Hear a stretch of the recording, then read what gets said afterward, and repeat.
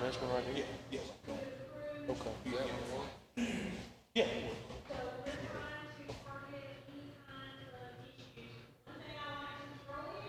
It's whatever you. Okay, well, that one's.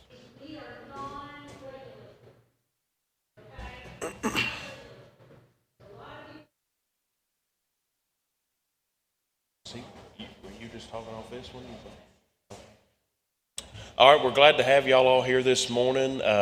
Mr. Mike Wilson here. He takes care of a lot of things on the farm, kind of handiwork, but he's also over most everything with as far as the cattle here that we've got at KSU. So without further ado, this is Mr. Mike Wilson. He's going to be kind of talking about some winter feeding, how to overwinter your cattle, especially here in Kentucky. Go ahead. Well, thank y'all for coming. I'm just a farm tech, no professional, so I don't expect a whole lot. I'm going to be talking about winter feeding strategies, especially what we do here at the farm and stuff. I'm sure most of y'all are familiar with this slide on fescue, cool season grasses. Now, April, May, June is your peak, then it goes through a slump through the summer, and then usually about October to start picking back up, which is good forage,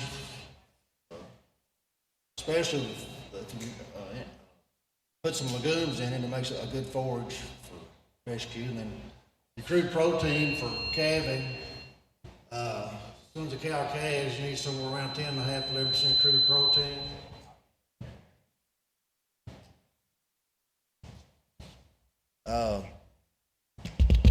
And then after a few months, 2 or 3 months, you can start backing off of your crude protein. And then about your 6th month, about the time you start weaning your calves, you can start feeding your lower hay. It might be down about 7 or 8% crude protein. And then when you start getting them ready to breed again, you need to start going back up in your crude protein and get them back up there ready to breed.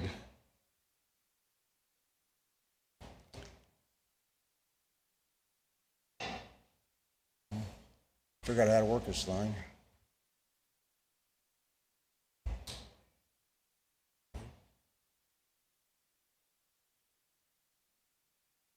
There's that. Oh. There you go. All right.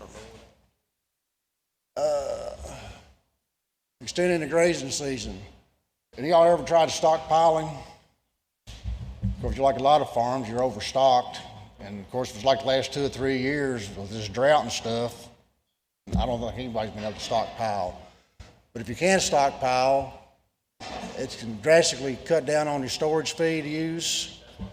It can be a good high quality feed source, especially for fall calving cows, thin spring calves, and stockers and backgrounders.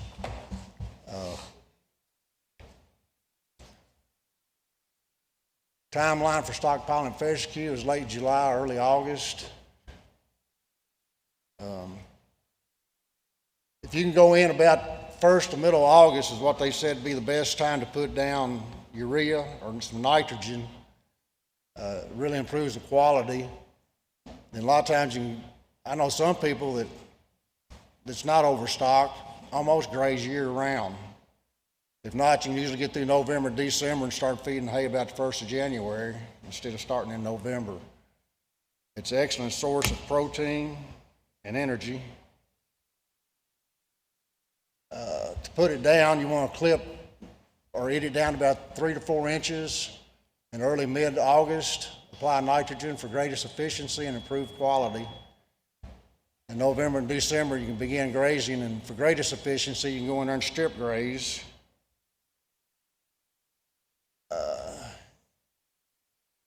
The impact decreases your feeding by 50% if it's done right. Decrease winter feeding costs per head by almost 35%.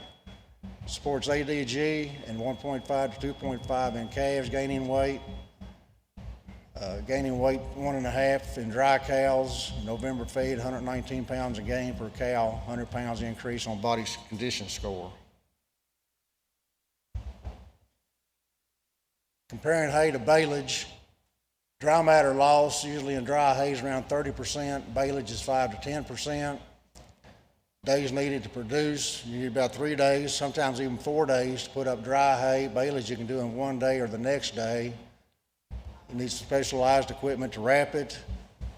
Rate of consumption, baleage should be consumed within 48 to 72 hours after setting a roll of baleage out.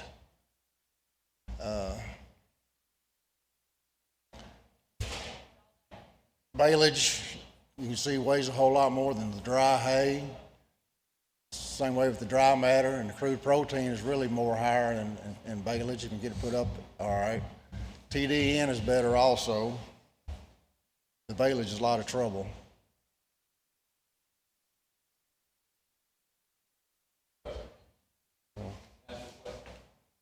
Yes, sir. All right, so he said, what is the difference between dry hay and baleage?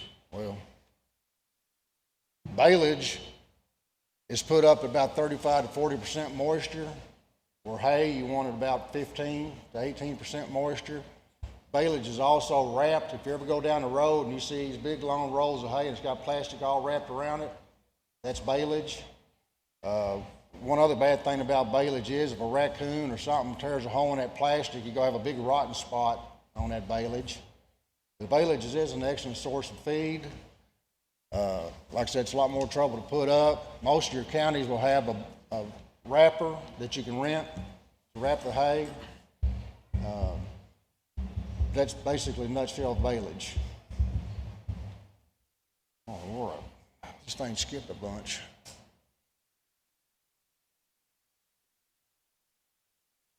What was that?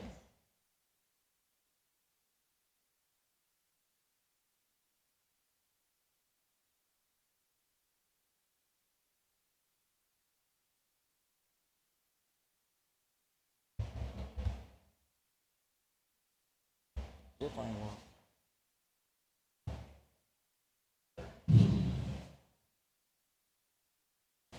That's not where I dropped off at, is it? Yeah.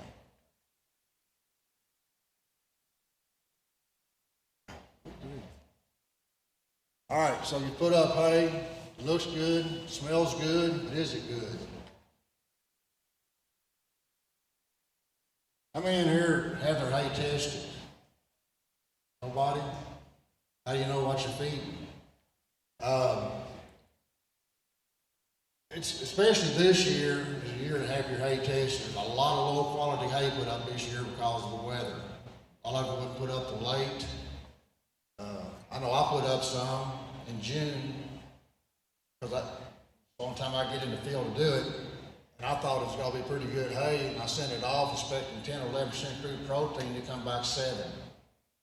So you don't know what you're feeding. If it's anything below 11%, sir, I did not get to fertilize because it stayed too wet all spring. And my ground was kind of wet. I didn't want to turn my ground all up trying to put fertilizer down. So then I was going to wait till this fall to fertilize, and it turns off dry. No sense putting it down, no rain. And no, I usually always do, but I just couldn't work it out this year. And that's a good point. It might have been a little higher if I had gotten in there and fertilized. And samples should be sent off in a timely feeding. Samples should be sent or delivered to the lab as close to time, which I don't think that makes much difference. I've pulled samples 2 or 3 days after I've rolled the hay, and I've waited to fall and send samples off again, and I don't know how I said it was worth a difference in the results. Avoid collecting and sending samples later than a week or around holidays, so you want to try to send them off as quick as you get them pulled to keep them in a cool space.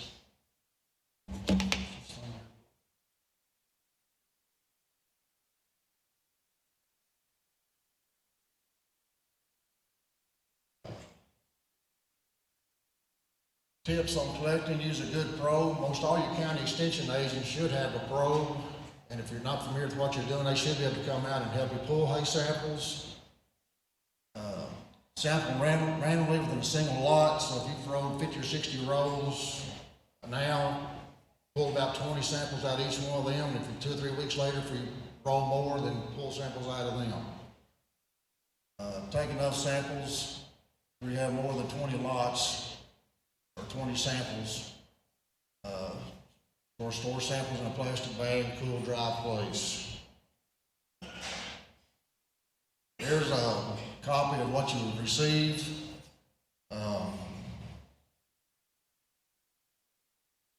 The main thing you want to look at, the third one down, is crude protein. And don't pay attention to the numbers on the left. Everything you want to look at is going to be on the right. That's what everybody goes by. So this is 20.4% crude protein, which probably must have been alfalfa or something like that. Another indication you want to look at is TDN, total digestible nutrients. You want that preferably somewhere around 50 to 60%. 60 is a lot better. That's your two main things you probably want to look at on a hay test, or two main things I typically look at. And everything's always done in a dry matter basis. And just remember the 7, 9, 11. If it's 7% crude protein mid-gestation, it'd be okay. 9% for late gestation, and 11% for lactation cows. Then, except for heifers and growing cattle, you need to keep them in a level and go going up. You don't want to back off on their feed. You want to keep it up around 11% or better. Anything under that, you need to supplement to bring it back up. Understanding analysis, with 50% TDN for mid-gestation, 55% TDN for late gestation, and 60% TDN for lactation. There again, exception for heifers and growing steers and bulls and cattle. Can be difficult to supplement. UK has a good chart for if your hay comes in like on mine, it come in like 7% crude protein. When I punch the numbers in on it, it come back for me to feed 3 pounds per head of corn gluten Monday, Wednesday, and Friday to bring my crude protein up to where I needed to be to keep my cows in good health and shape. Rules of thumb on the NDF, anything less than 40% is good quality. Anything higher than 50% is a low quality. And then 50 and 60 on grass hay. Now, both these hay right here, these hay A and B, are both good for mid-gestation and late gestation. Lactating crude protein, that's not enough. It needs to be on up there about 10.5 or 11. You could get by with A and maybe maintain body score condition. Body score condition, you see on the one on the left pretty thin. The one on the right is, the body score conditions usually runs from number 1 to 10. So you probably got about a 3 or 4 there on the left. The right's probably about an 8 or 9. And then the one in the middle is about a 5 or 6. That's about where you want to maintain, especially for breeding back and reproduction and stuff like that.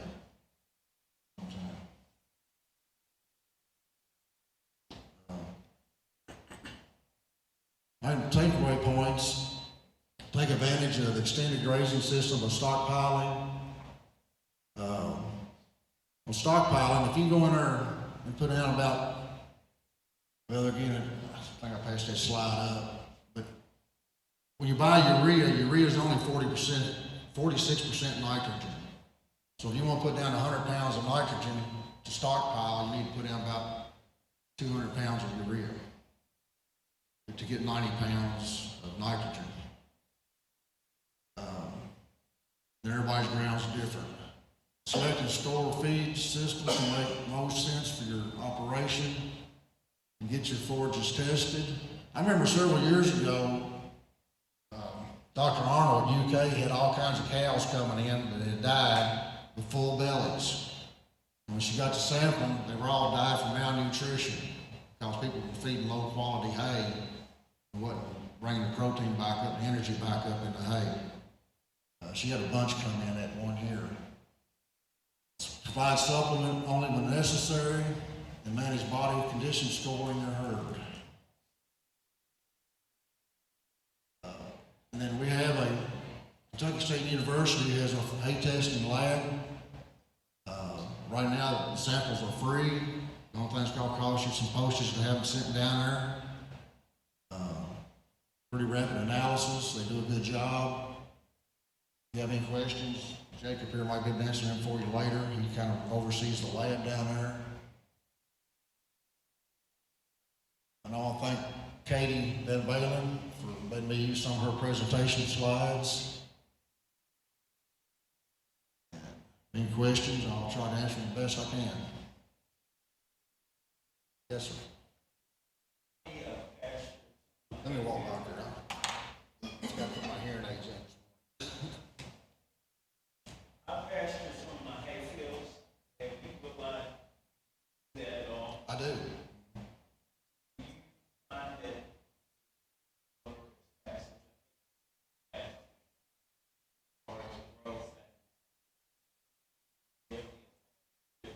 Mine seems to grow pretty good around here. A lot of it depends on your farm and your soil. If you got a good deep topsoil base, most times they'll recover pretty quick if you got adequate moisture. Do you fertilize your hay fields also?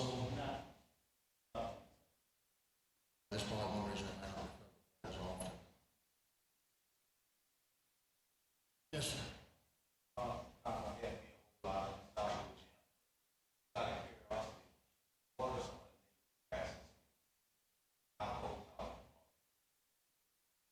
They're not cold tolerant at all. We've got long blue stem, switchgrass, 10 acres down here that do pretty good in midsummer when the slump goes down in the fescue.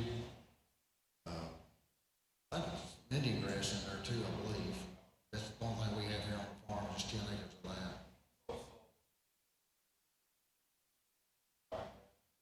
that. Not too much. Most of it's clover, lagoons, and fescue and orchard grass. Timothy. Anybody else? I don't hope I didn't bore you too bad. Like I said, I'm not a professional speaker. It's only about the second time I've ever done this. So maybe get better. Won't be asked to do it no more. I guess that's it then. Nobody's got any more questions. Thank you all for coming.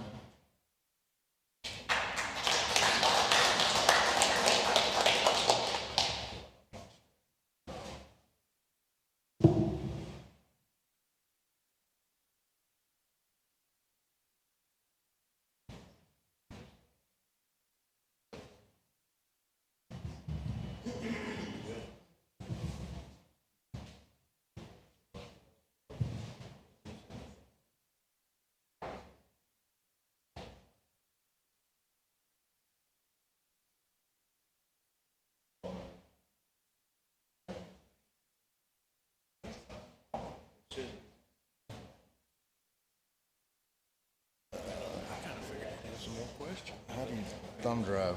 What do you turn that thing off?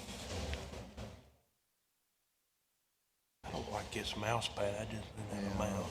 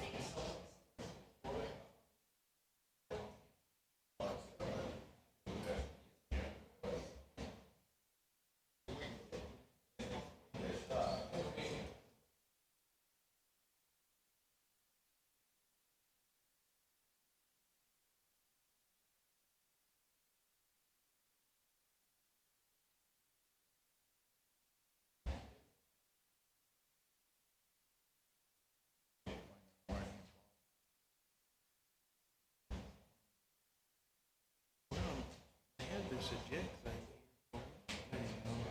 No communication. Let me clean up this power. I like it.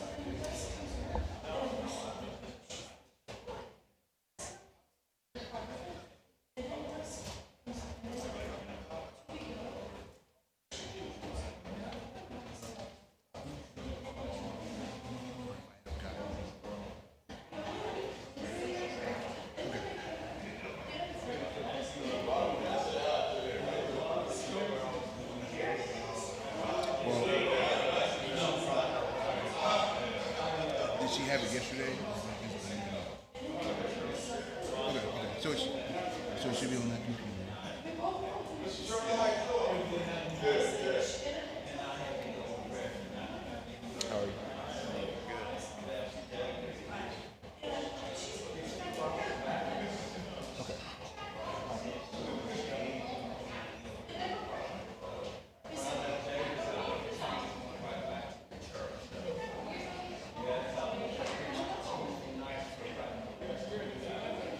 Yes, sir. I'm out of Glasgow.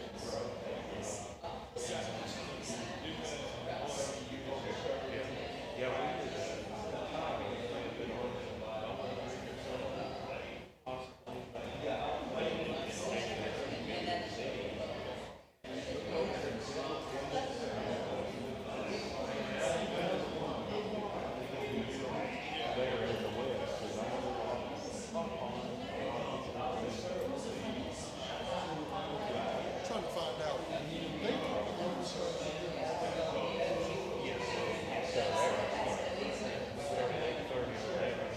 And then, so the door would be around, they're missing. So this would be off the street here, and in about 10 or so minutes, a little less than that. Yes, sir.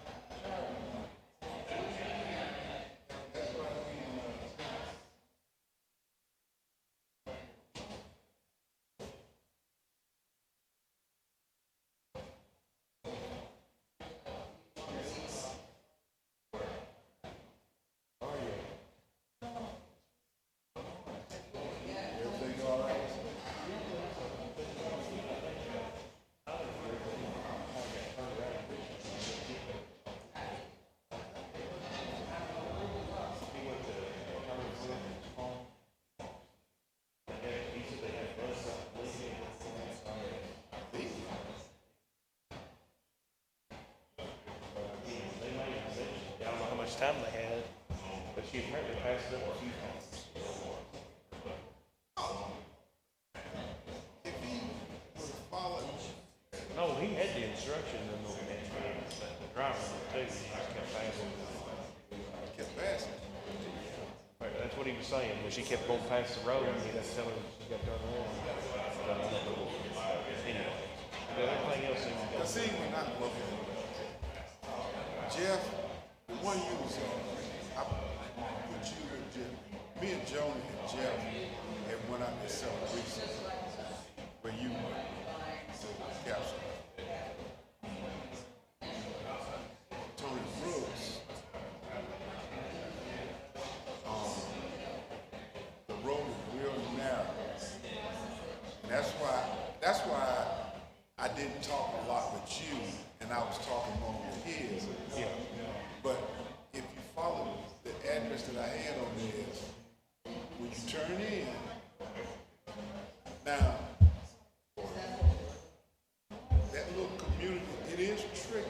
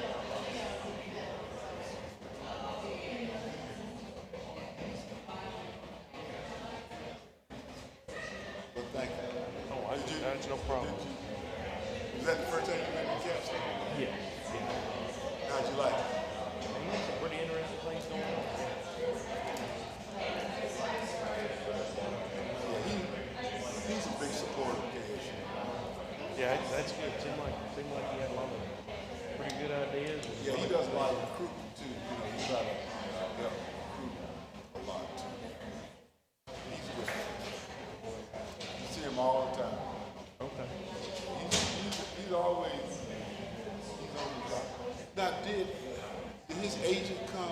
I thought I invited her. Megan? Yeah. No, she wouldn't. Okay. Nope.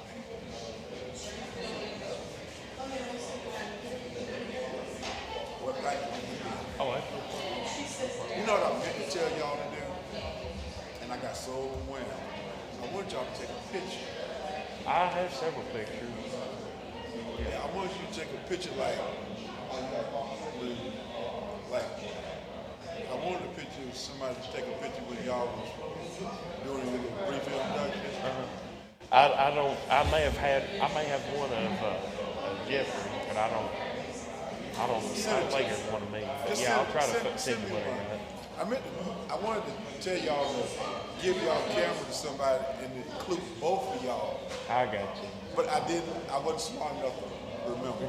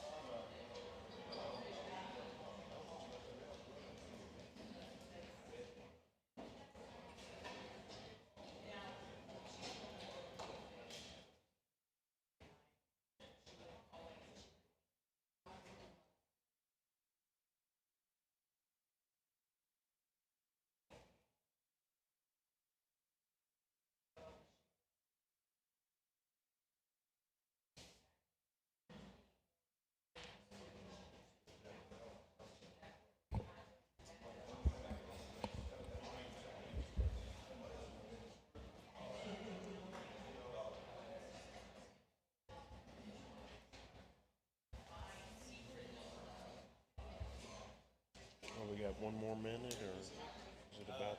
Oh, it's about time. Okay.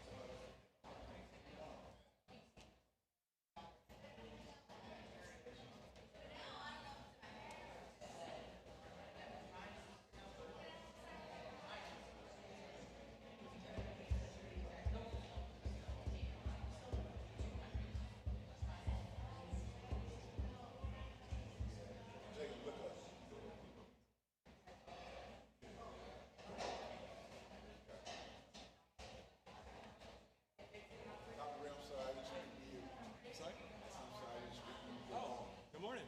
How you doing? Good. All right. Everything going okay with the conference? Ups and downs?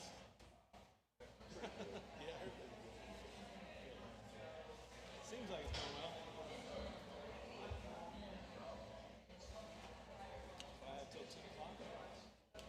I believe you probably have to 9:45. I think they're putting 15 minutes at the end of every one. I took a picture of that one out there. Let me make sure. Oh, I was told I had to be I can ring it. Change things. But it looks like 30, but the 15-minute break goes like it did last time. If you go further into it, I don't think it's gonna matter really. 15's a lot for between every session of it. But all righty, well, I guess we'll get you started. Okay. So go till 9:45. Go to 9:45, and I would say go with your presentation to 9:45. And if they have questions, they can ask them in networking. I guess. Yeah. All right, we're glad to have all of y'all here with us today. If you're in this room, the last session was over winter grazing, but this session is actually over aquaculture. This is Dr. Andrew Ray, the new chair of the department, and he can probably answer any questions you have about the aquaculture industry. But he will be talking to us about that and the aquatic sciences and what kind of Kentucky State offers. So, without further ado, we'd like to bring up Dr. Andrew Ray.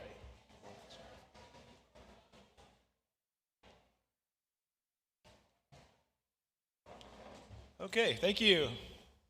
Good morning, everybody. Glad to be here with you today. My name is Andrew Ray. I'm the chair of the School of Aquaculture and Aquatic Science. I've been at KSU for 11 years actually as a faculty member, but I just got the appointment of chair in April, so relatively new to that role. Is there a trick with that to not make it feedback? Okay.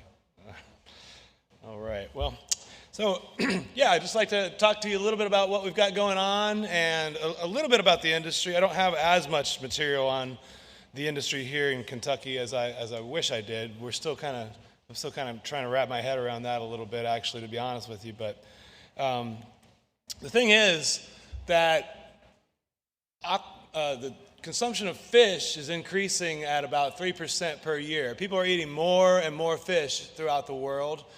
Part of that's because of the increase of the human population, of course, but also even per capita, people are eating more and more fish because people are realizing more and more that it's a very healthy food item for you, actually. And it's a very high quality protein. And so seafood has actually outpaced most other even terrestrial proteins, which has been a focus of many of the talks at this conference. But other than pork, seafood has grown faster than any other animal protein in the world. I'm sorry, other than poultry. And so we have an annual growth rate of about 2.7% overall.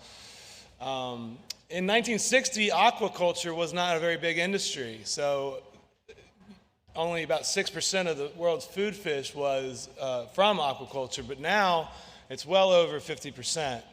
So people are eating more farm-raised fish now than they are wild-caught globally. And that is a pretty short period of time when you think about it, because you think about cows and chickens and sheep. Those animals have been domesticated for 10,000 years or 12,000 years when humans started to develop settlements and villages and not be so nomadic. They developed agriculture. and those animals were part of that agriculture scheme, but fish never were. So we're really actually kind of playing catch up here.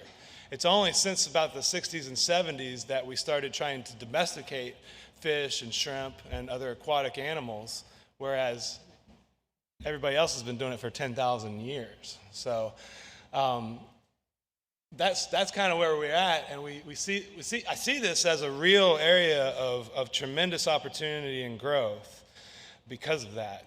And for some other reasons as well. And this is just another graph to show you a little bit more about the growth of the industry. The little, small dotted gray line is aquaculture, and it's coming up. Fish from aquaculture, that is, overall.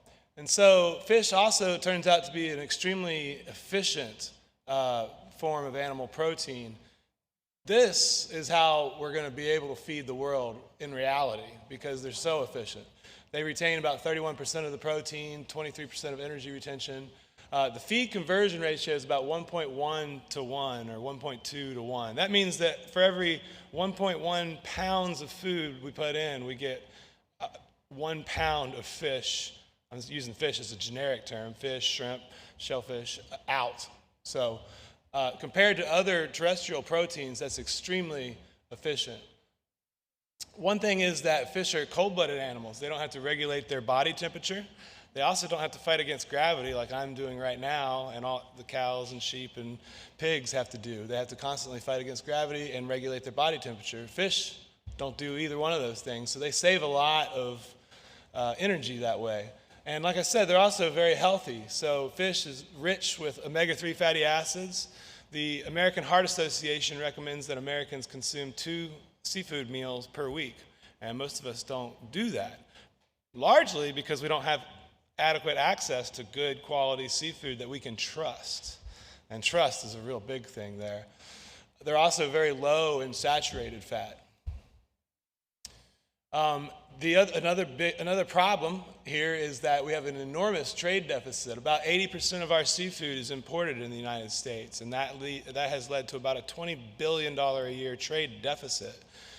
Trade is a big topic of concern in the federal government right now, actually. And so maybe now is a really good time to invest in this and try to beat that trade deficit. And so this has continued to increase since the 1990s, actually. We get more and more of our seafood from imports, largely Southeast Asia and Latin America, whereas wild caught fisheries are pretty much flat. And people say, well, you know, you reduce regulations and maybe we can catch some more fish. That might be true to a certain extent, but basically there are no more fish to catch in the ocean. There's a point where you catch so much fish that the population can't replenish itself, actually, and some fisheries are actually at that point. And so another problem is that these imports, 80% of our seafood in the U.S., the FDA only inspects a very small portion of those imports, and they often find contaminants, such as antibiotics, environmental contaminants. There was a story that went viral, I don't know, it's been a couple months now, I guess, almost 2 months, where some shrimp actually tested positive for cesium, which is a radioactive element. And those shrimp were only found in 3 or 4 states, maybe 5 states. One of those states was Kentucky, and they were at Walmart and Kroger in Kentucky, radioactive shrimp. They were from Indonesia. A colleague of mine that I work with in my office building actually bought some shrimp from Kroger during that time, and they sent him a letter saying, you have to destroy those shrimp and we'll pay you back for the cost of them. So it's not an arbitrary thing. This is real. This is really happening in our backyards, these contaminated products from other countries. And I mean, I'm hesitant to say that all imported seafood is bad for you. Certainly some of it's not, but it's very hard to tell what is and what isn't. And most of these countries just simply don't have the food safety regulations that we have in the United States. As you all know, we have the USDA who inspects our farms and our processing systems, and then the FDA that inspects the food after it goes onto the shelves. Yeah, and so how long is this stuff frozen? It's shipped halfway across the world. I think we are part of the solution. That is the idea anyway, that we are going to be, and we are actually part of the solution. We are part of the solution. We've done a lot for the industry globally and locally. This is our aquaculture or aquatic research center. Using the word aquatic now to try to broaden our scope just a little bit, because aquatic science is more than just aquaculture, and we are more than just aquaculture. This is a slightly different angle here. We have 33 of these research ponds. A few of them are out of sight in this image, actually. 24 of those are 1/10 acre, and the others are 1/20th of an acre. This is the older part of our campus. You guys were able to do a tour. Did we do a tour yesterday? I think some people were able to. Yeah. Okay, yeah, so you had to pick and choose where you went and everything, I'm sure. But hopefully, if you haven't had a tour of our facility, we'd be glad to have you out there. We do tours all the time, and we're very open to that. Just give us a shout, shoot me an email, and I'll get with Chelsea, normally does most of our tours. But yeah, we've got a greenhouse, shrimp greenhouse up here. Does this work? Oh, it's one of those. Okay, yeah, well, I'm not going to use that. We've got a few greenhouses actually, and we've got a new one going up that's not in this image. We've got a hatchery building that's our oldest building. This was built in the early 80s to support the catfish industry. Catfish was a growing industry in the United States at the time. Catfish didn't quite work out so well in Kentucky. We've got a couple catfish farmers still doing it, and certainly you can grow catfish in Kentucky. They don't grow quite as fast as they do in places like Mississippi and Alabama, where the industry is really taking a hold, and they have quite a big industry in those two states, actually.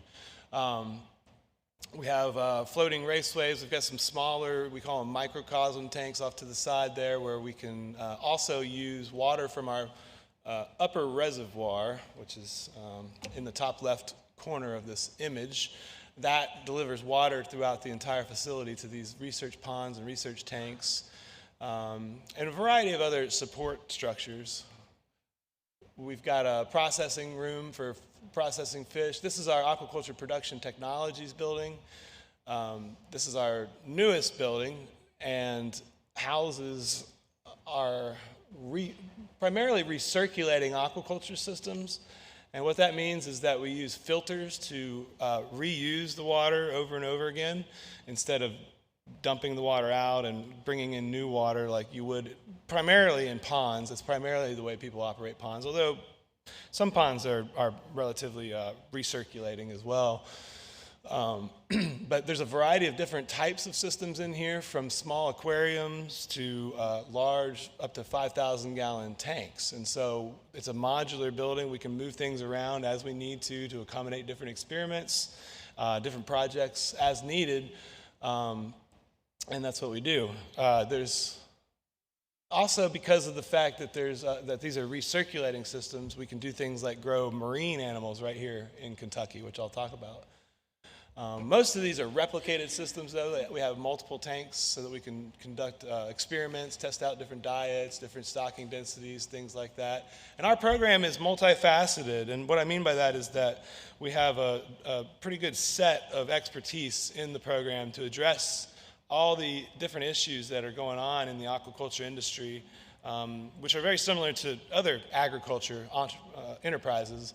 One is our genetics. Genetics, of course, is a big issue in agriculture overall, and no different with fish. We're looking at things like, what fish grow faster, what fish look better, taste better, do better in captivity. This guy is actually using an ultrasound device to look at the gonadal development of the fish, so you can actually look at the gonads and see how far along they are in terms of maturity. And Dr. Novello is in charge of our genetics program primarily. These are some of the traits they've looked at over the years, just to give you an example. These are koi, which are an ornamental fish. We don't eat koi much in the United States. Other countries do a little bit, but things like this butterfly tail and color inheritance patterns, these are all genetic qualities. These are all, we can look at the genetics of the fish and predict what they're going to look like. Primarily, most of our koi now go to high schools and middle schools for our aquaculture in the classroom projects, which is really popular. We've got about 30 schools throughout the state that are doing that right now, and more are interested. It's a really tough fish and easy to keep, so the students don't kill them as easily, basically. And then my research is primarily focused on inland marine aquaculture, and I see this as a real opportunity because 60% of the population lives in interior states in this country, and most of us don't have adequate access to fresh seafood. And really, when you talk about seafood, freshness matters quite a bit. It's very important, especially with fish. I've worked a lot with marine shrimp over the years, which you can see a picture of here. And we had one of our farmers talking about marine shrimp yesterday. I hope you were able to catch that. He's done a really good job on a small scale farm there. And yeah, I'm looking at filtration technologies, management techniques, ways of getting the animals to grow better, grow faster, produce a higher quality product. One of the areas we really need to look at is marketing. Because people don't really know that fresh seafood is an option in Kentucky. This is one of the problems with being kind of at the front end of an industry like this that hasn't quite developed completely, is that people don't know that the product is actually available and differentiate that from other products such as imports. So actually doing a little bit of marine aquaponics. 2 years ago, almost 2 years ago to the day, I started working with the olive flounder, which is not the prettiest fish in the world, in the middle there, top middle, and on the right. But it's a really exciting fish, actually. It's very delicious. Most people know flounder. It's a good quality fish. And basically, they just lay on the bottom of the tank most of the time and just hang out. They're really, really docile, really chill fish. Until it's time to eat, they come up and eat, and then they lay back down. And why that's important is because they're very efficient. A lot of animals and fish included move around a lot, and that movement burns a lot of energy. And more or less unnecessarily. Of course, terrestrial animals are building muscle and things when they do that, but these fish, for the most part, lay around and hang out on the bottom, and again, very delicious fish, very efficient, 1.1 to 1 feed conversion rate, like I mentioned, sometimes even less than that. This is just a little bit more about some of the systems I operate. These high tunnel systems have actually gone away now. We're making room for a new greenhouse, but the idea was to have fish on one side and row crops or terrestrial crops on the other side in these really inexpensive high tunnel greenhouses. These are very common. I'm sure many of you in this room have some of these types of high tunnels. Very, very inexpensive, maybe a couple $1,000 at most to throw one of these up. And then these are all wood frame tanks that are built inside that, so relatively inexpensive as well, with a rubber liner put inside them. The top picture is some experimental systems, and then the one on the right is a commercial demonstration shrimp aquaculture system. And in fact, there's a gentleman in Ann Arbor who's replicated that. That's the bottom left picture. And he's put 19 of these tanks into a building in Ann Arbor. He invested about $3.5 million into this facility in Ann Arbor. And it's an intensive commercial scale shrimp farming system that he is going to operate. He's just now getting water in the tanks and getting his filters set up and getting ready to go. The top left is actually a farm in Fayette County, which is about 30 minutes from here or so. And this guy insulated a room inside a tobacco barn and put these above ground swimming pools in. And you can't see the filters too well in that picture, but there's filters in the back that are just made out of simple 50-gallon drums and some PVC. And that's what the gentleman yesterday was speaking about as well. That's your very simple, smaller scale type of farming situation. He got our small farms grant, which is about $5,000, and was able to set 2 of those swimming pools up with all the equipment that he needed. Now, this was 2019, I think, or so the prices have gone up a little bit, but that's kind of still ballpark what you're looking at to set up a couple of those systems and get some shrimp going. And they're about 4,000 gallons, one of those Intex swimming pools, and you can produce roughly 250 to 300 pounds of shrimp per crop in one of those every 3 months. So a very reasonable way to get started. And then this is the more commercial, intensive type of operation. And just to give you an idea of some of the advanced filtration we're using is in the top right there. It's fancy. It's a lot. It's relatively expensive. But what you can do is you can take water that is like you see in the bottom right picture, that brown water, and create a very clean water with one pass through that filtration system. And that's what we're doing. That's the name of the game in aquaculture, is to clean the water and make sure the animals have a nice, safe environment to live in. And that's not unlike cleaning water at a drinking water facility or other applications even. Buffalo Trace just not too long ago built a $43 million water treatment facility. And they're using they're using the same filters that we're using to keep our fish healthy, actually. And they have about a $3 million a year operating budget. They were getting, I won't go into a lot of detail, but the water that comes out of this distillation process can be quite dirty. And so they are able to clean that up and make it basically compliable with drinking water standards using that facility. It's really interesting. This is Janelle Hager. Many of you probably have interacted with her. She does a lot of extension work at KSU, and she's in charge of our freshwater aquaponics research and extension program. This is a demonstration facility that she operates, demonstration greenhouse. She's probably, I don't know if this was on the tour or not. It's getting close to where she's probably going to shut this down for the winter. It gets pretty expensive to heat this place over the winter time. It's not insulated all that well. But a lot of her aquaponics research now is looking at the plant and microbe interactions. We use aquaponics a lot for teaching. It's a great tool because you've got the biology of the fish and the plants and the ecology of cycling nutrients between the two. If you don't know, in aquaponics we feed the fish, and then use some filters to clean the water a bit, take the solid waste out, and pump the rest through a plant bed. And the plants take up all the excess nutrients that the fish can't use. So it's a way of actually fully utilizing all the nutrients that are available in the feed in the first place.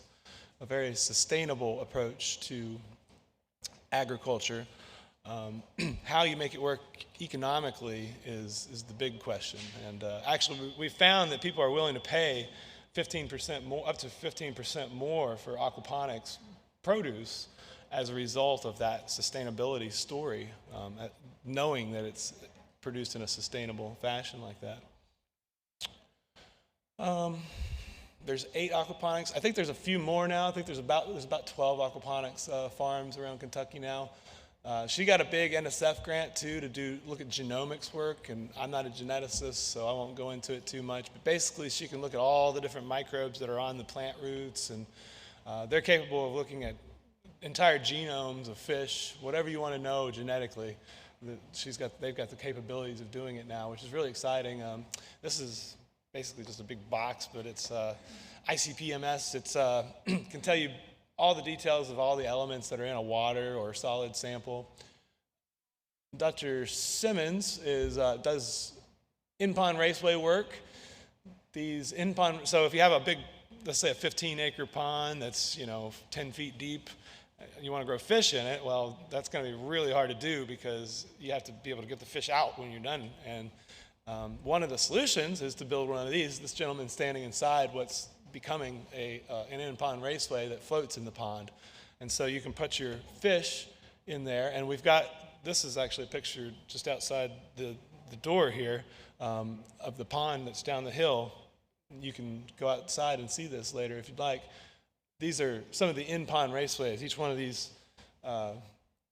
rectangular spaces here is a raceway. And so this pond is about 15 feet deep in places, and it varies. It's got, it's hard to access from the banks. It's a relatively large pond. So you put the fish in one of these raceways and pump water through it, and now you can feed your fish. You know where they are. And then you can come back and harvest them much easier later when you're ready to harvest the fish as well, is the idea.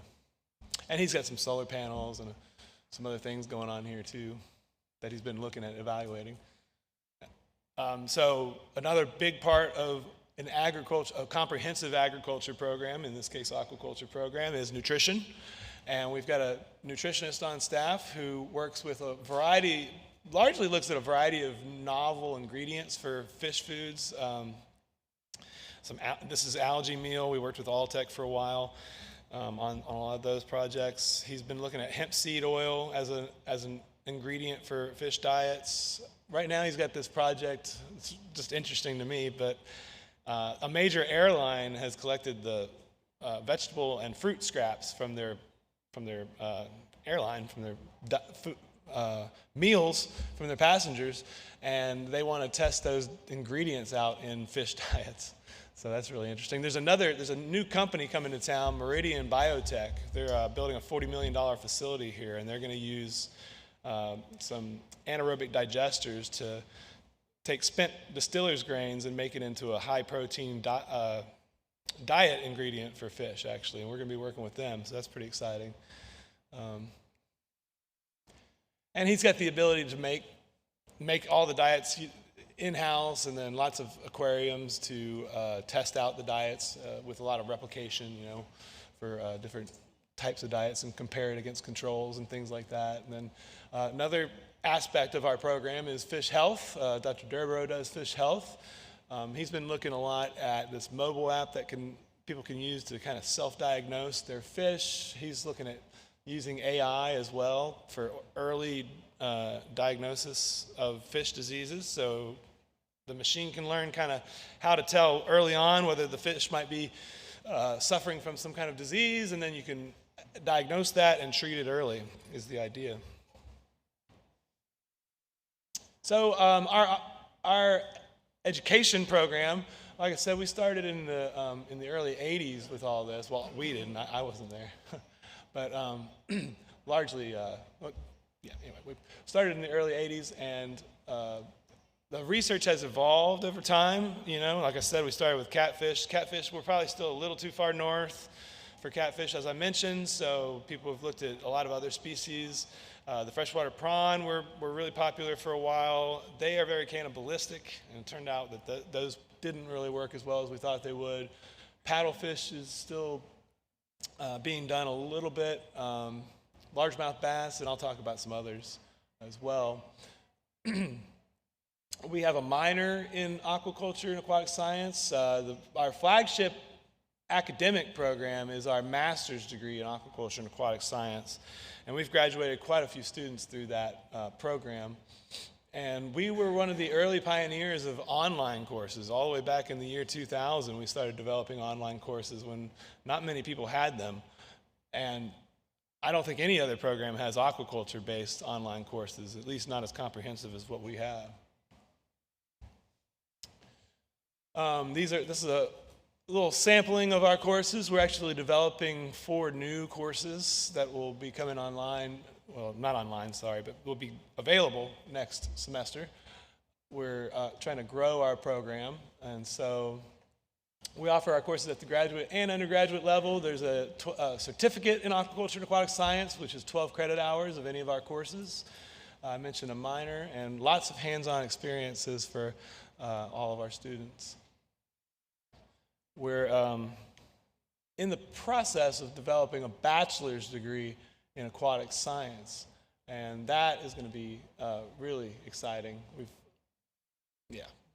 It's almost done. It's pending CPE approval, which is the governing body for our academic programs here.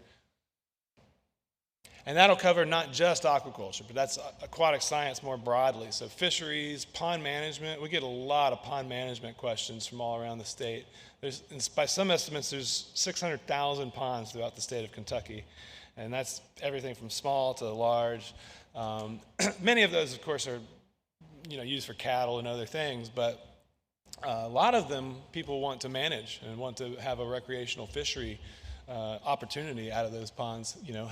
Have your family and friends over and go fishing for bass and things of that nature. So we can help with that. This is our in-school program that I mentioned. Dr. Thompson runs that for the most part, and a variety of different aquaculture and aquaponics systems scattered across the state in many middle school and high school classrooms. Very engaging, hands-on STEM activities for students to learn about science through these projects. So if if a local school wants to participate in something like that, just reach out to us and let us know. We can help. We're looking to grow that program. I'm actually trying to hire a new person. Dr. Thompson's retiring. So all things water is what we do. We're looking at trying to build a 30,000 square foot state-of-the-art aquatic science facility. That's going to take a little bit of time. There's a lot of red tape around building things on state property, unfortunately. But we're renovating a lot of our existing structures. Like I mentioned, 1981 was quite a while ago. A lot of these buildings need some renovations. We're building new greenhouses, investing in things like AI, and we're really looking to try to get more industry involvement. These are just names of some companies, but they're actually companies that have a lot of interest in aquaculture and aquatic science, and they're pretty big names. But there's a long list of companies that we'd like to work with, and we'd like to work with all of you as well, of course. Like I said, the bachelor's degree is coming online. It's coming into focus. Every state throughout the country has some kind of aquatic management agency. We have Kentucky Fish and Wildlife here. We also have the Division of Water, and there's a lot of jobs in those agencies throughout the entire country and right here in Kentucky. Every municipality has a drinking water and a wastewater facility, and people think, well, that's gross, I don't want to work with that. No, they're actually pretty high-tech jobs. You spend a lot of time looking at a computer that manages relatively complex mechanical systems. Very little of it is actually gross. Here's a few of the courses we're developing. We've asked the Kentucky legislature for permission to develop a PhD program, and they did not say no. So we're, I think, making some progress there as well. We have a new pond management faculty member that should be starting early next year. We have about, so, I really need to get into the status of aquaculture in Kentucky a little bit more, but some things I can tell you are that we have about 22 largemouth bass farms, food farms, to produce bass for food.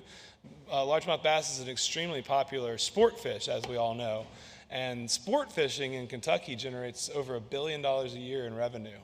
When you think about all the boats and gas and food and lodging and all the things that go into the sport fishing industry, there's huge tournaments. A lot of universities have bass fishing teams. I hope that we become one of those very soon, because it's a very exciting industry, and we can help with that. We're looking at it from a pond management perspective primarily, but we're working with Fish and Wildlife more and more.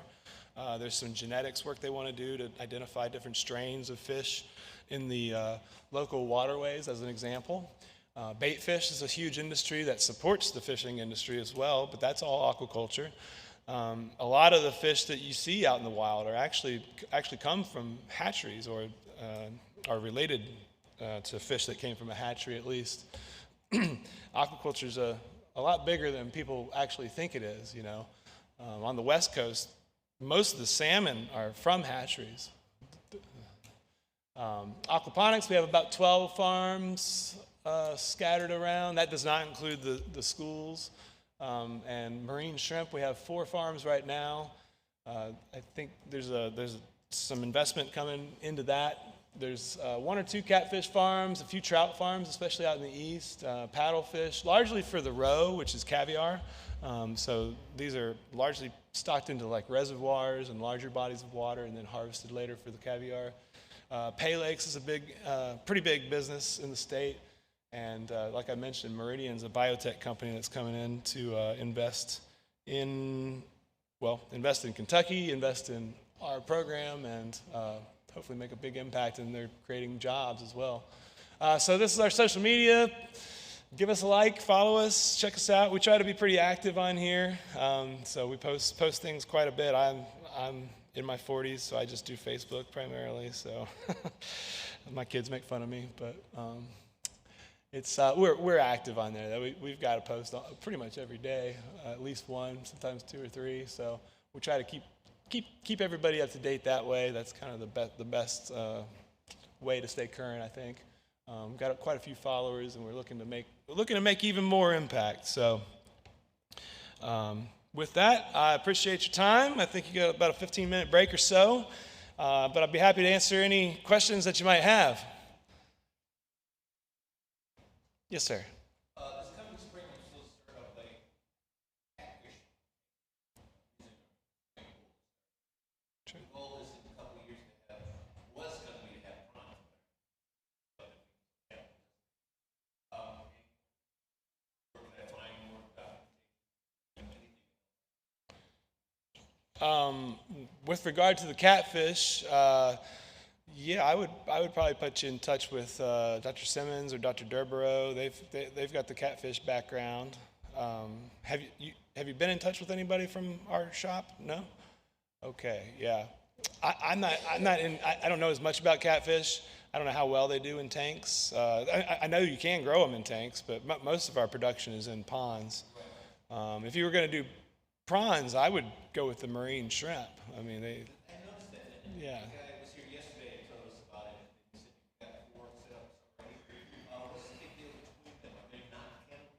That's right. The marine shrimp are not cannibalistic.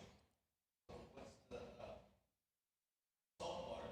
How does that work? I know the prawns, they go from salt to fresh, but how do you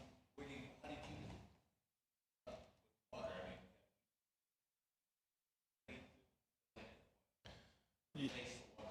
Oh, right. Yeah, it's a good idea to have a smaller tank on the side to replace water if that's needed. That's right. Yeah. But we've got a salt mixture, a homemade salt mixture, where you can buy the different salt ingredients and mix them up yourself. That's the cheapest way to do it. It's a few big ones: sodium, magnesium, potassium, calcium, sulfate. Those are the big elements that you have to have in there for the shrimp to do well. But you can buy those in bulk bags or 50-pound bags and mix it yourself. You said that you do a thing about food, so y'all would set design the food for the fish. Yeah, well, so our nutritionist experiments with a lot of different types of diets and diet ingredients. For the most part, those are experimental. We have complete foods that we can buy off the shelf from companies like Cargill and Rangan, and there's a few others around. Ziegler Brothers is one that we use quite a bit for shrimp. Yeah, and so those diets are just ready to go. You know, they're already complete. They have everything in them that the animal needs to do well. Our nutritionist, those are more experimental types of diets that he's working with there.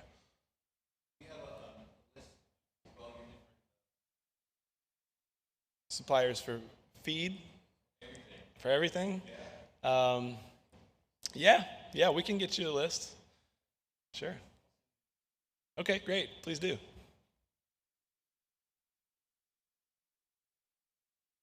What do you think production of fish in aquaculture in the U.S. is stagnant compared to the Yeah, you know, this is a riddle we've been trying to solve for a while. I mean, it's the price of imports is so cheap, and they've just flooded our markets. You know, and that's a big problem. It's hard to compete against imports. The catfish industry is a great example. There's another catfish out there, the Asian catfish, which is called Pangasius, and people have brought that in and sold it as catfish and undercut the catfish industry, the U.S. catfish industry as an example. But yeah, you know, part of the problem, I think, is just consumer awareness. Those products are not as good as what we can grow here in the U.S. I mean, we can grow a much better product, but as with so many things, it's going to cost a little more, you know, because we have to pay people a decent wage, we have to, you know, pay for the land, we have to pay for the resources that we use and do it in a responsible way, whereas many other countries just don't have any regulations, and that's why they're able to do it so cheap. But the result of no regulations is that you have products that can be radioactive, have contaminants in them, So, you know, people just need to understand that you might have to pay a little bit more, but you can get a much higher quality product, something that you can feel safe feeding to your family. And seafood mislabeling is a big problem too.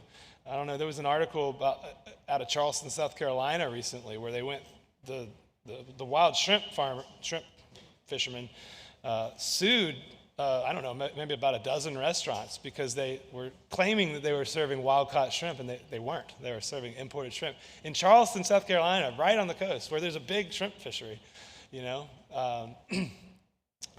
Hyman's Seafood was one of those. I used to live in Charleston, and some of these are big-name seafood restaurants that people really trust. So, yes, more transparency in that sense is also needed. So there's a multitude of problems, unfortunately. Yes, ma'am.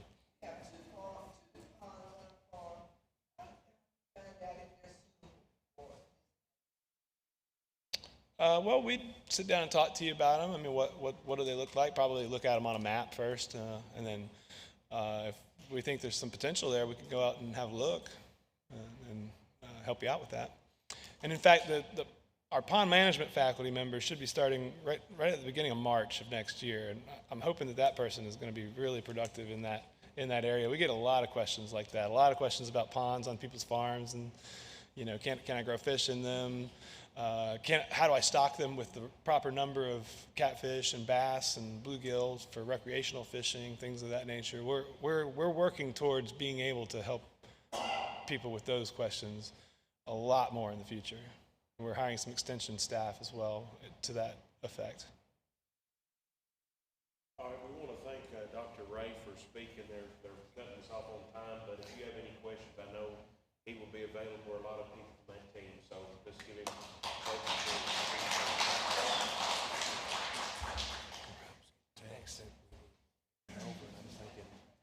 If you talk about 3 minutes, people are interested and want to ask questions. I don't know what we're cutting them off, but Well, there's a few minutes before the next session anyway. yeah, I know they're fine. They get too worked out about their stuff. Right. But Hey, sorry. I get the unpleasant task of being the messenger. Oh, that's okay. Well, you're okay. They didn't let the first one start. They started, Mike had to start 15 minutes late, and I was in here.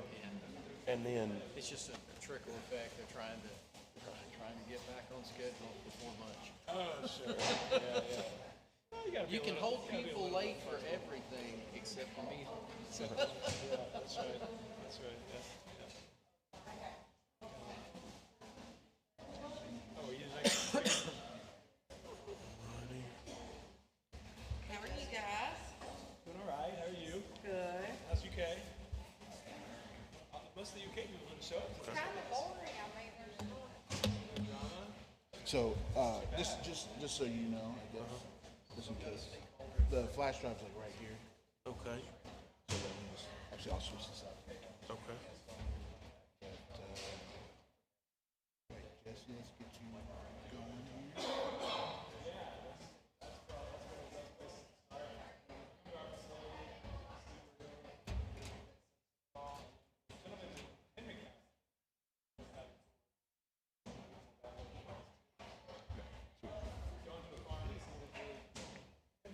Seems like it's locked up. I couldn't, it wasn't showing up. Oh, here you go.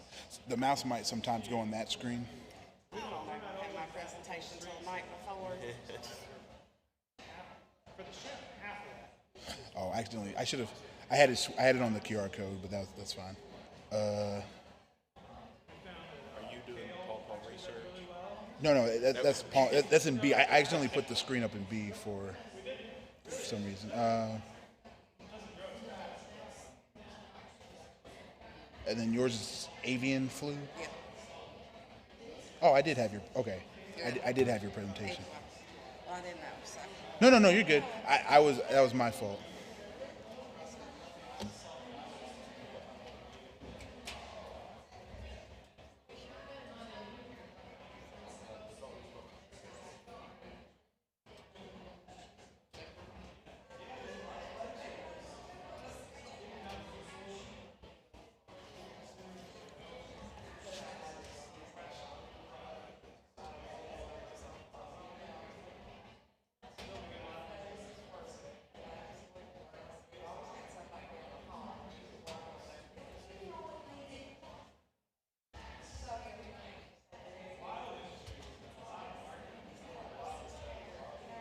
Okay.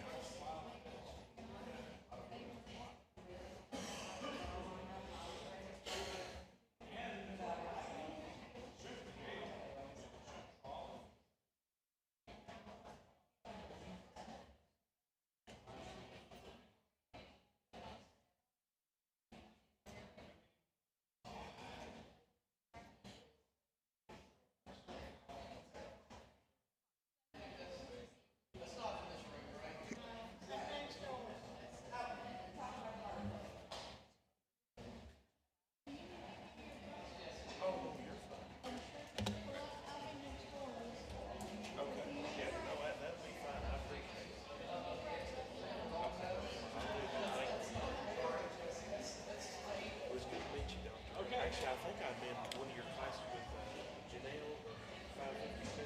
Oh, yeah. The master's class. Yeah. Yeah, it was, well, Dr. Topay said they were, they were going to put the environmental science thing together, and then I talked to advisor, and they said, we have no record of that. And I'm like, okay.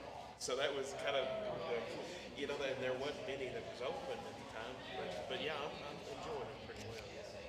Yeah, we got started with an environmental science degree together, animal science, plant science, but When I asked them what was available for the online, just because working out of Glasgow, wanting to get further education, but the masters, there weren't many things offered, and they were acting like it was just criminal justice, business administration, and one of it, and that's all they said they were offering online for as far as a master's. So, but most of our classes have at least an online option. okay. But they're not all offered online every semester. Right. Okay, well, I have to get in touch with you because I went back and forth with, and they were nice, but they said, no, we don't have any record of. I said, what do you have? No, we've got a couple aquaculture classes. And I'm like, Okay, so I got in the one, 552, but that was in. Okay, yeah, I'll get in touch with you. Yeah. There's some 8-week classes as well through the online, KSU Online program. Right, Which is actually separate from our program technically. Right. But if you go to the website, you'll see KSU Online. Okay. Yeah, there's a couple of courses. I don't think they're offered at the graduate level, though, unfortunately. Okay. Now that I'm thinking about it, I don't think they're offered at the graduate level. Okay, well, maybe they'll let you work something out, or in the future that they've got some more things available. Yeah. Yeah, every semester we've got at least one online Okay. graduate course. All right, well, that'll work. Yeah, there's two this semester. Yeah. Recirculating and aquaponics. Yeah, I think the other one was full or something, because when I tried to get in there, it didn't.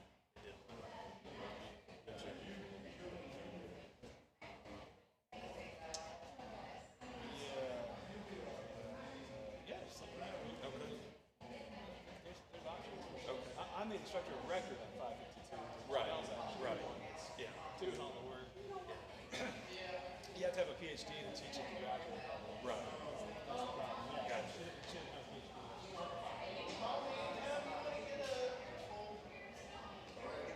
I appreciate it. Good to meet you. I think everybody seemed like they enjoyed it. Most of them stayed away. Yes. Yeah. Avian flu.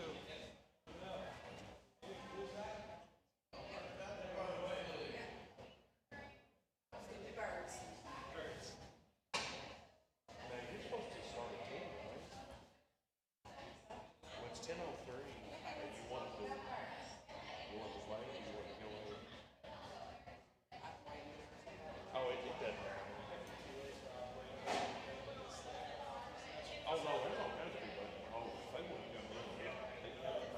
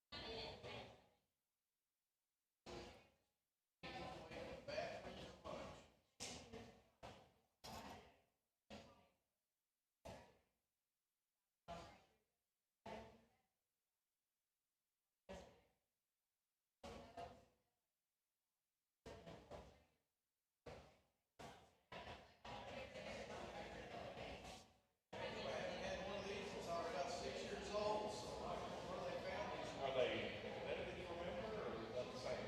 About the same. Okay. A little bit of water.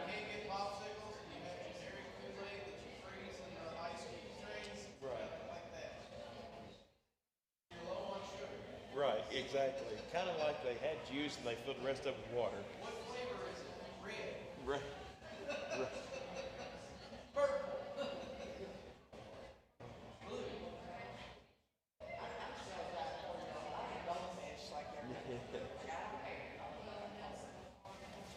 I guess we can go ahead with it.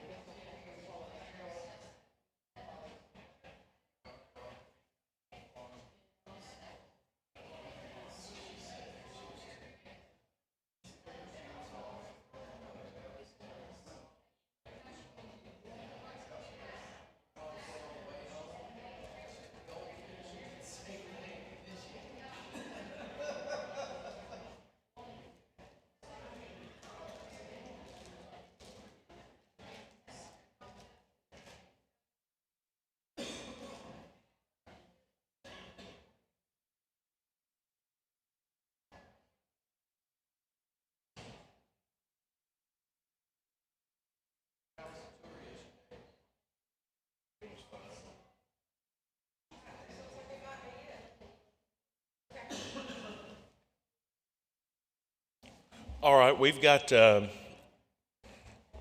on. We've got Dr. Jessie Lay here with us. She is currently used to be at KSU, now she's at UK, but she's going to be talking about the avian flu and some of the things that we're experiencing with that. And she's a good resource on that, but also any other questions it's kind of pressing in the industry too. So nothing else, we'll turn it over to Dr. Lay.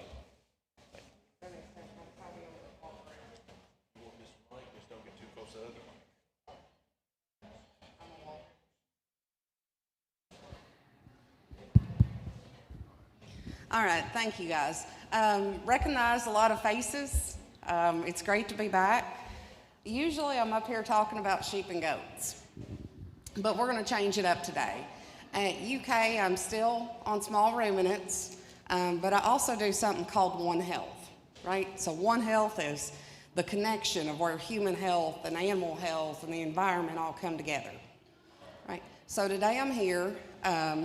I've been working with the state health department on some zoonotic diseases, right? Diseases that can go to people.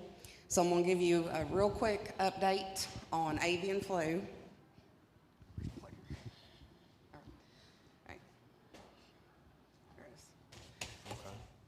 All right, and so I'm not a microbiologist, and I hate getting technical, right?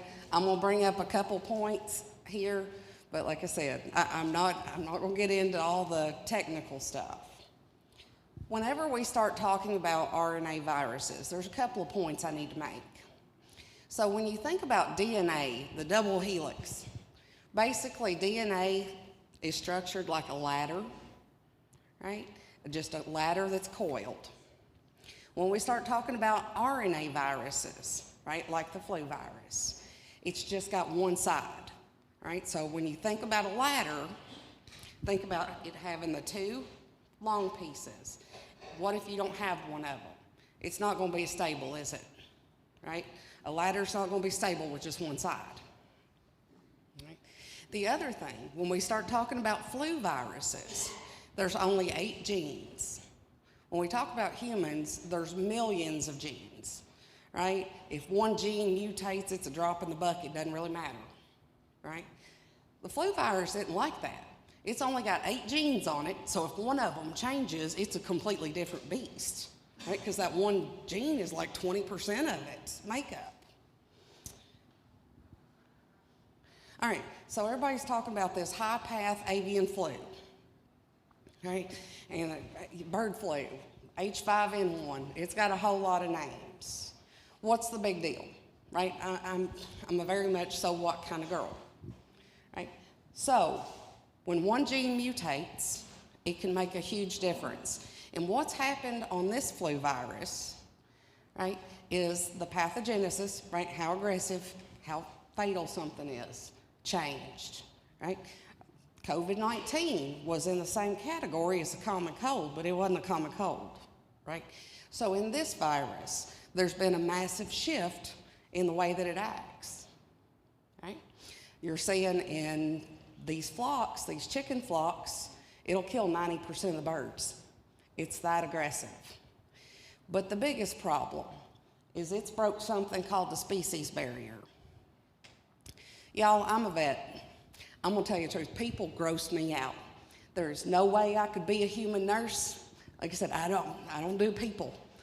And one of the things that I've always loved is most of the diseases that animals get, I can't catch. I can't get parvo, right? I can't get chicken fever, right? So for the most part, for a long time, I didn't have to worry about catching stuff for my patients, right? A dog poops in the floor, you walk by with a paper towel. People ain't going near you, right? What's happened with this is the species barrier was broken, right? Which, like I said, most of the time, chickens get chicken viruses. People get people. But this one can go to multiple different types of species, right? So that's the big deal here, right? So what animals can get it? So far that we know of, right? Humans can get this one. Right? This is one of those that I actually can catch from my patients. Birds, cows, cats, and a few other mammals. Right? So where's it coming from? Right? The general public, they want to look at us farmers and talk about how, all the diseases in animals. This ain't our fault, right? The reservoir for this is in wild birds, right? Mostly waterfowl, right? So that's your geese, your ducks, but any of the migrating birds, right? We can't kill buzzards because there's an act that says we can't shoot them, right? So all these wild birds, like I said, just fly at will. Right? Right. So, wildlife, right? Why am I talking about this now? You're like, well, I haven't heard anything in a while about avian flu, right? Well, you heard it in the spring, and then summertime not as much, but what's happening now?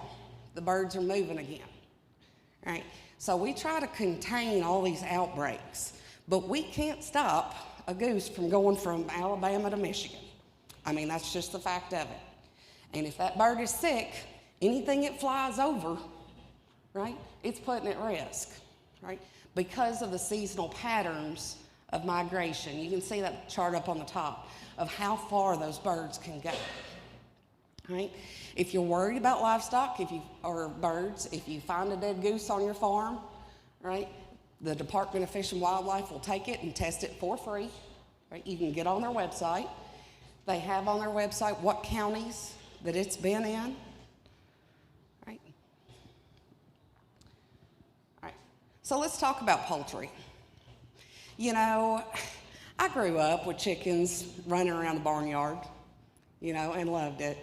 And you hear a lot of people talking, and I do absolutely understand their concerns about, cage-free birds. Because right now, most of our commercial poultry operations have everything in a barn. The birds never go outside, right?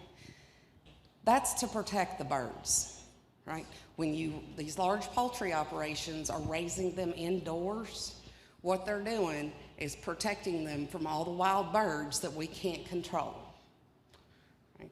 So in poultry, right, our backyard flocks are going to be more at risk, right? Because they're out there, and if a goose flies over them, they're out there and exposed, right?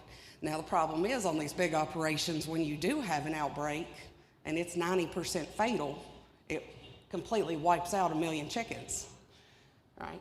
So those are the problems that we're looking at in poultry, right? Biosecurity. Like I said, when you have them inside a barn, you can control what comes in and out of the barn, right? We used to be able to do field trips to some of these big poultry operations. They'd let the little 4-H kids come in and see stuff. They'd close their doors, nobody in and out, right? Because if they lose 90% of their birds, that's going to be a big hit, right? Like I said, for small farms, like I said, our birds being outdoors and cage-free, I do. That's their natural setting. I love seeing it.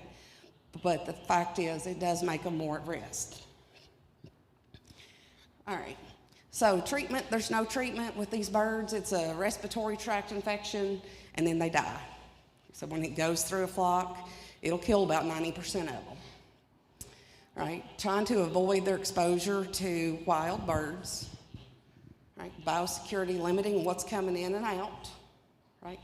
They've talked about vaccinating these chickens. Most vaccines for chickens, they actually vaccinate the egg, right? Right now, the only vaccine we have for chickens is injectable. And these big chicken houses, like I said, have 1 million birds at a time. Who's going to go in there and catch 1 million birds and know what you did and what you didn't do, right? So right now, we're not vaccinating because the logistics of it. But I talk about breaking that species barrier. So something weird. Cats, it's not a respiratory thing. With cats, it's neurologic. It affects the brain, right? If a cat becomes infected, they stagger for like 24 hours and then they die, right? So they actually had like 2 or 3 tigers or lions die at one of the zoos, which aren't cheap animals, right? Just because they got exposed, they got neurologic and just died. On our farms, everybody's got barn cats, or most people do, right? So the cats are ending up being the canary in the coal mine, right? A lot of times the cat starts staggering and dies. Then you have symptoms in your animals. They can alert us ahead of time. The biggest problem we've got, though, is actually in dairy cattle, right? Like I said, this virus is weird. It's jumping all over the place, doing different stuff. Now, cows, when they get the avian flu, they get a mild respiratory thing for like 2 days and then get over it. But they get mastitis in their udder for like 2 months. And they shed this virus in their milk, like in huge numbers, right? So you got chickens, it's pneumonia, you got cats, it's in the brain, and now we got cows and it's in the udder. Like I said, this virus is doing some really weird stuff.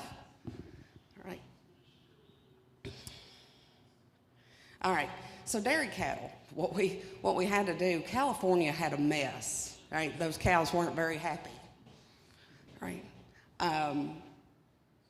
They test at the silos, right? That's when the milk is picked up and taken to the processing plant. They're testing every load of milk that comes in for it, right? We're doing farm level testing as well, right? Quarantining the positive herds. Like I said, these cows will get over it, but it takes a couple of months for it to run through, and a lot of stuff in the meantime, right? So prevention, keeping the birds away from your cows, but what are you gonna do, bring them in the house, right? So that's easier said than done. Strict biosecurity when you can. You know, I've never got a cow to wear a mask or stay 6 feet away from each other. I haven't figured out how to get them to do that yet. But the thing is, they're not going to Walmart either, right? We can control what's coming on and off the farm, except unfortunately the wild birds. Beef cattle, same thing as dairy cows. We just don't see the mastitis because we're not milking them every day. When it runs through a beef herd, right, the cows will be off feed for a day. What you usually see is their calf balling when they're not making a lot of milk. All right, and humans. Like I said, I did get a grant from the Human Health Department, so this is really what they want me to talk about. So in people, it acts like the flu, except in addition to having all the respiratory gunk, you get pink eye in both eyes, right? Eyes will be red, matted shut, right? And that looks uncomfortable to me, right? So, and it can spread. Who's going to be at the most risk? Right, you know, our dairy farmers, that milk splashes everywhere when you're in a parlor, right? Our poultry workers, and then people drinking raw milk, which I'll get to in just a second, right? Okay, we can go ahead and do this now. So I talked about in dairy cows that it gets in the udder and it's shed through the milk like in extremely high numbers. The good news is, even if they don't catch it when they test the milk, pasteurization kills it, right? So when you pasteurize milk, it heats it up enough to kill a lot of the germs, and then you drink it. We learned pasteurization was invented 100 years ago. But now there are people who are trying to go back all natural, right? And they want everything natural, and that's great, except, right, when we pasteurize milk, we do it for a reason. Right? Raw milk, it's going to put you, there's lots of nasty things you can get from drinking raw milk, right? You know, I know people are like, well, when I was a kid, we used to. That was a long time ago, right? Now we have a lot more of these viruses that can go from one species to another, right? Even salmonella. You know, when you were little and you used to drink raw milk, your stomach was used to it, and your stomach was used to what was on your farm, right? That's not the case anymore. Right? Prevention, wearing gloves, and y'all, you know, I used to laugh and say I could sit on a dead cow and eat a bologna sandwich, right? And a long time ago I did, right? But now we're seeing a lot more of these things that we can catch, and I don't do that anymore. Like I said, I used to when I was younger. But all of the respiratory viruses, even just, all right, let's quit talking about high path for a minute, just the regular flu, the pneumonia vaccine, right, the COVID vaccine, any of these respiratory viruses. All right, you know, I never got sick when I was younger. When I was 25, I could do a lot of things I can't now. But I've realized I'm not a spring chicken anymore, right? My immune system's not what it used to be. Right? And, you know, I mean, I didn't ever take off work when I was sick. Right? I never take sick days. I'll go in and be grumpy and make sure I spread the love around, right? But, you know, the thing is think about this. All right, if you get pneumonia tomorrow, who's going to take care of your farm? And on farms, we don't have sick days. The cows got to eat, and they don't care how you feel. Right?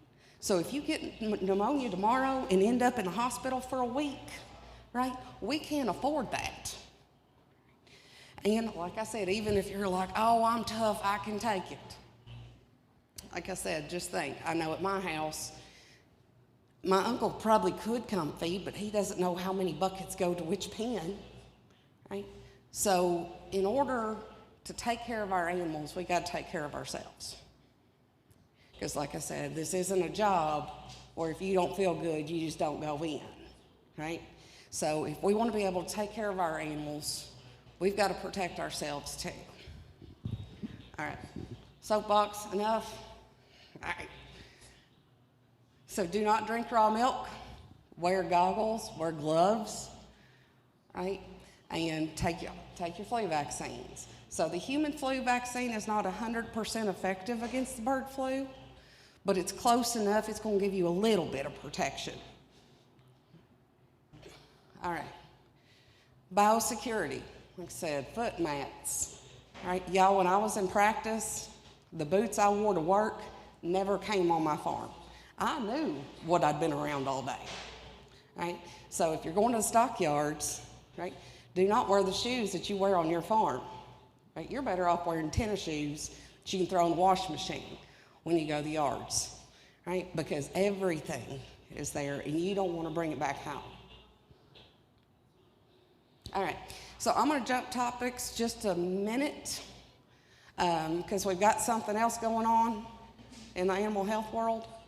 All right, who's heard about screwworm? Right? You know, we've seen screwworm spray on the shelf for a long time. But the thing is nobody in here has ever actually seen screwworm. Right? We're farmers here, right? Maggots happen. Right? There are flies that we're not going to kill every fly. At some point, you're going to see maggots.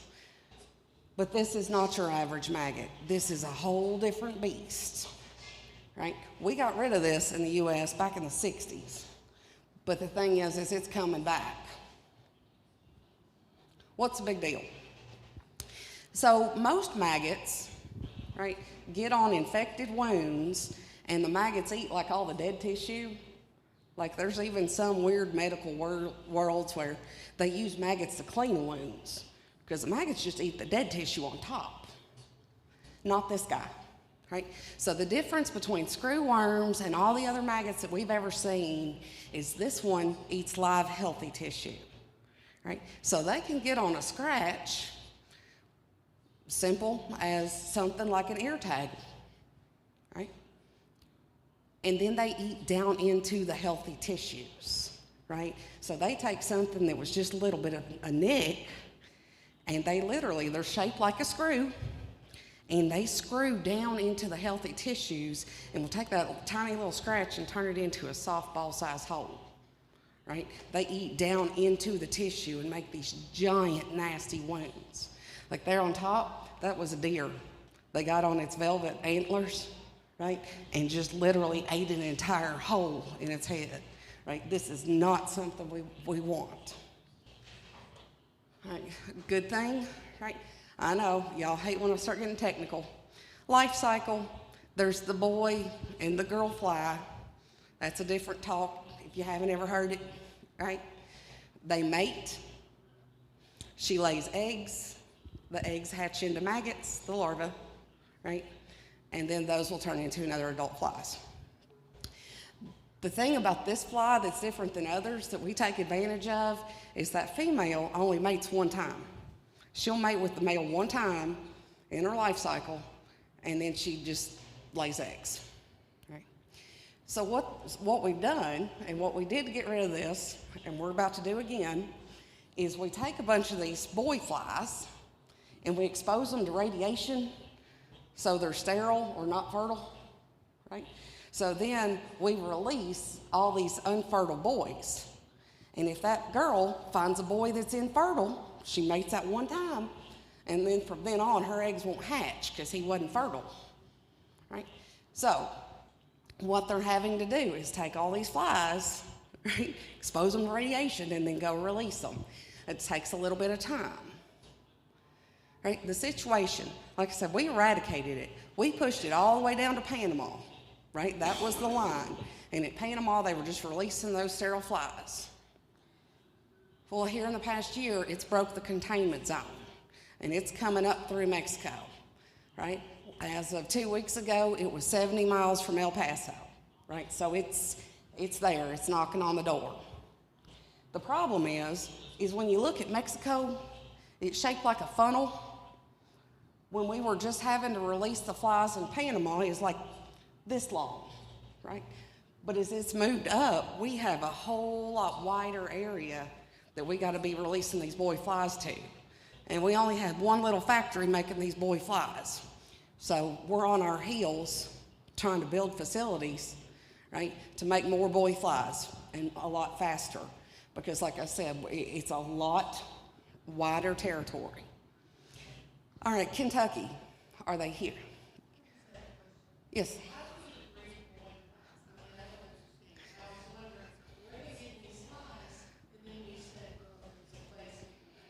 Mm-hmm. So actually, they're making girl and boy flies, but they're exposing them all to radiation, so they're all infertile. So in theory, when they release these flies, half of them are girls too, but they're also infertile. Like I said, we're not supposed to be around the radiation because it can cause cause infertility. We're doing that on purpose. Mm-hmm. And like I said, we only had, I don't know how wide Panama is, but as it's moved up, we've got a lot bigger ground we're having to cover. All right, Kentucky, can it be here? Sorta, right? 46 degrees kills it, right? It can't live in temperatures lower than 46 degrees. So right now, this winter, we don't have to worry about it, but if it keeps moving northward, in the summertime we will. All right, what's the plan? They are building new facilities, but when you get the government involved, it takes 2 years to build just a building because of all the red tape, right? So they're going as fast as they can, but it'll probably be spring or next summer before they'll have any more factories making flies, right? So that's the other problem, right? They're doing it, right? But it's a slow process. All right, so what to look for? Like I said, in the wintertime, we don't have to worry, but next spring we will, right? So these things, like I said, they're shaped like a little screw. The female's got big red eyes and kind of like a blue metallic, but the chance of you sitting there seeing the actual fly is going to be pretty rare, right? What you're probably going to see are the maggots. Like I said, they are literally screw-shaped, and that's what they do, screw into the deeper tissues, right? They're larger than regular maggots, but also look for a wound that suddenly becomes a giant hole. Is it treatable? Yes. All right, Ivomec works. Cydectin doesn't, and Dectomax doesn't. Right, so that's a couple.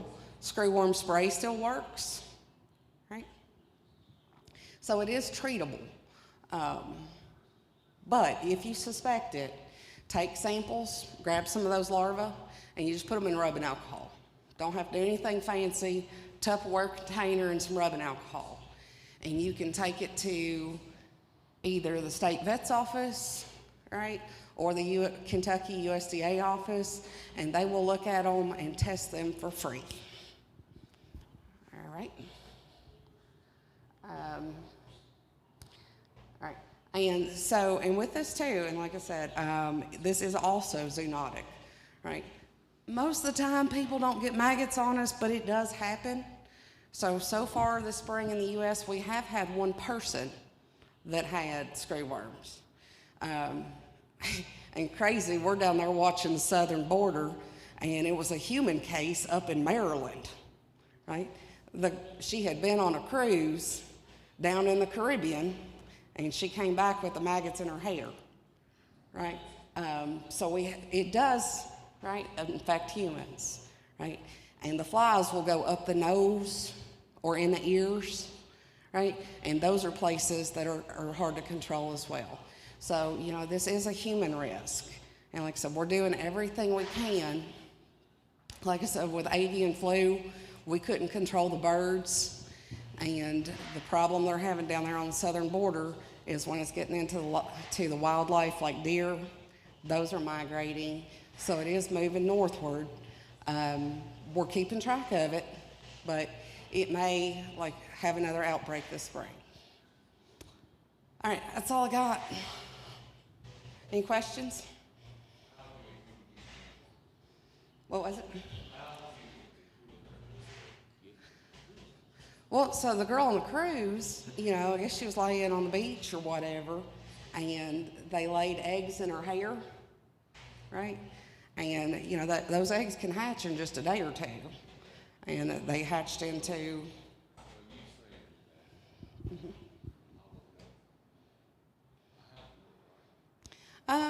The eggs themselves aren't itchy. When they hatch, they will be, though. So, you know, you would know, I think, if a fly went up your nose or something, a wound.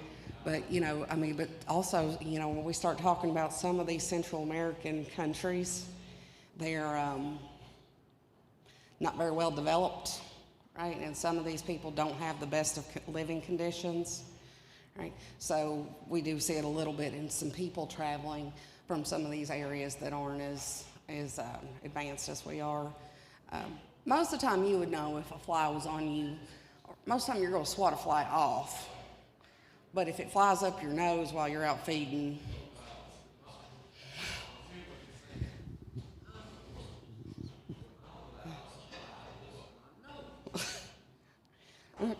I've been on the four-wheeler and swallowed a bug a time or two. Like, I mean, it happens.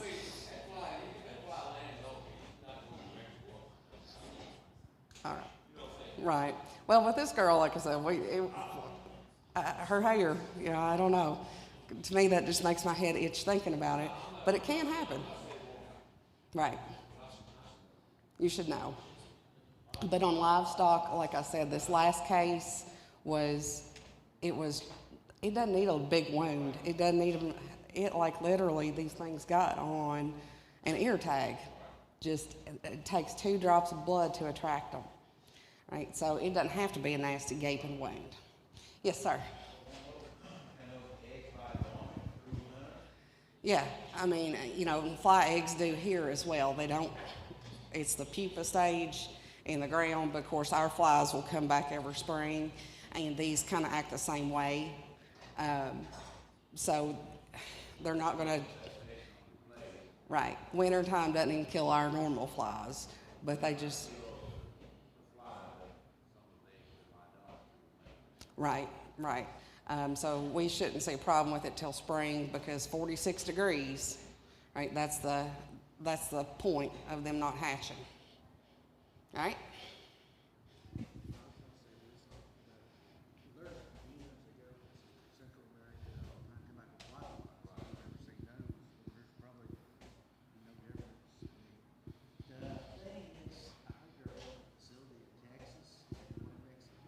Mm-hmm.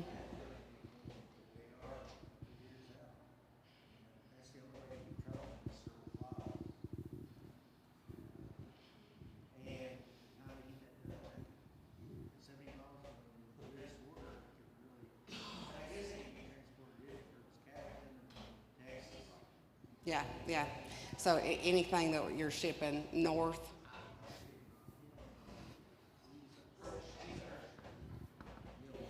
Yeah.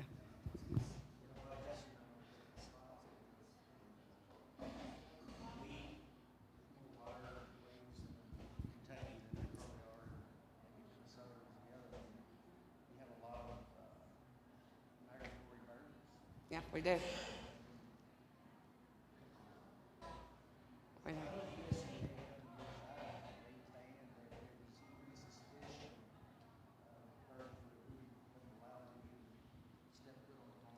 Right, right. They were quarantining. And a lot of people, like, were getting really upset that they were depopulating or going in and killing all the birds. But the truth is, it kills 90% of them anyway. So, yes, sir.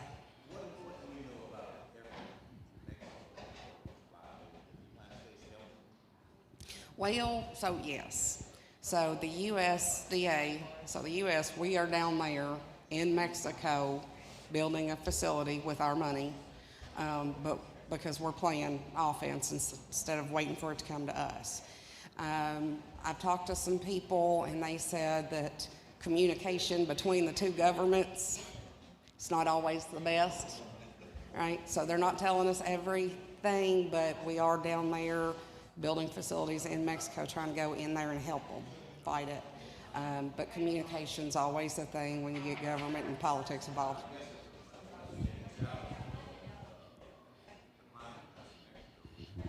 Right, right. Well, in Texas doesn't get under 46 degrees, except that one time they froze. But, you know, during the wintertime, it can get in Texas, Mississippi, Alabama, you know, Louisiana, right? It doesn't get that cold there. Now, up here, right, we got a little bit of grace that we don't have to worry about in the wintertime, but in summer we very well may, right?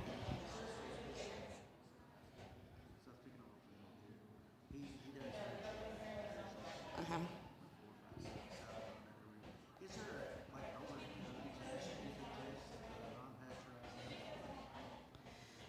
Yeah, I mean, you know, and they test milk from the cows. They're testing milk they pick up. So there are tests out there, but there's not any at-home test. Yeah. Right. You know, and there was a time where everybody drank, you know, but you were used to what was on your farm. But this, with the birds flying over, you can't control that. Right. Yes. Okay. Anything else? All right. Did I go over? Did I go over my time limit? Oh, I don't know. I just got in. I'm sure you're fine. Oh, perfect. Yeah, you're fine. We're just switching out slides. So this is not the right one. No. These will be on this one. Small Farms Conference, I think was the file name. Yes.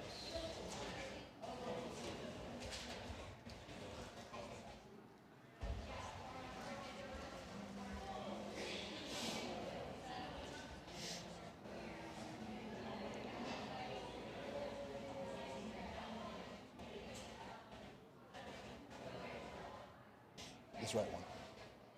Beautiful. All right. And she's going next. Yes. Okay. All right, we'll go ahead and do that. Yep.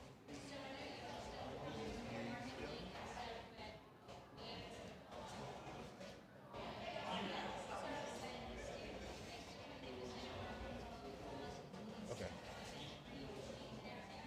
Make sure nothing's, okay, we should be good.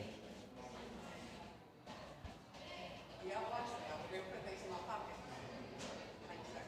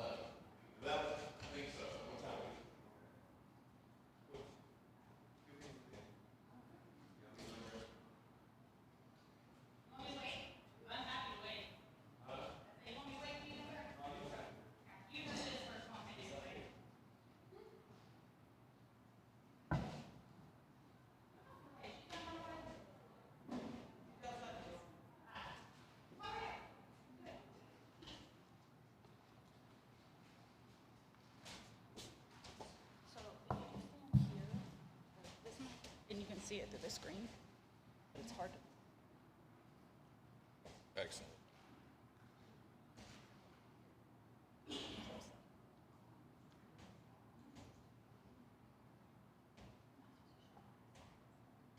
Well, I'm looking at it. So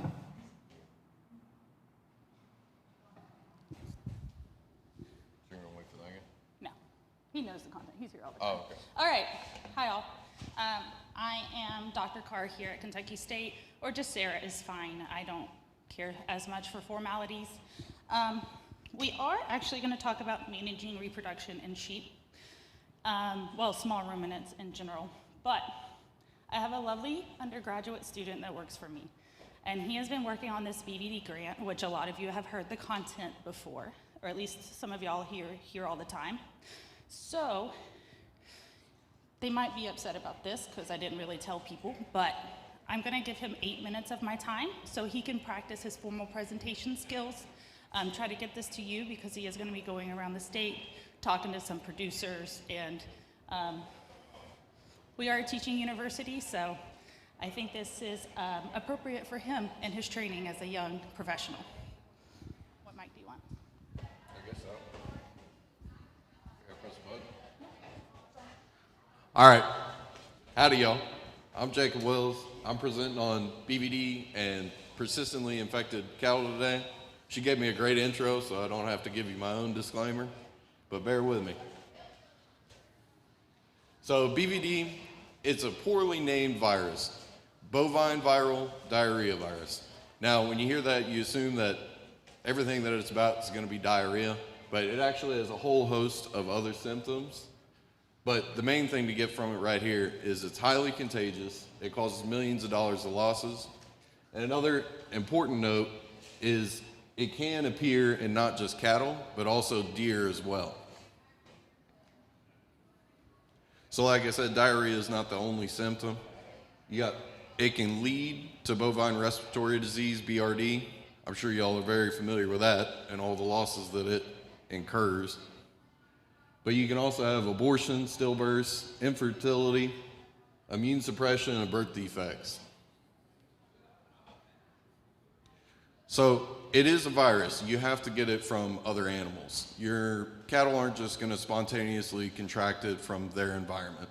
They're going to get it from new cattle you bring onto your operation, or calves are going to get it from the cow during pregnancy. But you can also get it from semen of bulls. So if a bull had a transient infection, just your run-of-the-mill normal, you think they get sick, they get better, bulls can actually carry it in their semen for, it's been proven, years afterwards. So you want to make sure that your bulls are properly vetted. So like I was talking about, you have your transient infection, which is what you think of when you get sick. Yes, sir.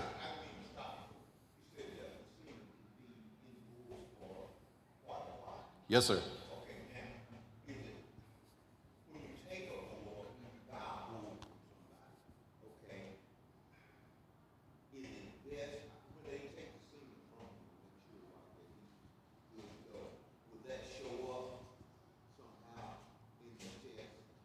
From my understanding, that most of your bulls that are going to be used regularly for breeding and stuff like that, they do test them.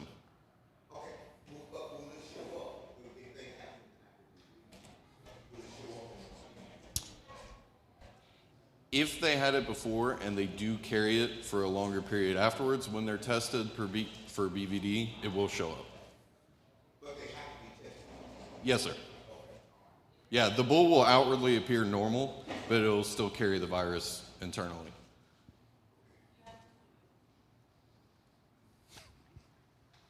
If you're looking in the semen too, you would have to request a specialty test like a PCR or something from a lab. But in the semen is not even close to the most common way.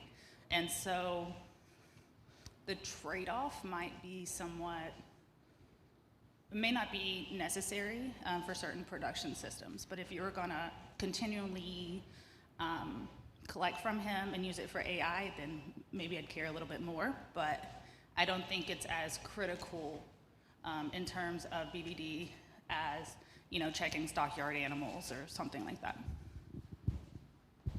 Thank you very much. I hope we got your question answered effectively. The other type of infection is going to be your persistent infection. These are the animals that are sick and contagious with the virus for their entire lives. They're not going to get better. It is part of them. They are typically, if you have a persistently infected calf born, it's going to be one of your problem calves. It's not going to put on weight great. It's going to be getting sick. That's because the virus has compromised its immune system. But also, there are calves that are born that are persistently infected that appear outwardly completely healthy. So the most common ways to get a PI calf is if the mother is a persistently infected animal, she'll give birth to PI calves. But the most common way is if the mother gets infected with the virus, a regular transient infection, during gestation. So if she gets infected during the first month of pregnancy, she's not going to keep that calf. She's going to lose it. But the period of 2 to 4 months is when you'll get your persistently infected calves. The reason why that happens is because the immune system on the calf is forming at that period. So when it's being formed in utero, the immune system is formed with the virus in it to where it thinks it's just a part of the calf and it's not going to mount an immune response. But if the mother gets infected anywhere between month 5 to 9, she'll probably have an abortion, or it's possible that she'll have a normal calf too.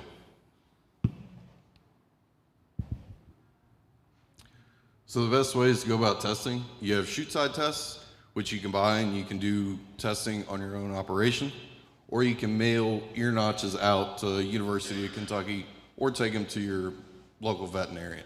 Okay, now you don't have blood testing, Michael. You do it yourself? Yes, sir. Okay, they have a testing kit. Yes, you can order snap tests. And the ones that I've done use ear notches, but there's also blood tests as well. It's like a COVID test. Just like a COVID test, and you can do it inside, and it can tell. I think he talks more about it. So for the ear notch testing, you have an ear notcher. Has anyone used one of these before?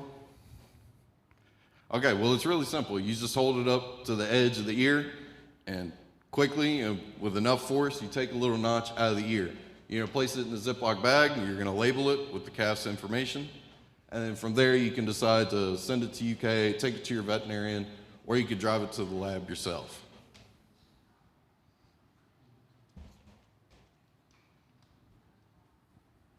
These chute side tests can be kind of expensive. It's going to be cheaper to have it done by somebody else. But if you wanted to do everything in-house and maintain that independence, it's a good option. Do you need me to go back? Okay. So who are you testing? Well, if you test your calves and your calves turn up negative, you know the mother's going to be negative. New animals that you bring onto your operation, you want to get them tested as well as quarantine them. And if you have calves or cows that abort, it's generally a good idea to test them as well, because they may have aborted due to the virus. Now, if you have a positively infected animal, you're going to want to retest to just make sure. Now, if it's a persistently infected animal, it's always going to come up positive. It's not going to get better. There's a few options you have with that. You can sell it to somebody that feeds out PI calves, but either way, you're going to end up having to euthanize the animal. The reason you want to do that is, although outwardly it may appear completely healthy, and it seems like you're taking a big loss, but that animal is continually infecting all the other animals on your operation. So it's, in the end of the day, you're losing a lot more money.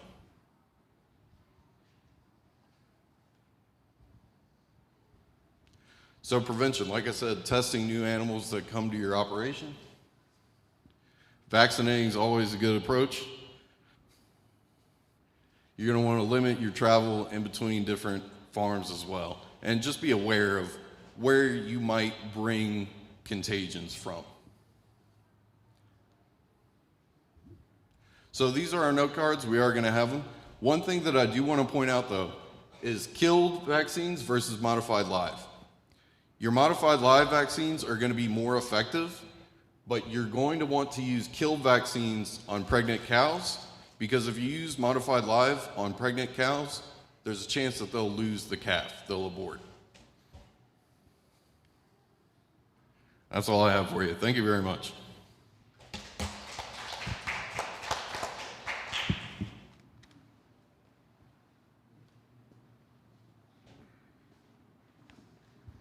All right, thank you all for your time for Jacob.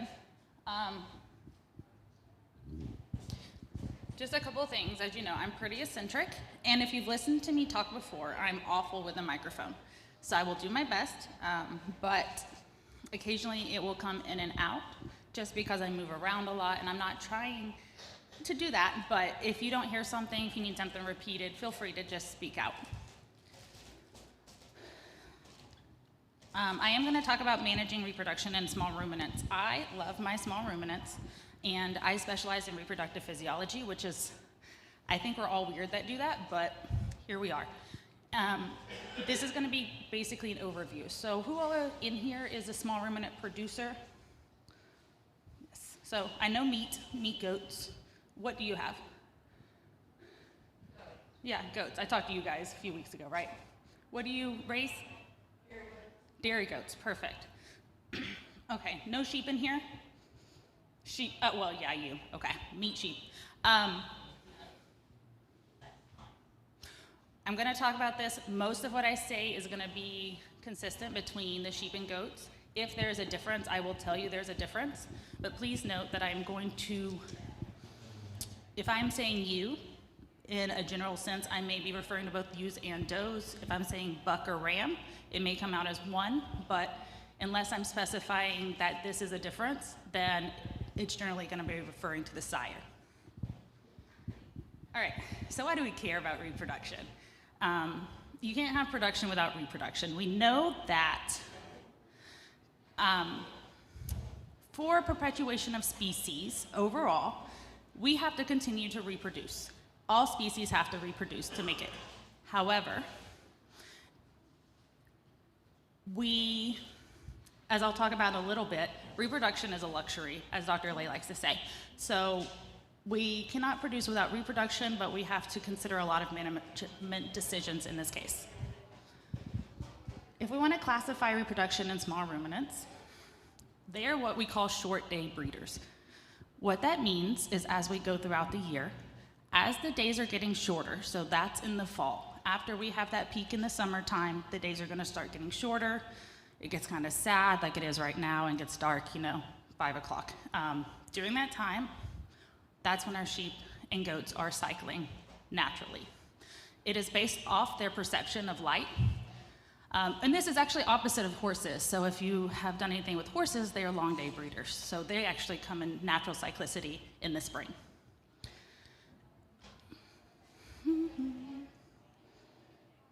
All right, no pointer? Okay. So if we look at this chart up here, I'm just mapping out the different months of the year. It starts in June and then is another year back in June. And so early on, we have this transitional period. It's right before the animals are going to be naturally cyclic as those days start to be decreasing. When we come into, say, September through December, that's when our animals are naturally cyclic. And so that's typically when we'll see people introduce their ram or their buck and then let them breed, and they can do that without any intervention.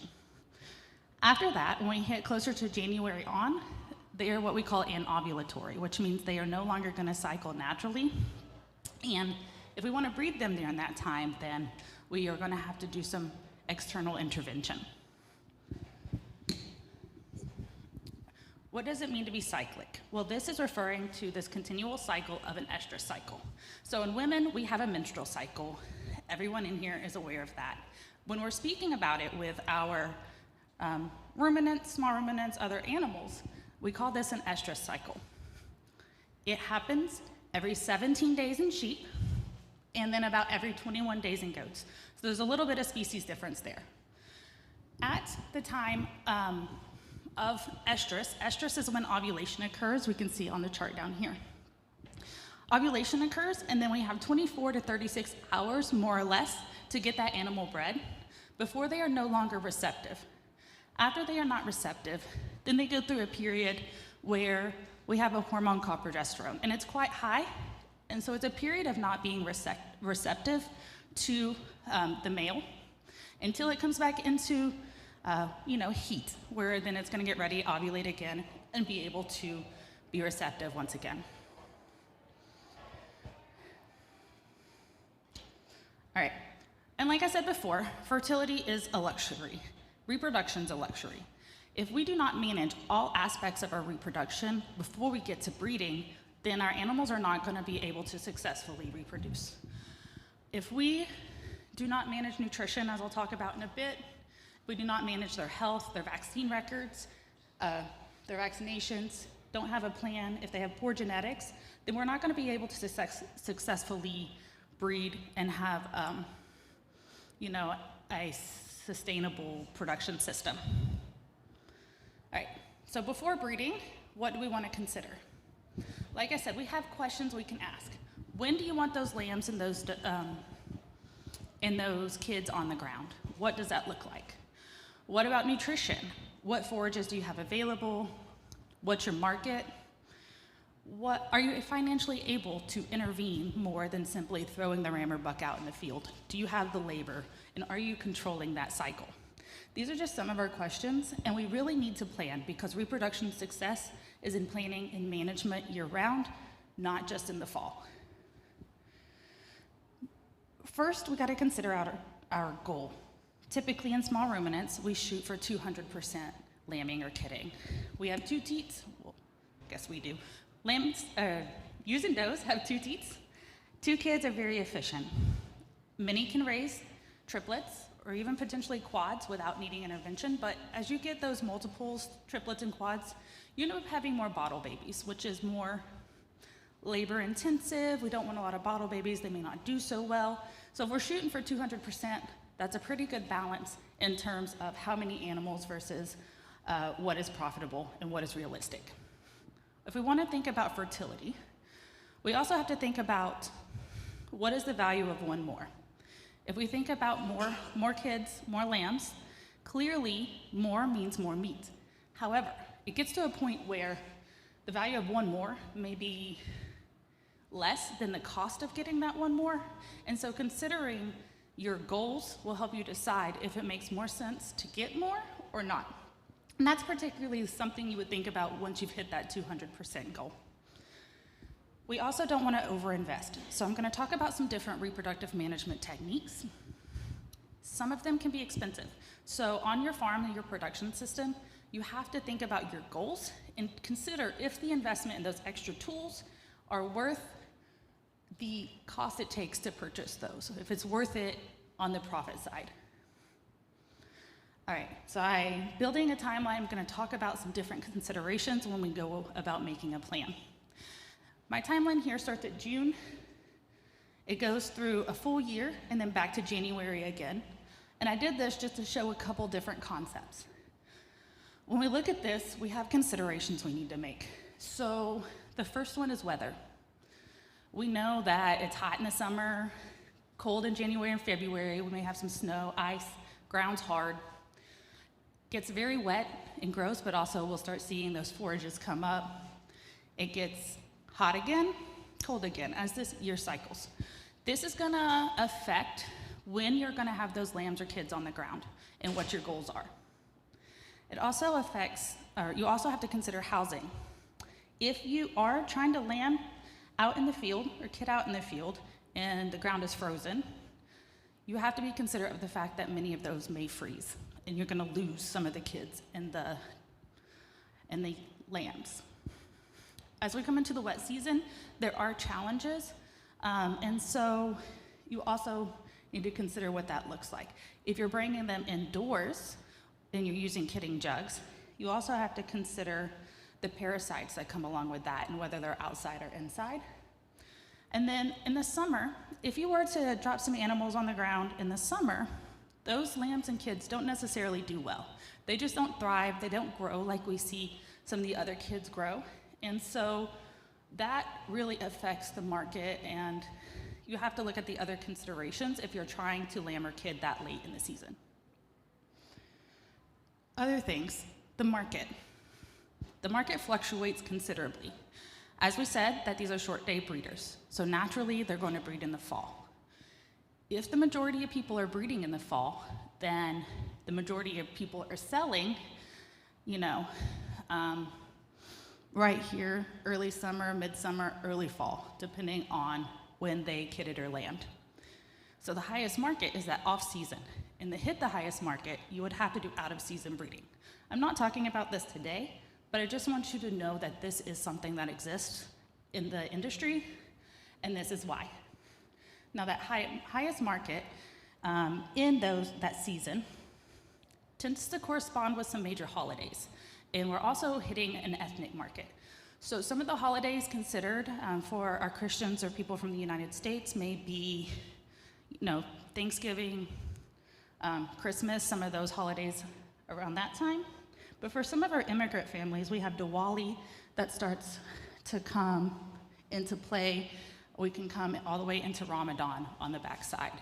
And so some of these celebrations can really drive the market. When we think about the market as well, we have to think about the demographic or the demand of those that we are selling to. And so some of these communities actually like to have smaller lambs or smaller goats. So that also affects when you want to have your animals on the ground after breeding season. You want to consider labor. If you don't have enough hands to kid out all at once, or if you don't have the time to stay up every night for 3 months, then that would affect how you want to breed on the front side. And then do you have room for investment? So you consider that monetary aspect. This is an example. So if you breed on September 15th, very early in that breeding season, right at the front cusp, you would end up kidding or lambing out about February 8th. It's pretty early, right? It's still very cold, so then the considerations really are weather. But they're gonna grow earlier, and you'll hit a market earlier during the summer. If we were to switch to closer to the end of the breeding season, so December 1st, they're gonna lamb or kid circa April 27th. Then we're gonna have them growing, late spring, starting to early summer, and become sale ready at the start of the fall. Now, if we're not controlling it at all, and if, say, I'm a producer, and this makes sense for many production systems, right? If you go out and you just throw the ram or the buck in with the animals and let it breed, it's just gonna breed and breed and breed, and hopefully eventually they'll get pregnant during that breeding season. You unfortunately also end up with a very long lambing or kidding season. And that, again, comes back to the facilities and labor requirement. If you're using kidding jugs and you have too many dams to fit in those kidding jugs to circulate them through at one period of time, you might need to trickle those on purpose. That way you can manage that labor. The other flip side of this is you have to consider that market as well, because they're all gonna be sale ready or ideal at a different time. So some of them may be quite light for the market when you wanna sell. Some of them may be quite heavy. And we also have to consider that sometimes it gets to a point that if we keep those animals more and more, then they will not necessarily be the most profitable for the inputs that we put into them. And so again, thinking about what that market looks like and how much we are investing in our animals to determine when we want to get those sale ready. Here are some tools you can use. There are some commercially made. They're not very expensive, but they are basically management wheels. The inside turns, and so if you pick a date, this is when I breed, based on the day of the month, then it will tell you basic management throughout that entire year, even up to when they should be market ready. They're a very useful tool. On the other side, you could literally just Google a lambing due date calculator. So if you know when you put those rams in, you can determine the date they would be expected to be on the ground without having to count on your calculator or on your calendar. And you could put your last day. If you took the bucks out, that would be the very last day that you should be seeing lambs. So that helps you. Simple tools. Another one is we have these gestation tables for sheep and goats. So it's very simple. It's kind of like what you just saw, except all on one sheet. If you hang it up in your barn, very easy tool to be able to reference. Or even if you're working on your records, you can reference this. All right. So then we have to prepare our animals. Like I said, nutrition is critical, pre-breeding health, and then the rams and bucks. And if you were here, which many of you were, or at least some of you small ruminant producers, at my third Thursday, we actually did a pre-breeding exam for everything you can do without the vet's assistance. All right, body condition scores. Same as with all our species, right? In cattle, we have a scale of 1 to 9. You want it to be circa a 6 for breeding so that it is good fertility. In sheep and goats, we have a scale of 1 to 5. 1 being that emaciated. Basically, I have never, ever, except for one time, seen a 1.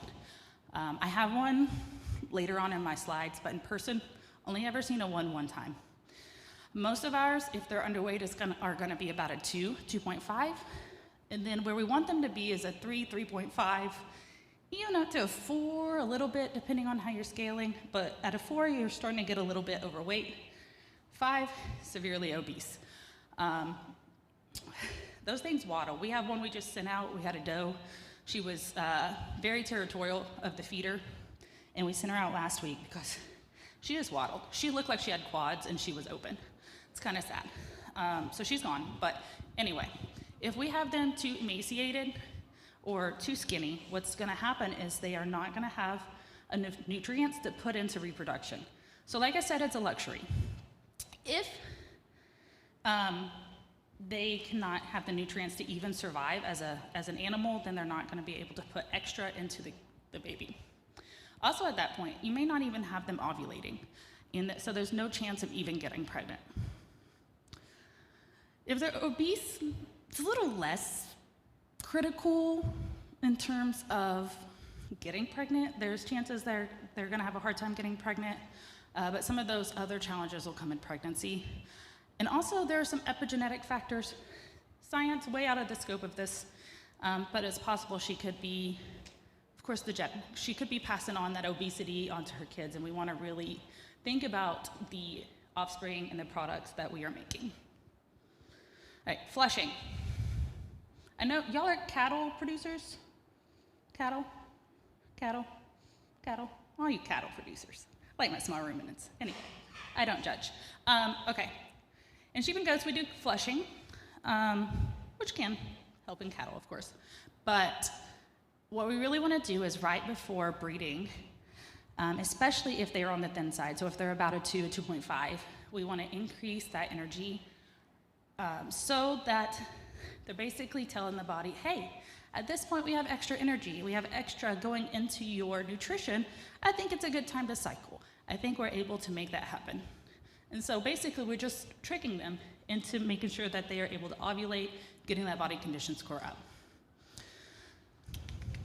What you can do is just supplement about a ½ pound to a pound more of grain of some sort, or even if you're just using a concentrate, go out there and just throw them out a little bit more. It will help. The other thing you could do is if you have a better pasture at that time, put them on the better pasture. It will also help them start to flush. All right. I love the males. Breeding soundness exam. Like I said, all of us repro people were weird, so just bear with me. Breeding soundness exam is critical. It's critical in all of your species and the bulls as well. Similar in our small ruminants. We want to look at that physical conformation. So we want to make sure they have good sound. If they can't go out there and mount the female, they should not be sent out there. If they have bad teeth, and they cannot go out there and actually eat the forages to maintain body condition, they shouldn't go out there because they're not going to maximize your ability to get your animals pregnant. Again, body condition. What happens with small ruminants especially too is that when we send the males out, they concentrate so much on breeding the females that sometimes they even forget to eat. And so they need to be in a nice or even slightly over-conditioned body condition score. So 3.5 or 4 because it's even possible they could drop some body condition score while they're out there breeding. So we want to make sure that they are set up for success before we even use them. We do a reproductive exam. At Third Thursday, I actually got in the pens and did this to some of our bucklings. But really what you do first is you want to do a testicular circumference. You do this at the biggest part of those testicles, and the size of testicles is very closely related to how fertile the animal is going to be. So it's pretty critical. In goats, there is a much less differential in the size of testes in mature animals, but in sheep, it's very critical because there is such an array of sizes. We also want to make sure that they are symmetrical, free of lumps, no injuries, they're not dragging too low below the hocks. And it's not up here, but we really want to look at their health history, because if they have had a fever recently where their testicles ended up being too hot, it can kill the sperm and the semen, well, the sperm that's in there. And for a period of time, they're going to be infertile. Could be up to 60 days for that to completely replenish. So for BSEs, I highly recommend doing those at least 60 days or right about 60 days before breeding, just in case there is an issue where they need to replenish their sperm. Now, we also look at the semen. Generally, the semen and a lot of this is done by a veterinarian, all the way down through the reproductive exam. That stuff you can actually do yourself. So if you are not going to bring in a veterinarian, you can at least check these phenotypic type things. If we look at our semen though, a vet can collect semen, look at motility. So that's how well it swims. Is it swimming straight? Is it moving? They don't always get as low as looking at the individual sperm, but they will look and see if there's just a glistening wave, and that can tell them if that sperm is active. We also look at morphology. So morphology is basically, I have a slide later that shows you, but it's just how well structured that sperm is. If the tails, this is healthy sperm. So there's the head and the tail, it's all straight. You would think that these could swim straight. If they're swimming in a circle, if there's two heads, if they don't have a part that provides energy, all of that is going to make that animal infertile. It's even more critical because if you have your one ram or run buck, you throw him out there in the field and he's not fertile, you've missed that entire breeding season, especially if you've left it out there for a period of time. And you don't want to come up with a year where this animal is not able, you're not going to have your offspring like you need to remain sustainably productive. All right, we also have to consider our ratios. These are generally presented online. Now, depending on your production system, you can push some of these ratios higher with our mature rams and bucks. But we want to stick around 35 to 50 ewes in our rams. For yearlings, 20 to 35, and then if you're using a ram lamb, you're even lower, so 15 to 20 ewes. For our buck to doe ratio, we have 20 to 40 does per buck, and then for the yearlings, or our bucklings, that's 15 to 20 does per buck. Pre-breeding. I know Dr. Lay did her chickens today, but if you listen to her talks, she is very fantastic at giving her talks regarding our FAMACHAs, fecal egg counts, and what that looks like in our small ruminants. That is something we absolutely want to do. And 30 to 60 days at least, because if you have to treat them, you want to make sure that you're able to overcome some of those challenges. We also have to do our pre-breeding vaccines. We want to look at the Campylobacter, chlamydia, Clostridial species as well. If you have a problem with CL or if you have a concern, you can do that one. Not as critical, especially if your herd is closed off or you're not concerned at all. Right. So when we get up to breeding, that's all pre-breeding. Now we're up to breeding. The first thing we want to do is ask if they're ready. We did a lot of work to get them ready in the previous slides. But for this one, I threw it up there because we want to be conscious of our doelings or our ewe lambs. They need to be at least 2/3 of the mature weight before you breed them.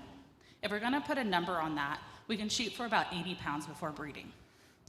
Depending on where you put them or when you put them on the ground, whether it's January, February, April, May, they could hit that in the first year. However, In most of our production systems, unless you're really pushing for that, they're not going to. So we want to wait till that subsequent breeding cycle to actually get them pregnant. If we push them in that first year, yes, they can get pregnant, likely going to throw a single, but what you can do is end up stunting them, their growth and their productivity long term. So these are things we really want to consider when we are trying to breed doelings or ewe lambs. All right, are they ready? How are they going to be serviced? Natural service, the most common. We go out there again, throw the buck and the ram out in the field. He services them. You can even do this if you are synchronizing, so you can control that season and still use natural service and release that buck or ram at a specified time. The pros: low labor, low cost, higher conception rates. That's important because in our beef cattle, we see higher conception rates, normally with their AI, especially if it's traditional AI. However, that's opposite the case in our small ruminants. With this breeding plan, you have less control. I put potential for disease as not as much of a worry, but the biggest thing is if you didn't do a BSE or that breeding soundness exam, you have the potential of putting in a bad sire. And again, that's what can be critical, because if he is not healthy, then he cannot have healthy offspring. AI exists. It is nowhere near as prolific. If we're lucky, we can get 40%, and that's on the high end. So again, not like cattle, but there are reasons we do it. Normally it's for genetics. We do this in a lot of, if we're trying to make breeding stock, if we have show animals, that kind of thing, then we're typically gonna resort more to AI. It's a lot more expensive, and there's technical skills. So I put these pictures up there because it's interesting, not because I'm promoting this in any way, but laparoscopic AI is actually a technique we use currently. I say we, I have never done it. I take it to a specialist. But lap AI exists, and we are going directly into the uterus to fertilize those animals. You can see there's specialized equipment. You have to have specialized people, or we can do just in the cervix AI or vaginal AI. Again, those are even less effective than the laparoscopic.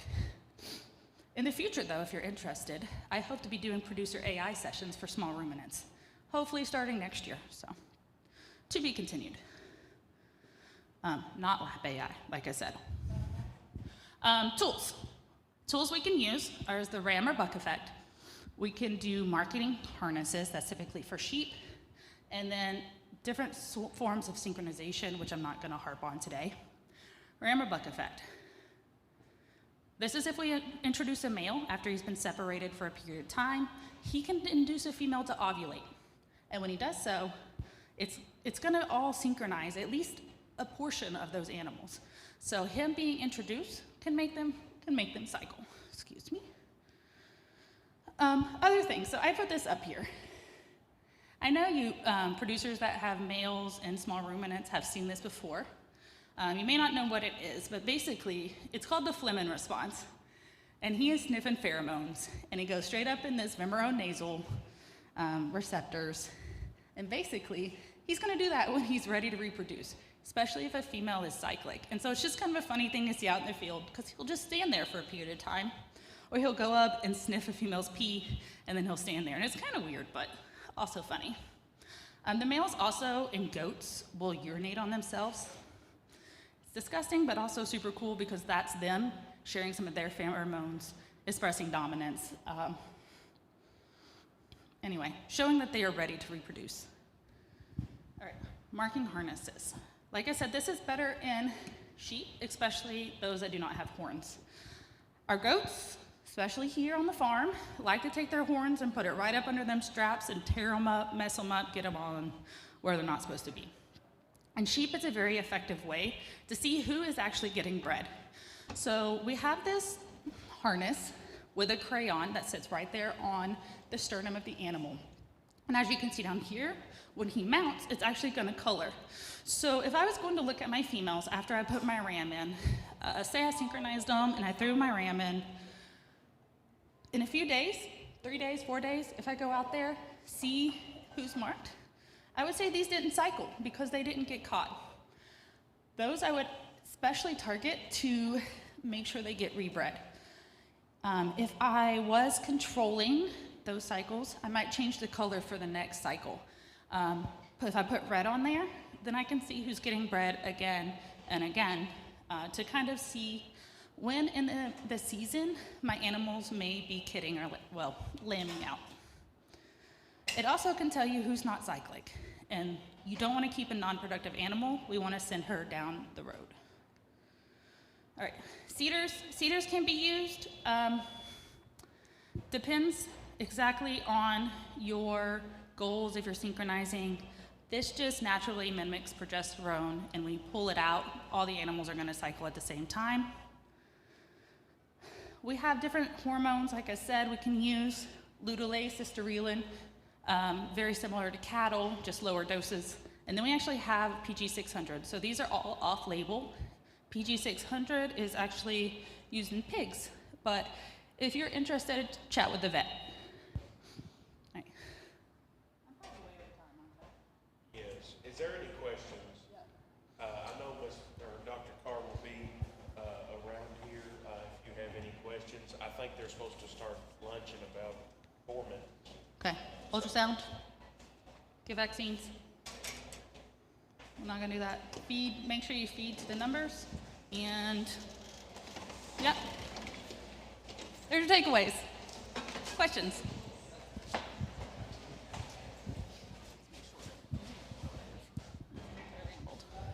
Great, thank you guys, enjoy lunch.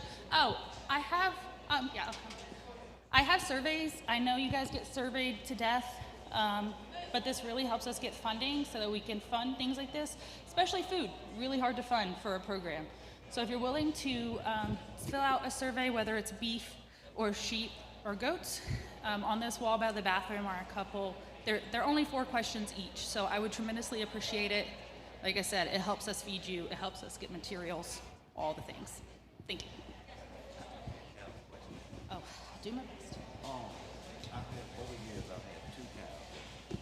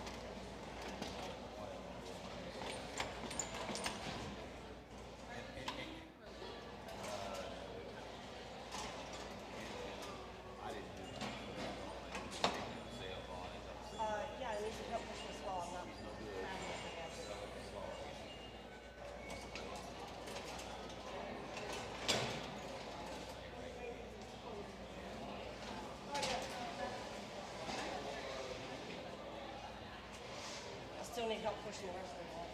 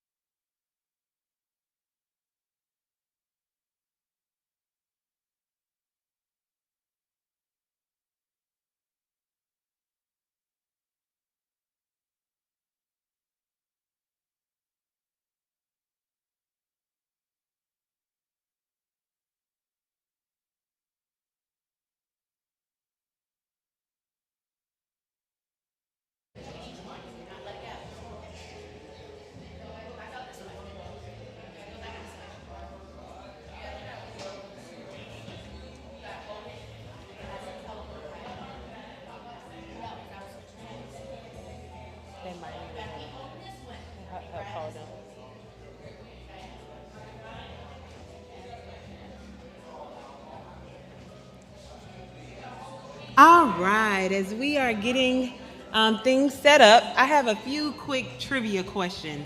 Let me see who can give me the answer to some of these questions. How many, oh, wait a minute, I think I'm gonna go back to my teaching days. If you can hear me, clap once. If you can hear me, clap twice. If you can hear me, clap once. If you can hear me, clap twice. For those of you in the back, am I gonna have to bring the mic back there? Or y'all good to go? Y'all ready to get started in the back? Let me roll up on them. Y'all ready to get started? Hey, you, Mr. John, y'all ready to get started back here? Y'all ready? Am I gonna have to separate you two? No? What, sir, excuse me, sir. How you doing? Mr. Davis, Mr. Juan. You ready to get started? You ready to get started? Am I gonna have to separate you and Miss Jane? All right, we gonna do good today, huh? We here for a short time, a good time, and hopefully to start affecting policy in the long term. So if you can hear me, clap once. And if you can hear me, clap twice. Here's the first of the trivia questions. How many titles are there in the Farm Bill? 14. I heard 14, I heard 18. I'll give you a hint. It's a two-digit number. 12. Yes. So when we think about all of the hundreds and into the thousands of pages, right? It's only 12 titles. Now, I'm not gonna bore you with each of those titles. We're just gonna take up a little time here because we don't want them to rush, smash anybody's fingers. That would be terrible for a manicure, right? So 12 titles in the Farm Bill. And I mentioned yesterday some of the titles that we really work on and look at the Policy Center. Can somebody tell me the name of one of those titles that I mentioned? I'll give you a hint. Ms. Jane asked the question about SNAP, and I said SNAP is under this title. When we think about food, we think about food and nutrition. Exactly. So then let's think about the budget for a Farm Bill or projected budget for a Farm Bill. We think about the 2018 Farm Bill, about how much, when we think about cost, do we think it costs for the 2018 Farm Bill? Say that again. 180 billion, all right? Let me hear another number. 6.2 billion, all right? Yes, ma'am.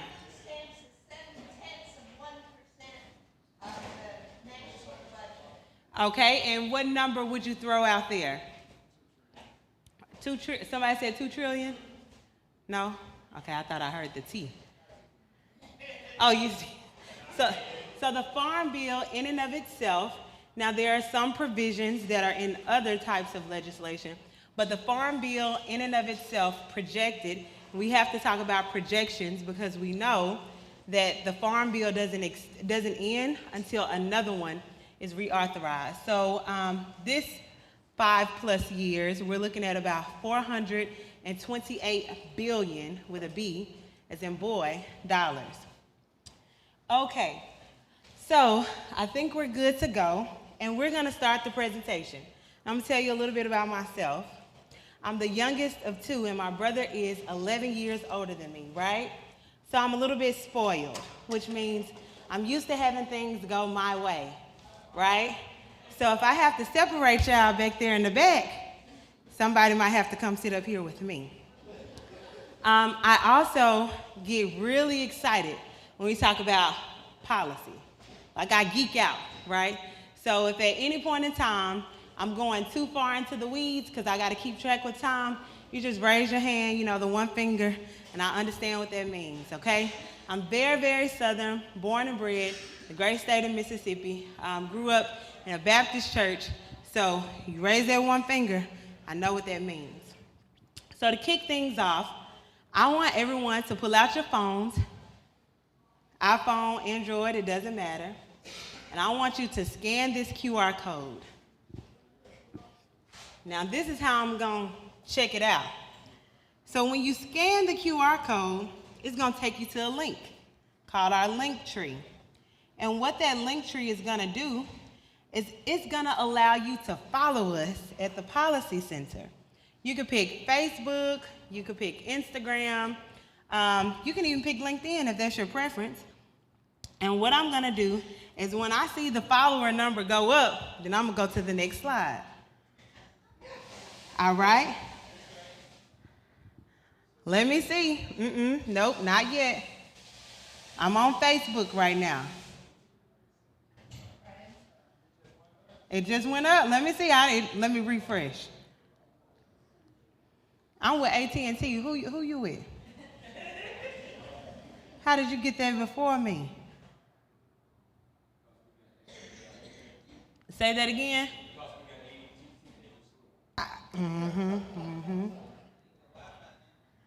All right. Let me check Instagram. All right, so if I don't do anything else, I did my job today. That's what I'm going to tell our communications person. Now, the reason why I want you to follow us on our social media accounts is because it talks a little bit about the work that we're doing, where we're going to be, and where we've been, right? So if you have any questions of what's going on at the Policy Center, did the newsletter come out? Are they telling us about any grant programs that are available to farmers in particular? You'll be able to find that on our social media pages. You won't, at present, be able to find that on the website because it's currently undergoing renovation, but on our social media pages, you will be able to find that information.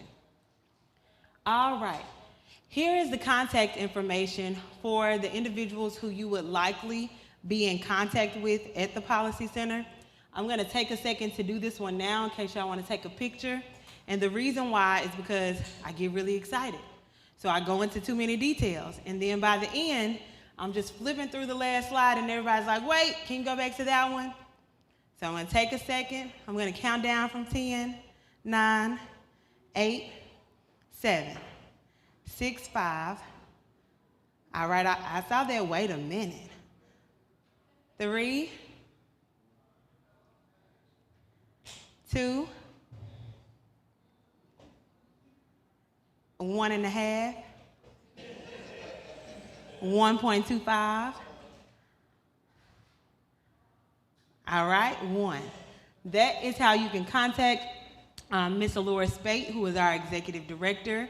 Myself, I'm number 2, the policy analyst, or I'm listed second as the policy analyst, and then number 3, Dr. Woods, who is our research analyst. And if you reach out to us, we're gonna add you to our listserv so that we can still connect with you via email. So I also mentioned our priority policy areas at the Policy Center yesterday. So I'm not gonna go into them in grave detail again today, but here they are. Impact of current agricultural policy as pertains to farmers, land loss among select farmers, participation of farmers in USDA programs, access to resources, which has been expanded to include access to technology, capital, and credit. We've also added 2 areas, which is the youth programs and pipeline, community, and urban agriculture. All right, so now we get to the fun part, right? What is going on with the Farm Bill? What is the update? Can anybody guess what the update is? No update. Well, we got a little update as of the 9th of November, just a small one. All right, okay, that's a little bit closer. So if you all can recall, the government has been what for about the last 6 weeks? Shut down. Well, guess what happened when the government opened up? The Farm Bill was extended for 1 year, 1 fiscal year. So FY 2026, the Farm Bill was extended 1 additional year, and we also have, to a certain extent, and a certain level of appropriations for that 1 year, right? It's important to note. Well, why is it important to note? Because with that Farm Bill extension, here we go, right? They approved a 1 year extension of the 2018 Farm Bill, as well as fiscal year, because our government operates on fiscal year, appropriations. Now, there are some caveats to that.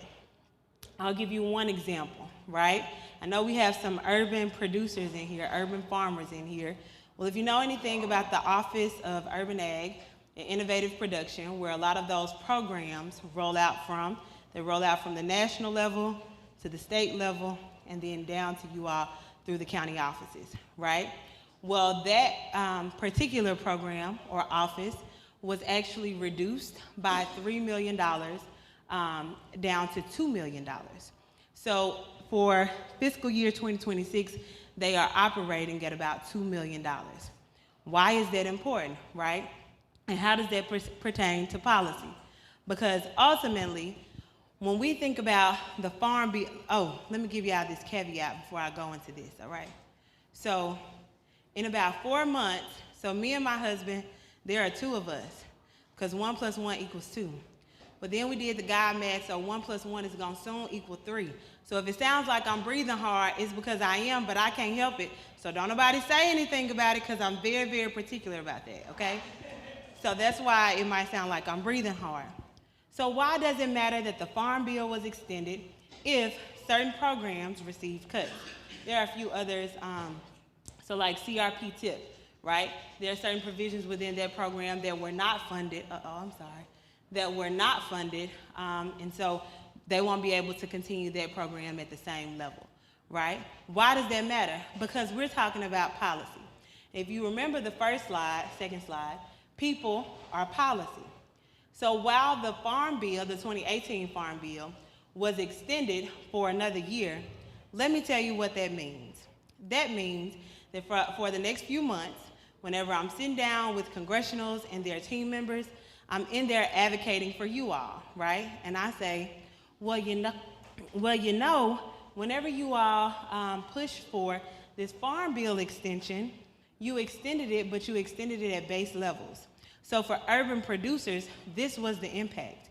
So in the upcoming Farm Bill, we need to write into the legislation that is funded at this level in the event of another potential lapse in appropriations and or a Farm Bill, right?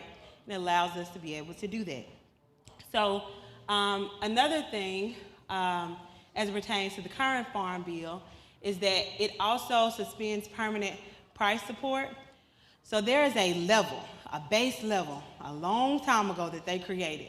And you probably heard all of the policy people panicking saying, somebody needs to do something, give us a 1-year extension or something, because we don't want to go back to those base levels, right? Well, because of the extension, we won't have to go back to those base levels, so that is a really, really good thing. It basically allows us to be able to operate at the current level so that we don't operate or go back to the 1930s. All right. So some of the things that the Farm Bill extension included is an extension of CRP, but it does not provide critical funding for CRP TIP or the Transition Incentive Program. Oh no, that's something on the screen, huh? I thought that was me, like a little pointer, which will no longer be able to offer incentives for landowners who rent their land to beginning farmers and ranchers. Another thing that I wanted to point out was that it did not extend payment limits for the EQIP program and for CSP, right? And so it removed overall the total cost share of a single operation. And when we think about in the aggregate, right, what this means, i.e. the 1-year Farm Bill extension, in relation to the one big beautiful bill, then you start to see some of the overlap and true implications of what it means to not have a Farm Bill, right? So whenever you're receiving those emails and those notices saying, please reach out to your members of Congress and ask them to push forward a Farm Bill, it's because a 1-year extension sounds nice, right? Until we start talking about how you lost $3 million in this program. We lost $77 million in this program. SNAP will not be funded at the full level because right now they have to sit down and they're negotiating, and we've seen how volatile those negotiations are, right? So we need a Farm Bill, okay? So generally speaking, I'm going to talk a little bit about policy development and the current policy recommendations that we have at the Policy Center. But I'm going to take a moment of personal privilege because my mama said that I talk too much. So I'm going to stop right now, and I'm going to see if you all have any questions regarding what I just shared.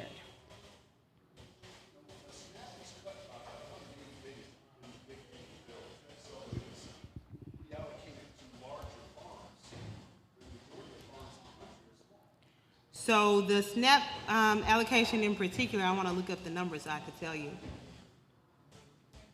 I find that it's always good to look up the number and have it handy.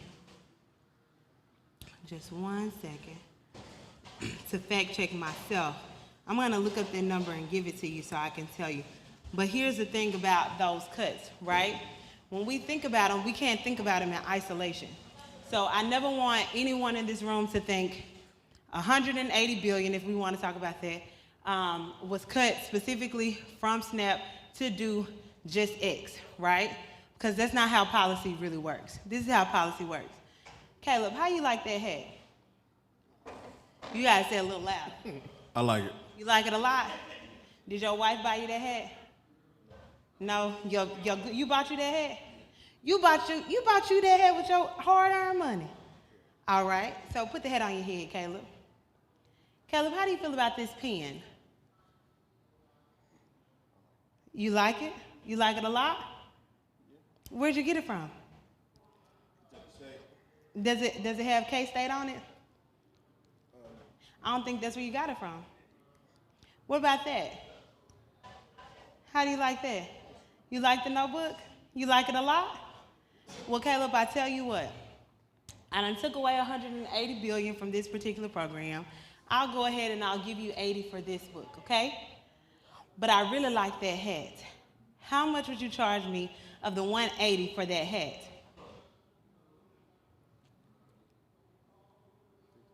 So you gotta say it a little louder. It's for the people in the back. 50. Because they weren't listening earlier, so we gotta keep their attention. 50. All right, so wait a minute. You want 50 for the hat, but I just gave you how much for this? 80. So now we at 130 and I had 180, right? Let me go back to the drawing board, right? And let me look at some of these programs over here, right? Let me make some more cuts and adjustments. Now I'm gonna bring it into this larger pool, right, of funds that we've already stripped. Caleb, you got this phone, and you use this phone to get around, say for transportation, right? All right, you wanna continue to get around. Well, I tell you what, we have these funds available, right? And if you want to continue in the transportation realm, right, outside of, because this is paper, right, outside of the ag realm, then I can negotiate with you for you to give me this phone and for you to give me this hat that you really like. And what I'm gonna do is of that 180 plus billion that I've stripped from these programs, I'm gonna pay you a total of 90 billion. How about that? Is that a deal? You gotta shake on it. You gotta shake my hand. All right, now Caleb, I just got you because you were already at 80 billion. You never go down like that in negotiations, but your wife probably negotiated for you, it'll be just fine.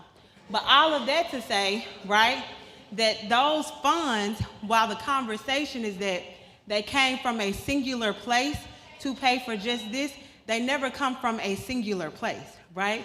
Because Congress overall has a budget for every one of the respective areas, right?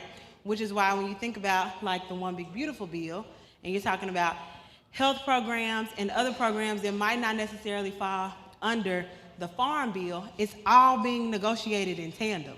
My goal is to find out what you really want, whether that's on the ag side or not, and to negotiate so that I can get what I really want, right? Caleb wanted the money. How do I know that Caleb wanted the money? He said 50 million was fine.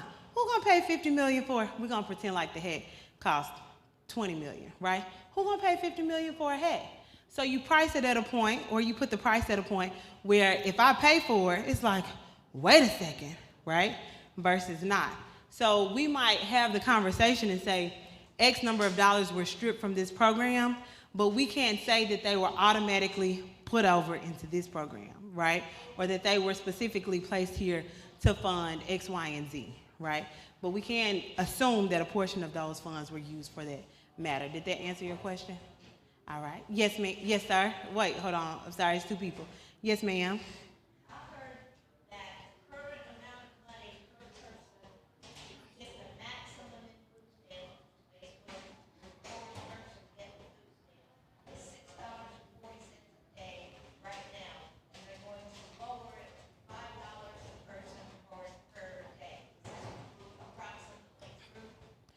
Not to my knowledge. That's not the current standing.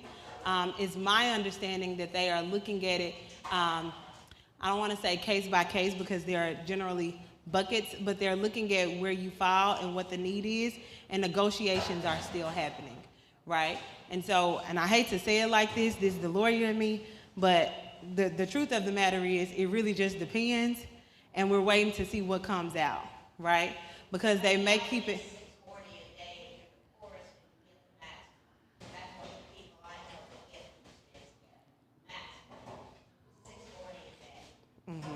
And that might be true for them, but I would still say that it depends on who you are, where you are, and what those funding levels are for that particular jurisdiction.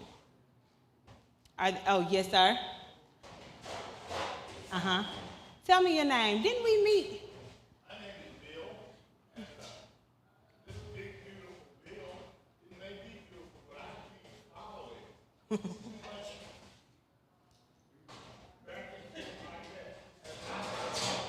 Yes. You don't believe the bill? I don't believe what they're doing. I don't believe things are like they say. I don't understand cutting food for people and giving it to the rich. I don't understand that. Now, this is what I'm going to say about that, right? And then I'm going to take us back to policy. The way that life is set up, there are things that we hear, there are things that people say, there are things that we read, and then there's the truth, right?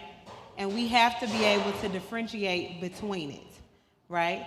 And so how we do that, taking us back to policy, on the policy side of things, is we look at what the Farm Bill said, right? We look at any legislation that comes about that impacts those provisions of the Farm Bill, right? And we see what that impact is going to be, whether that's fewer dollars as it pertains to urban ag or the EQIP program or CRP TIP, or an increase in dollars as it pertains to some of our commodity programs, like if we're talking about the one BBBB, right? BBB, the one big beautiful bill. We might see like an increase, or we did see an increase as it pertains to ARC PLC programs, right? And we specifically look at those particular things so that we are then able to measure the impact, because otherwise we'll be talking about what we heard, what people are telling us, maybe they got these resources, maybe they did not, right? And so I can't say whether I agree with you or not, because I would get in trouble if I did, but let me just say this. Everything that you hear and everything that you see isn't always what it is. I'll give you an example. If you go on the Senate floor, even on the House floor, or if they're meeting concurrently, right, you might see two people who seem like they're on different sides of the aisle. And they'll be talking about their kids at the soccer game or basketball game, or asking if they got tickets to go to, you know, this musical, right? It's a very real thing. So what you see isn't necessarily how it's going to be written into policy, right? So policy development. Right now at the Policy Center, we are working on a few key areas. One of those areas is the current state of black farming in America, which includes the current state of black farmers in America. We have completed phase one. The Policy Center actually completed phase one last year in November. Last year early November, because they wanted to submit it before the administration change. And then we are working on phase two, which is slated to be completed next year, early fall. Phase one, we worked with a lot of several partners. They reviewed 11 studies. They conducted a legislative review of all of the policy, and then they also conducted a data analysis as it pertains to the 14 southern states, specifically in the Black Belt region. And it's my understanding that in addition to that, they also reviewed studies from Appalachia. This is the overall team. I'm not gonna spend too much time here because I gotta be cognizant of time, and I'm gonna spend some time here highlighting some of our current policy recommendations. Now, there are a total of 13 policy recommendations, which were the result of all of the work that had been completed up until November of last year, November 2024. I joined the Policy Center, or rejoined the Policy Center in February of this year. And so what we're currently working on is revamping these policies or policy recommendations to ensure that they are current and that they are doing what what Black farmers and the farmers that we serve are asking us to do. So you see the first one, we are working on updating that because what we have heard is that farmers don't want to be considered in this broad category of socially disadvantaged farmers and ranchers, which is to a certain extent all-encompassing with the exception of white males, right? So we're working to update that. We're working to update all 13 of them, but I'm just gonna highlight a few for the sake of time. In addition to that, you'll see the Implement and Fully Fund the Justice for Black Farmers Act of 2023. Congressman Jackson's office out of Illinois, they were working to push that one forward as written, but right now isn't the time to move forward with such a piece of legislation because you won't be able to get the votes. So that one is currently on pause. In addition to that, outreach and technical assistance, we hear often about outreach and technical assistance, so we want to increase that budget by $80 million annually, specifically for outreach and technical assistance. Let me just stop here and explain something. I don't really think about technical assistance in the way that some people think about technical assistance. I believe if you, sir, came to me, Mr. Jeffrey, and you said, I need help filling out this form. If I say to you, well, you just put your name, social security number, you answer these questions, and then you go ahead and submit it to the FSA table out there, that's not providing technical assistance. That's doing what you could do, which is, I see where it says name, social security number, and these questions, right? And if you were any kin to my mama, she'll say, well, thank you for reading it to me. Now, are you gonna help me fill it out, right? I think that technical assistance begins with a producer coming in and sharing with you what their issue is, and then you helping them to resolve that issue by having a completed form that either you help them submit, because sometimes they're online, so you need to help them submit it, or if it's something that they need to take to the office, that they have the packet ready to take to their county office. So the purpose of this one is to really not just increase funding for technical assistance, but improve the way that we do and conduct technical assistance across the board. These funds would be available to other organizations because the Policy Center in and of itself, we don't actually conduct technical assistance, but we provide funding for nonprofit organizations and other organizations to conduct that technical assistance. Farm credit and heirs property are two of the major recommendations that I hear almost everywhere that we go. And when we think about Kentucky and we're thinking about heirs property in particular, I am sure that if we had enough time that there would be people in here who would ask the question about what do those multi-grants or multi-year grants look like for outreach, technical assistance, and education, and is it just a situation where I need to get all my cousin's information and submit it to someone, or am I gonna be able to actually receive legal assistance, right? The full extent of this recommendation is to include provisions that allow individuals to receive legal assistance, right? Not legal advice. That's very, very different. I can give someone advice without giving them any type of assistance, right? Assistance is helping to clear title, especially if it's, clouded when we're thinking about heirs property versus, guidance might be go get a list of your cousins and aunts and uncles and then go see an attorney, right? And then farm credit, we're really working on a farm credit system grant program, and we're working to redefine the relationship between farm credit and USDA so that more individuals can actually, you had a question? Okay. So that more individuals can actually be deemed credit worthy to the extent that they want to work with FSA and or be able to work with farm credit. Yes, sir. Uh-huh. Yes.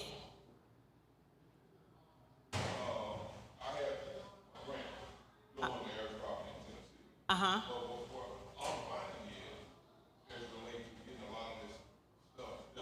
Mm-hmm. Yes. And so when I was trying to be creative in providing some type of financial technical assistance, I couldn't because they was thinking that I was paying for legal fees. Who is the they that was thinking that? The Policy Center thought that you were paying legal fees. Right. Well, based on the information I got back from the analyzer, Mr. Lee, From who? Mr. Lee, Jack Lee. We should definitely talk about that. Let me tell you why. So, okay, we're gonna pretend like I got a cool hat like Kate. Well, kind of got little hats right here, right? I'm gonna take off my Policy Center hat, right? And I'm gonna put on my attorney hat.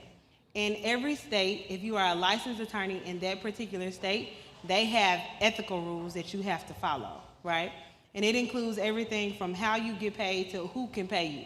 Now, I would have to look it up specifically for the state of Tennessee, but what I do know is in the state of Mississippi, Mr. Jeffrey can be my client, and Mr. Caleb can pay his legal fees, but my obligation, that privilege, that very special thing that can't nobody break even after death, right?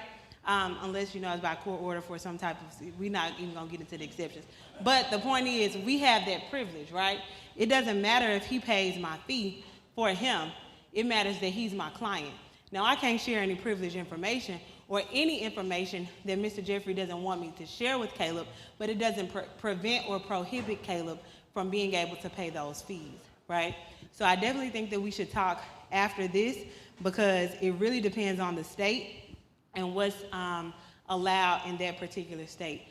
With regard to a potential workaround, I have a lot of ideas. I would prefer to run them by Mr. Lewis because that's my boss first, but sometimes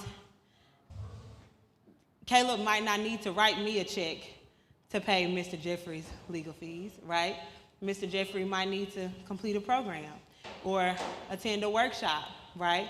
Which allows Mr. Jeffrey to receive the money, and then Mr. Jeffrey can come and pay me those legal fees. I don't know nothing about his relationship with Mr. Caleb. That ain't none of my business. In the words of my mom, ain't my circus, ain't my monkeys, right? I ain't got nothing to do with that. But that's a very interesting thought. So I would love to chat with you offline about that and maybe think about some workarounds. Any other questions? Ooh, don't get me started about heirs property. Let me just say one thing about heirs property, okay? What my mama say, heirs property is when me and all my cousins and them inherited this land. Can't none of us get along. Ain't nobody getting paid, but I'm the only one who paying taxes. That's what my mom would say. Heirs property is really when you had an owner who passed, right, who died without a will, right, or some type of succession plan. And the reason why I say that is because you don't necessarily have to have a will in order to have a succession plan. For instance, one thing could be a transfer on death deed, right? Which I think attorneys talk about a little less often than not. You also need to be very careful about them because they can trigger certain tax implications. But essentially, you had Farmer Bob. Farmer Bob had 5 children. Farmer Bob, his wife has already passed, right? And Farmer Bob goes on to glory. Now you got those 5 children who have inherited those 500 acres that Farmer Bob had, right? And it belongs to each one of them equally, which means that all of them have an interest in the whole of the property. So one of Farmer Bob's children, Kenesha, that's me. And when Kenesha was born, her mom was named Jennifer, so she was a little crazy, right? So we're gonna call her Crazy Kenesha. So Crazy Kenesha, one of Farmer Bob's children. Caleb, come sit right here for me. Can you, sir, come sit? Tell me your name. Yeah, what's your name? Say it again. Come on, Ben, come sit right here. Now, Crazy Kenesha was born to Jennifer, right? Who was Farmer Bob's deceased wife, right? And Farmer Bob had 4 sons and Crazy Kenesha. And Crazy Kenesha, because she was the only girl and the youngest, said, this is gonna be my spot of land, I'm gonna build a house on it. And she does that. I build my house. And can't none of my brothers say nothing about it, because guess what? We all own it together. Then Crazy Kenesha got to deal with crazier Caleb, who decide, I'm about to go live in the house that my sister Crazy Kenesha built on this property. Because why? We all have an interest in what? The whole, right? The property hasn't been divided. Come on, Caleb, come a little closer. Slide the chair. You taller than me, I like to look up to people like me. All right. So now, me and my brother Caleb living in this house, right?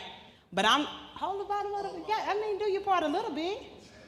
So now, I'm like, well, Caleb, you got to do something. I'm paying the taxes. I built the house. I really don't want you staying here with me. But in most states, the law says, because it's heirs property, we own a part in the whole, right? Now, I'm going to put this down. Now, my sweet brother Ben said, I don't want no problems with Crazy Kenesha and crazier Caleb. So I'm going to sit over here and mind my business. And when anybody asks me anything about the part in the whole, I'm going to say, I ain't got nothing to do with that land. Now, Ben, can I have your part? No. I ain't got nothing to do with that land. You gotta pay me for it. No, you gotta say, I ain't got nothing to do with that land. I ain't nothing to do with that land. Exactly. So now, does Ben lose his ownership share in the land? No, but Ben ain't paying no taxes because Ben said what? He ain't got nothing to do with that land. All right? So then, remind me your name. Stuart. Stuart said, let me tell you, my name's Stuart, and I be trying not to be stupid, but my mama named Jennifer too. We use that word very kindly in Mississippi, okay? And I couldn't think of no other ST alliteration, so don't be mad at me, okay? Because I don't believe it, all right? So Stuart says, I don't have time to be stupid and deal with my crazy sister Kenesha or my crazier brother Caleb. And so what I'm going to do is I'm going to sell my part. And who you going to sell yours to? Jeff. Jumping Jeff done jumped into the mix. Come on, Jeff, right here. All right. Now, Stuart, come on, sit on over here, Stuart. Come on, because you done sold your part. Now, you got all of this situation going on, right? And guess what? Don't none of us own the land outright. All of us still own an interest in the whole, right? And so Jumping Jeff decides, Kenesha, you ain't got nothing but about 4 minutes, so you better wrap up this session, right? And he says, now, Ben ain't got nothing to do with that land. So you gonna pay Ben $1,500. We're gonna say that's a good price. $1,500. All right, Ben, you got your $1,500? All right, go on about your business. Now, we got Jumping Jeff, who owns 2/5 of the whole, right? But it don't mean these 2/5 or that fifth and this fifth, right? It just means of the whole, right? Still got Crazy Kenesha, and you got, now he's Cool Caleb, right? Cool Caleb said, I ain't living with my sister no more, I'm sick and tired of her. I'm crazy, but she should have been the crazier one, right? So Caleb goes over there. Go mind your business, Caleb. So Jumping Jeff from over here says, oh, wait a minute. Let me reach out to Caleb because he done cooled down. Now you give Caleb $1,500. Caleb, you good with your $1,500, huh? We ain't talking about no millions no more, all right? We good. Now Jumping Jeff, he owns 3/5 of the whole. But I'm still crazy, and ain't nobody gonna move me off my mom and daddy land, right? But who owns it? All 3 of us, because we're still heirs, right? And so I'm gonna stop right here because I really have like 2 minutes left. But essentially, An heir is a person who owns a part of a property because a person has died. We call it intestate in the field of law, which means without a will and or without a succession plan. We typically don't talk about the succession plan part because there's other ways that you can transfer their property, but they died without a plan in place, and now all of us own a part, and it's easy to take hold of that property. Yeah, I could do a whole session about heirs property because let me tell you, people are, that's the funnest part of law. I'm telling you, heirs property, family law, the part where you have to tell people, look, my mama named Jennifer and I ain't the one. I look young, but I'm very crazy, don't play with me, right? And so, but that's what an heir is. Sorry if I messed up the decoration. All right, yes, sir?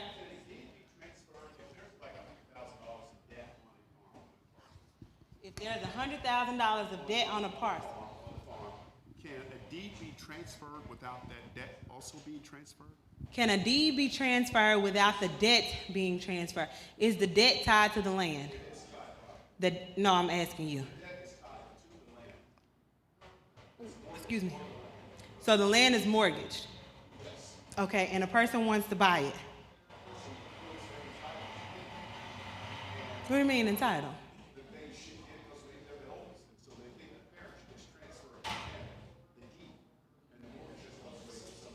We just gonna pray for that person because ain't nobody entitled to nothing, okay? Remember, my mama named Jennifer. Ain't no entitlements around here. Now, there are some entitlement programs in the Farm Bill, but we don't have time to talk about those today. That's for a different time, the commodity program, SNAP, etc. But I just thought, because you said entitlement. So no one, first of all, is entitled to anything. The other part is there a house on the property? So the house is probably what has the mortgage. It's all together. So what an attorney would need to do is look at the actual documents to see where the lien would be placed, right? And depending on who they transferred it to and how they transferred it, then that debt could very well be and would likely, there's a high probability, this is not a yes or no because an attorney is gonna tell you it depends until I look at the documents, but it would highly probably transfer to them and they would probably, depending on how it is, a lot of times if a person passes away, there are certain clauses that would allow you to be able to transfer certain properties or for your heirs to pay their property without having to pay it all in full up front. But those are different options and you have to be very careful because you're talking about $100,000, depending on how much the house was when they first purchased it, like that could be a major tax, right? And when you think about the tax implications, even on $100,000, that's a lot more than most people have laying around in their piggy banks, right? So you want to think about that. Now my time is up, and I don't want Mr. Jeff to put me out, and I ain't get to go through the rest of the policy recommendations or this part, but clearly it was too long for our 45 minutes. So as y'all can see, we just skip to the questions and wrap up.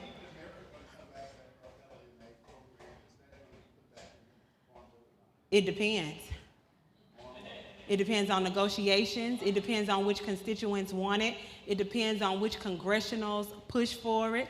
Some of them do have more power, autonomy, and authority than others. And when I say it depends on negotiations, if there is something that is more important to my community, such as in rural development, I'm gonna turn this off so Mr. Jeff really don't fuss at me, like housing, right? Then I might need to push for a housing provision to be in a farm bill in lieu of that particular program. So when I say it depends on a lot, it depends on a lot, which is why if everybody could take out a piece of paper, if y'all need a piece of paper, just raise your hand, I'm gonna bring it by as we open the doors of the church and let everybody out. All right. Oh, yes, you need a piece of paper? Okay, all right. So, Caleb, can you pass these? But yeah, just take the whole notebook. And if you could write your first and last name and your email address, that would be very, very helpful. And then when we have virtual presentations, specifically about certain titles, because remember there are 12 titles, make up that very long farm bill or certain issues, then I can invite you to those. And if you want to attend those virtual presentations, feel free. We're excited to have you. Yes, sir. Okay, paper. All right. Mr. Jeff, the presentation is formally over, so I stuck to the rules. But any more questions? All right. I did that at the beginning. I'm not giving nobody no more cars, Mr. Jeff, because what were the rules? No, I'm just playing. Yes, I do have some. I got some more in my bag. And you can feel free to email me. If you have any additional questions, I got some more cards somewhere in my bag. I'm gonna pull them out in just a second. If you reach out to me and you ask me a legal question, I'm going to direct you to one of my counterparts in your respective area. But if you ask me a policy question, then I'll be able to answer that. Unless you're in Mississippi. I know Mr. Taylor had to leave.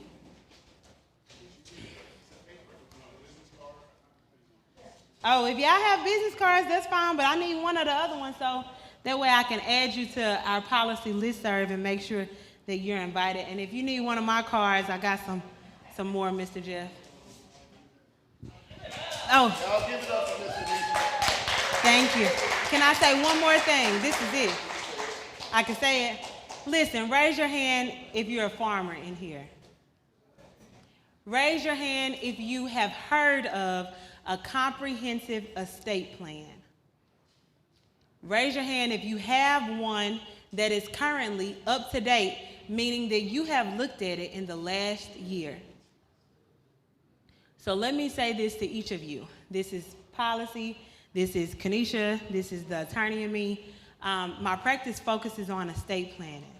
People lose most of their wealth by not having an estate plan in place.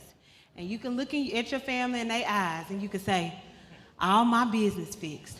But when you close those eyes, they're going to realize that it was not.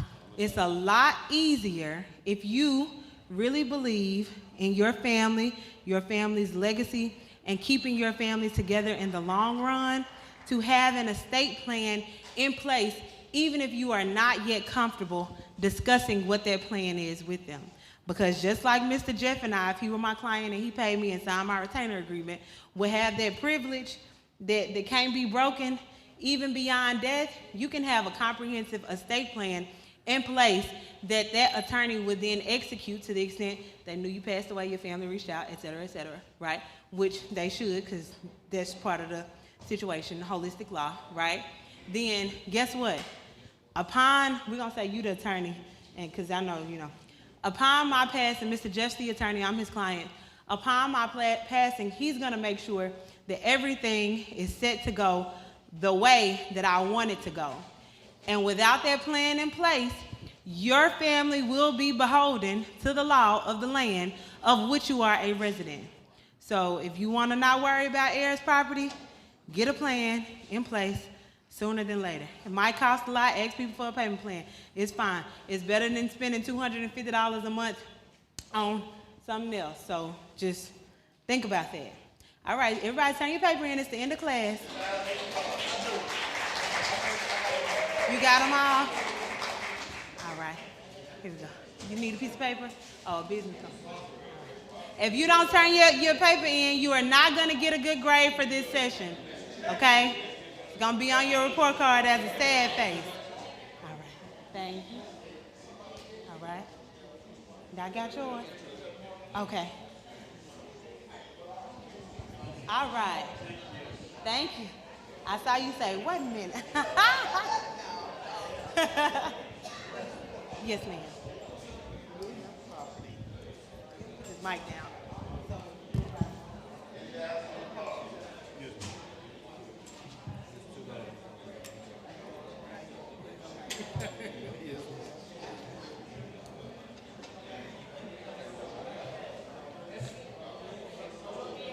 Okay, yeah, I know.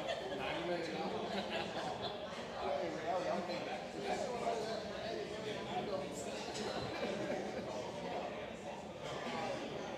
They get it, yeah. Anything.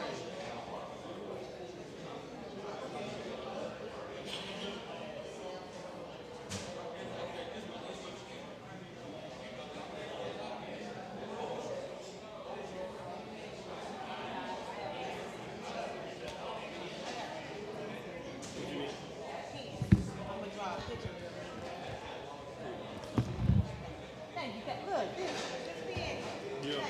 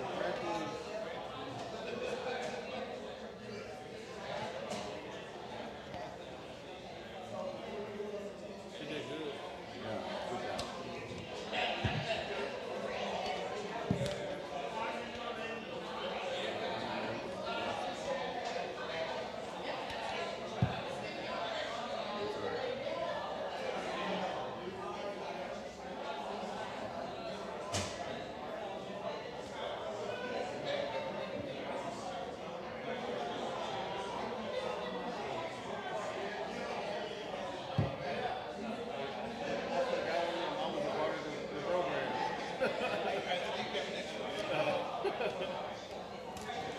right.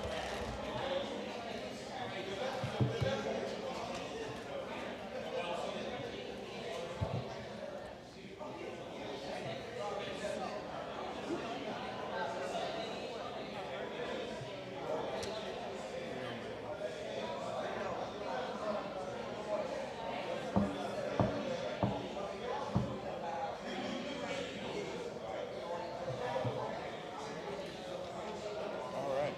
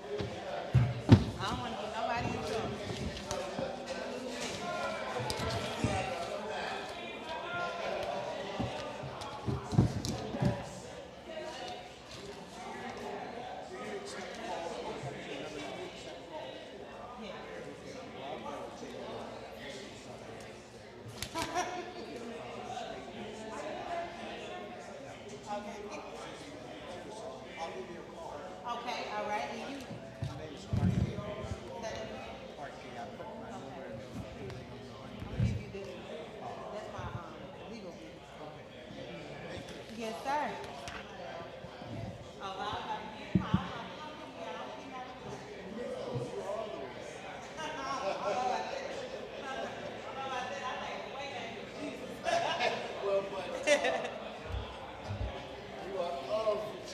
Yes, yes. Yes, thank you.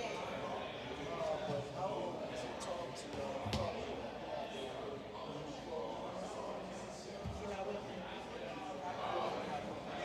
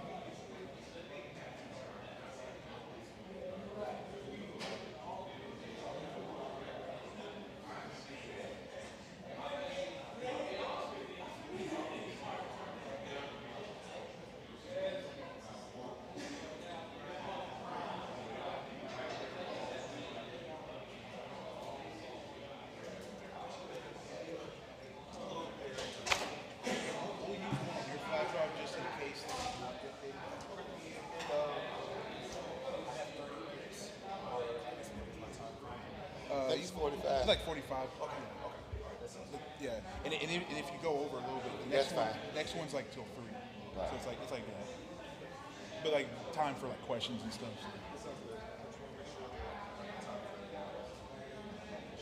Yeah, no problem. You're Dr. Schmidt?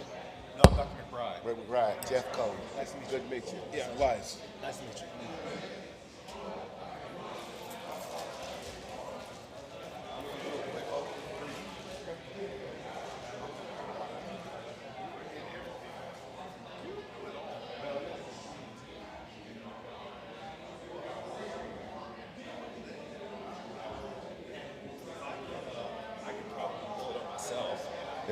So it'll be talks, and then it'll be, if you could actually bring up both of those, just because I might be, both of these? Yeah, both of those too. And then I can pull up whichever one. Yeah, I can take it from there.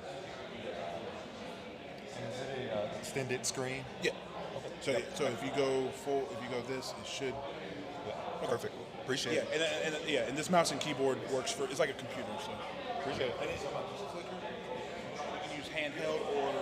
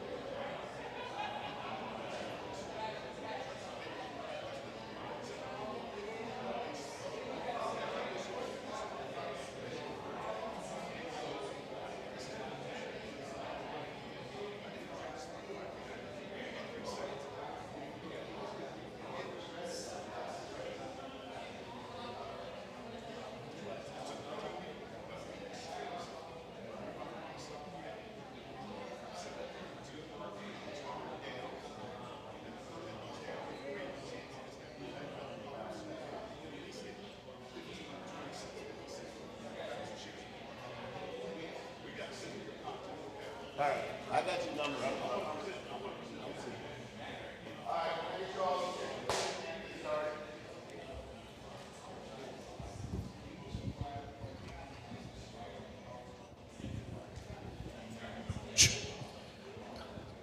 Good afternoon. It is time to get started. We're running a little bit behind. We want to give Mr. McBride as much time as we can. The name of his presentation is Healthy Brain Aging, Reducing Dementia Risk. And there's a lot of work being done right now, particularly with African Americans around dementia. And so the farmer, dementia, I mean, we're all not getting any younger. So we need to know how to make sure we age with grace. And so let's give it up for Dr. McBride from the University of Kentucky. Thank you.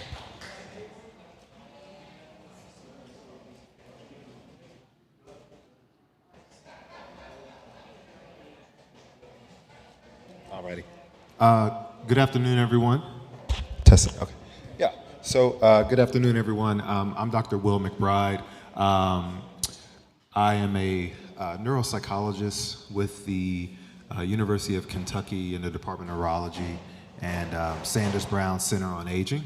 Dr. Fred Schmidt, who is a colleague of mine who is at the Sanders Brown Center of Aging, he couldn't make it today, so I'll be holding down the fort.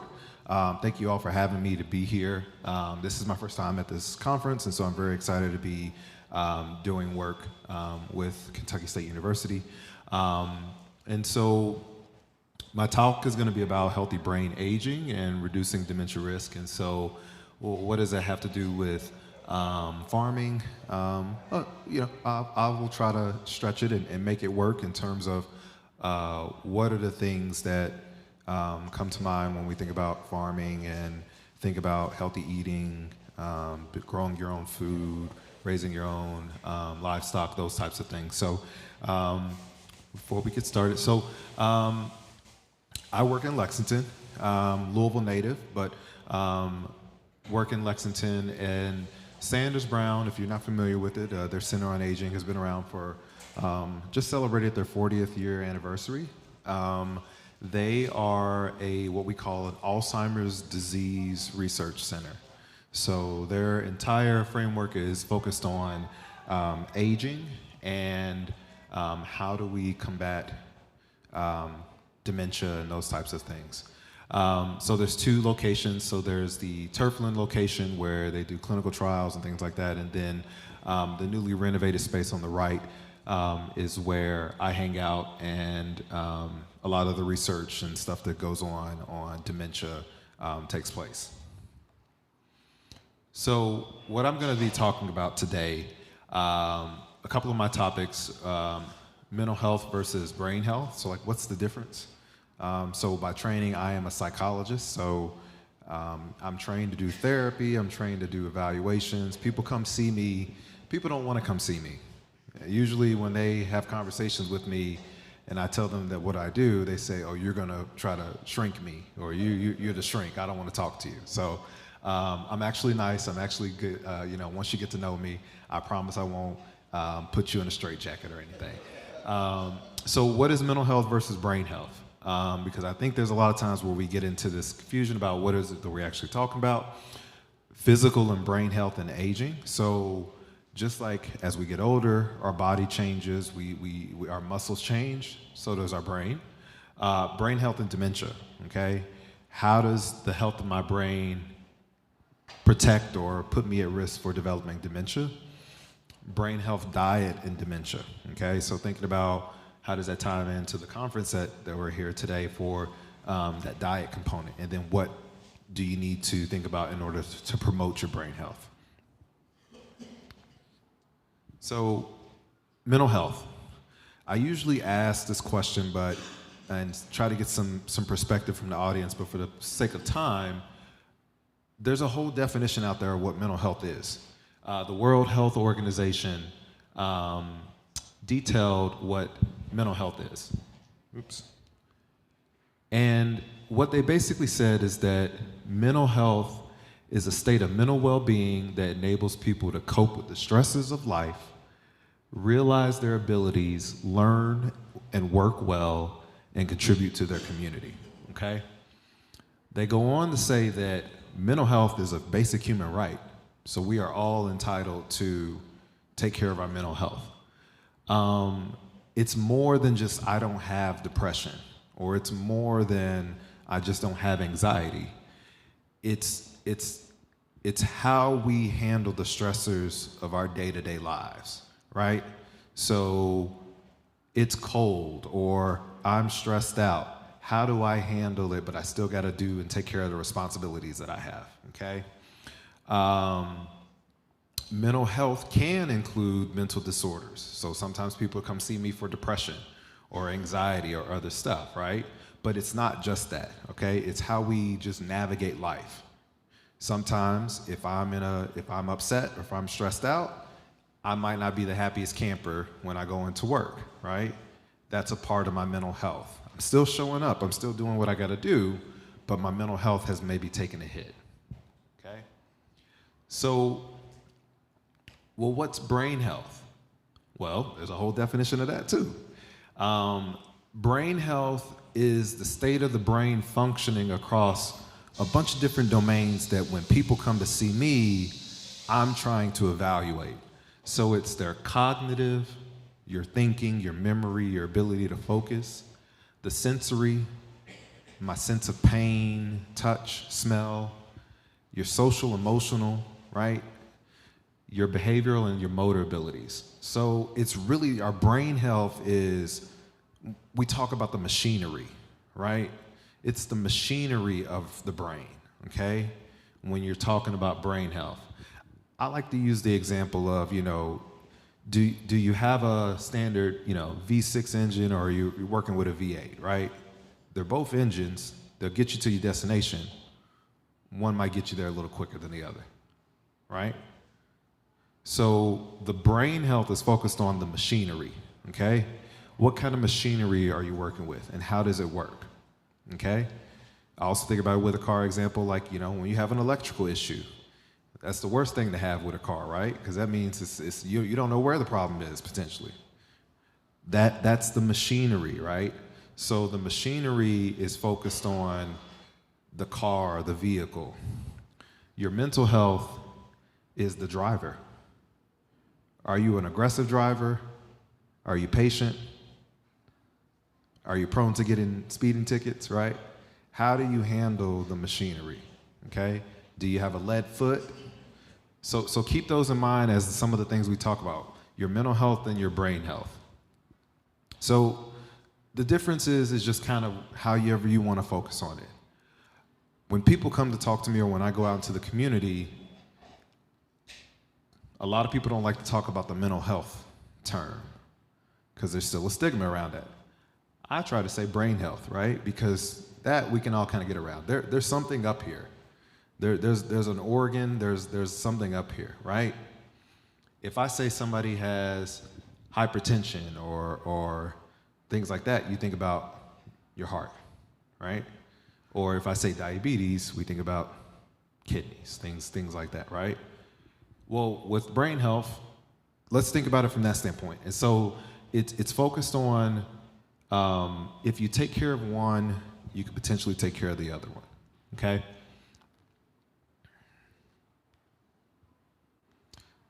And at the end of the day, they're all taking up the same space, okay? If you're focused on your mental health, you're focusing on your brain health, okay? Regardless of the perspective you use, if you take care of one, you can take care of the other one, okay? If you go to a therapist and you talk about whatever's got you stressed out, you're gonna be taking care of your brain health.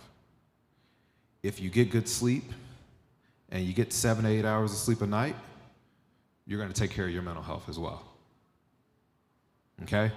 So these are the kind of talks that I love to have is when you're whichever way you're focused on it, you're gonna make both better.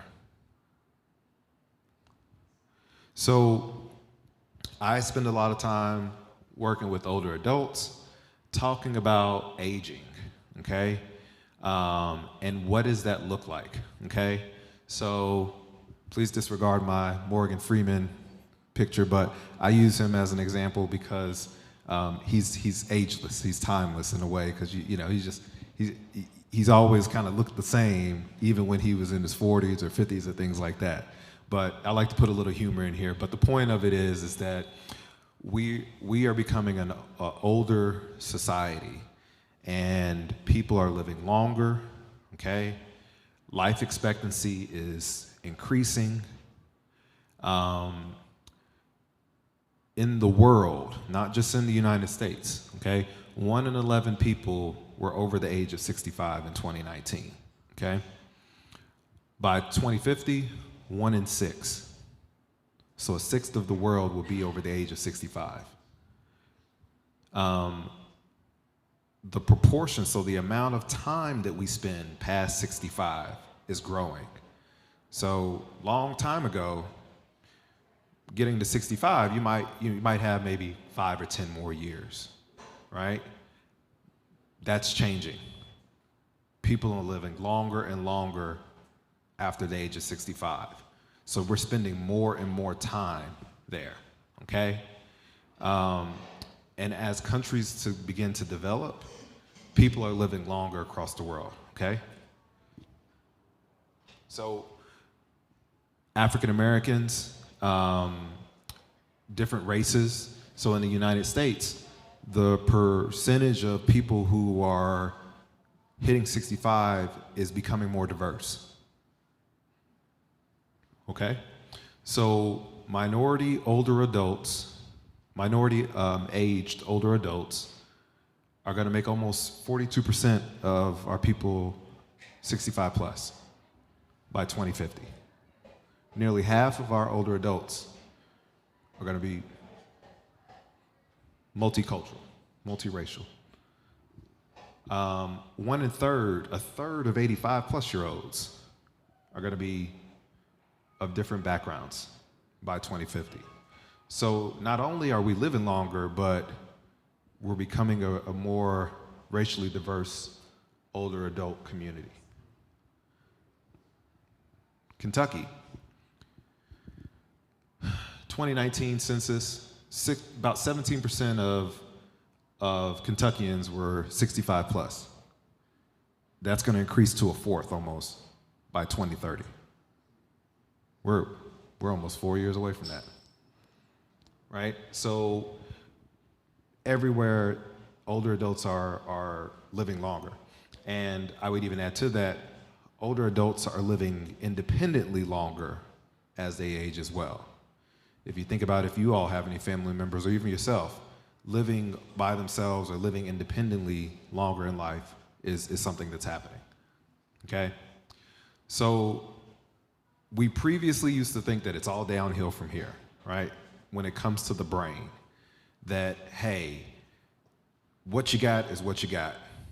It's once you come out of the womb, the brain goes down, or it grows. You get improvements, but then eventually there's nothing else that you can do.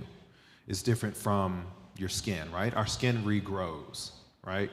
When we take a shower and you see dirt come off, those are skin cells. It regrows. You get new skin cells. We used to think that wasn't the case for the brain, that you can't regrow things. We know that there's parts of the brain that regenerate and that grow new cells now, okay? And we call that neuroplasticity, okay? And it's the idea that we can continue to learn and grow and adapt and react to situations in our environment, even in our older age. And that's important because we used to think, well, what's the point of helping people live longer if their brains aren't capable of growing? It's kind of like that analogy, you can't teach an old dog new tricks. That's not true, okay? May take longer, but we can teach that dog new tricks. And we can teach each other new tricks or new things. So we know that parts of the brain regenerate cells, grow new cells, and that we can continue to do that later in life. So don't ever let anyone tell you that now, that, oh, the brain is what you got is what you got. We know not all parts of the brain, but there are specific parts that we know regenerate and grow new cells. Okay? So, well, why is that important? So it's all tying in together. So one of my big things that I talk about is that in aging, because we're living longer, we're seeing more and more chronic illnesses and chronic medical conditions that people are living with. So before, if, let's say, for instance, at a point in time, life expectancy was that you're gonna make it to 70, and you got plus or minus a couple years. Well, if I'm only making to 70 and I don't get to the 80s and 90s, I might not see a bunch of health issues pop up, right? But now that we're living longer, now we're seeing more of these health issues, and it's because, hey, I've got more time to hurt my hip or, have things that happen to me. And so in older adults, the 10 most common chronic medical conditions, I'm sure many of you all have seen these or heard about these or know people that are struggling with these, but high blood pressure being number one, high cholesterol, obesity, arthritis, heart disease, diabetes, kidney disease, heart failure, depression, and Alzheimer's disease, which is the one that I work with a lot, okay? So as we live longer, we're going to see more and more stuff come up that you got to take care of. Okay? So where does this all tie in? So we know that chronic health conditions contribute to poor brain health and worse brain health. Okay? And two that I want to kind of bring up predominantly is obesity and diabetes. Okay? So some 2022 statistics: 1 in 5 children met criteria for being obese. 1 in 3 adults struggle with obesity. There's a pretty big cost associated with obesity, 147 billion. They've been talking about this in the news or with the military. 2 in 5 adults are weight eligible and physically prepared for basic training. 2 in 5, so that's what, 40%. And so there are a lot of issues with obesity, with diabetes, okay? So diabetes is an impairment in the body's ability to convert glucose to energy, resulting in excessive glucose in the blood, okay? For glucose to be transferred from blood to cells, we need insulin, okay? Diabetes comes up and begins as an insulin resistance, okay? So the cells don't synthesize or utilize insulin, okay? And so type 2 diabetes is the diabetes that most people are familiar with. It's adult onset diabetes, right? Just for reference, type 1 is something that you see in juveniles or children or adolescents, and it's more of an autoimmune issue, right? But the diabetes that we hear about a lot in the news or just is an epidemic is adult onset, and it's a lot of times due to nutrition, lifestyle, those types of things. Okay? So let me skip over some of this. So obesity and diabetes often go hand in hand, okay? Risk for diabetes, high blood pressure, hypertension, all of those things increase with excessive weight or with obesity and aging process. So as we get older, we're more prone to having a lot of these things, those chronic medical conditions I brought up, okay? We know that diabetes can lead to hardening of the arteries, atherosclerosis, changes in our blood vessels.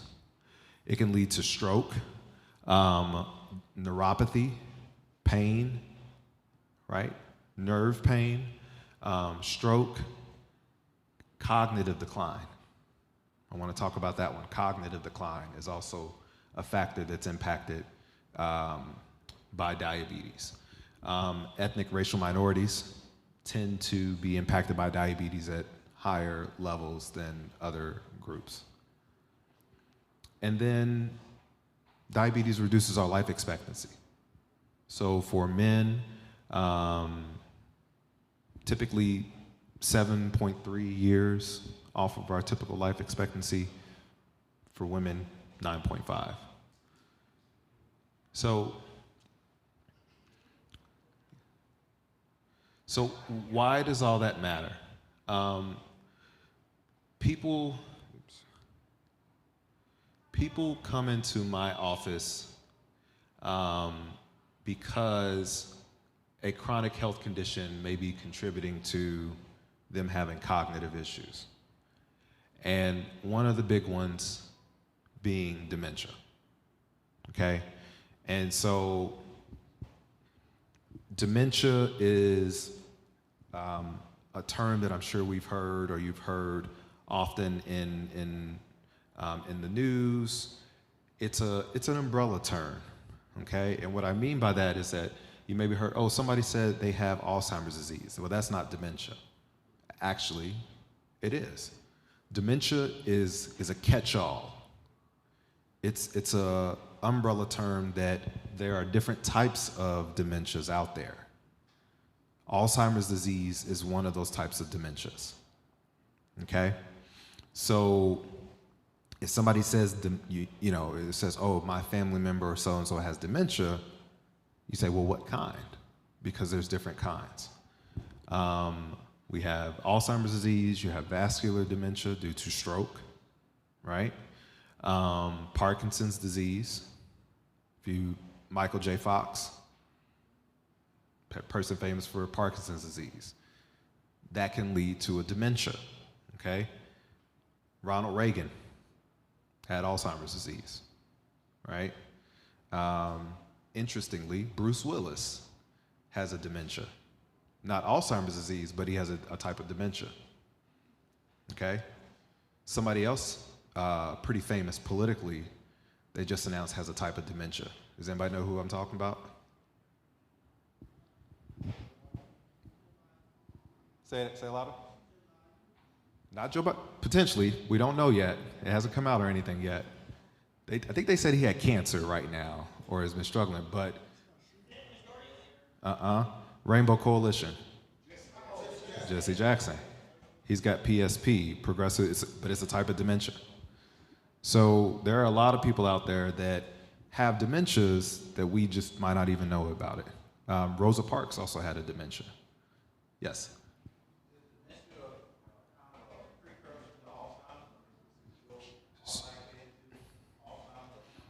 So dementia is the umbrella term, okay? So there's different types of dementias. Alzheimer's disease is just one type.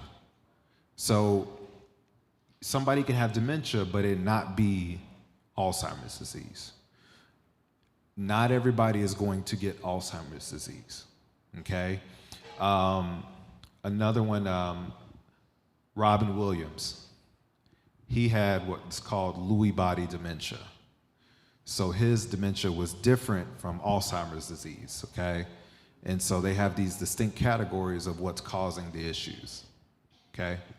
Great question, though. And if there are any other questions and things like that, please feel free to jump in. Go ahead, sir. Oh, you sure? So that's a great, so Muhammad Ali.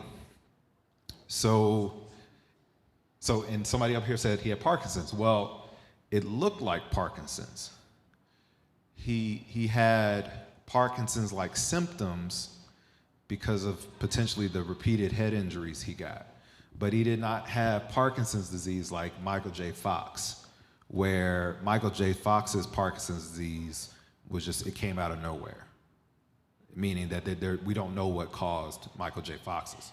We know what caused potentially Muhammad Ali's was that the repeated head injuries, he got brain bleeds, which can lead to some of the symptoms that he was having. Okay, that's a great question. So it looks like he had dementia, but it's not due to, so when we talk about a dementia, it's going to get worse. It's going to progressively go down, okay? So with Alzheimer's disease, typically that person may say, hey, I forgot to pay a bill on time. Oh, I'll pay it next time, or I paid it, I'm forgetting to pay a couple bills. Then it may lead to, I'm getting lost going to the bank, right? Until it gets worse and worse until now I'm having trouble remembering the names of the people at my church. Now it's getting to the point that I don't recognize family members, right? So it starts out kind of mild, and then it gets worse and worse and worse. That's what a dementia is, okay? And so we don't have any cures for any of these dementias, but it's basically the brain is getting weaker and weaker, and you're now having these issues, okay? So we can see changes on imaging with different types of dementias. So this is an image of a couple of slides of brains, okay? And what you need to know, I wish I had a little laser pointer, but these parts of the brain right here, they look like little cauliflowers, or maybe little broccolis. Y'all are the farmers. Y'all probably have a better idea than I do, but they look like little cauliflowers. And those are the temporal lobes of the brain. those are important for memory and learning. So if I ask you to learn 5 words, these parts of the brain are going to be activated when you learn new information. What do y'all notice about those 2 areas as we get in these pictures down here? They get smaller. So this is kind of the mid-ground. We call it mild cognitive impairment, where you're kind of in between normal and not. And you can see there's some little bit of shrinkage. Here, it's almost shriveled up. That's what's happening when we have Alzheimer's disease in the brain. Okay? So you remember I said earlier about how, maybe, hopefully I had a 6-pack when I was a little bit younger, and as I get older, that goes away. My muscles get weaker. I don't get that same definition. Our brain, like our muscles, it shrivels, it gets weaker, right? So even I'm 36 years old, I have some shrinkage in my brain. Just because that's life, right? My posture isn't as good as it was 10, 15 years ago, right? I used to be maybe 6'2". When I go to the doctor and they measure me and I'm 6'1.5", I'm like, what's happened? We shrink, right? Our spine shrinks. You go meet your favorite basketball player, he don't look 6'5" anymore, And so the same thing happens internally and in our brains. So it's not to scare anybody, but it's just, this is what's happening. We also know that what I want you to take away from here is that our brain is changing before we ever notice that our family member is struggling with remembering to pay their bills. So the process oftentimes happens silently to where it might be years before we start seeing those changes, which again goes back to all the buildup of those chronic medical conditions. When we don't take care of them, they start working against us. And then we get to the point where we start seeing that person forget to do their taxes 2 years in a row, even though they haven't changed their taxes. They ain't got no new properties or nothing, but they forgot to do it 2 years in a row, which are conversations I have with family members a lot when they come in and are concerned about someone who's having cognitive changes. Yes?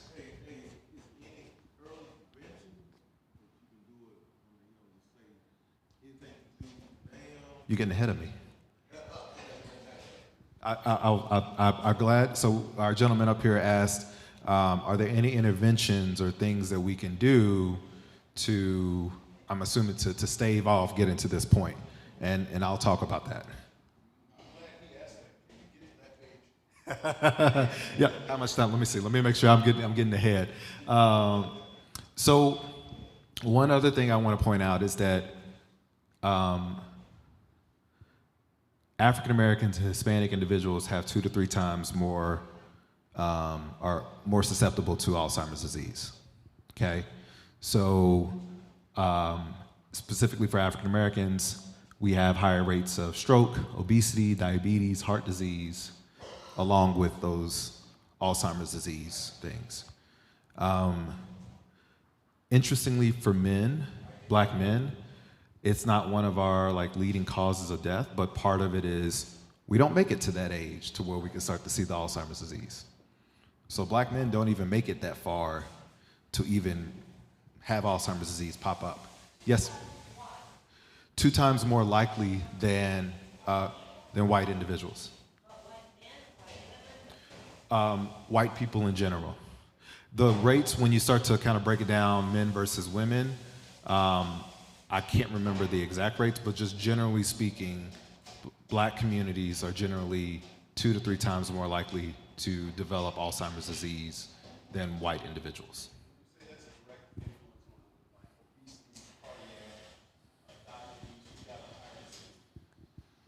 Yes. So it goes back to what I was kind of bringing up about, so let's go back to diabetes, for instance. diabetes. What is one of the common things that happens to someone who doesn't take care of their diabetes? Amputations, blindness, amputations, stroke, right? I want to focus on amputations for a second. Why do they have amputations? Poor circulation, right? So if it's happening down at the feet, those aren't separate systems. It's all the same system. So if I'm getting poor vasculature to my feet, what do you think it's happening up here? Right. It's just we get more energy up here, so that's not going to get amputated, right? But the strokes happen, okay? So when you think about those things, like, oh, wow, I didn't think about that, right? So when you think about it, it's all of these systems, heart disease, stroke, obesity, all of that impacts the brain. I use the example, I'm gonna come to you just a second. I use the analogy, and please give me credit where you heard it first. If you're fortunate enough, you can get a heart transplant, right? Like we have the technology to do heart transplants. If you get on the list and you're a candidate and you luck up, they did the first hand transplant almost 30 years ago in Louisville, right? We can transplant a lot of things. We can't transplant the brain. And, you know, Elon Musk has not figured out how to transfer consciousness into a robot or an android yet. So we're stuck with the brain that we got. So I bring these things up as a sobering kind of thing of like, hey, I have to do a better job of taking care of my body because I want my brain to be intact as long as I can to where I can be as independent as long as I can. Because as a society, we are living longer. Okay? Yes, ma'am.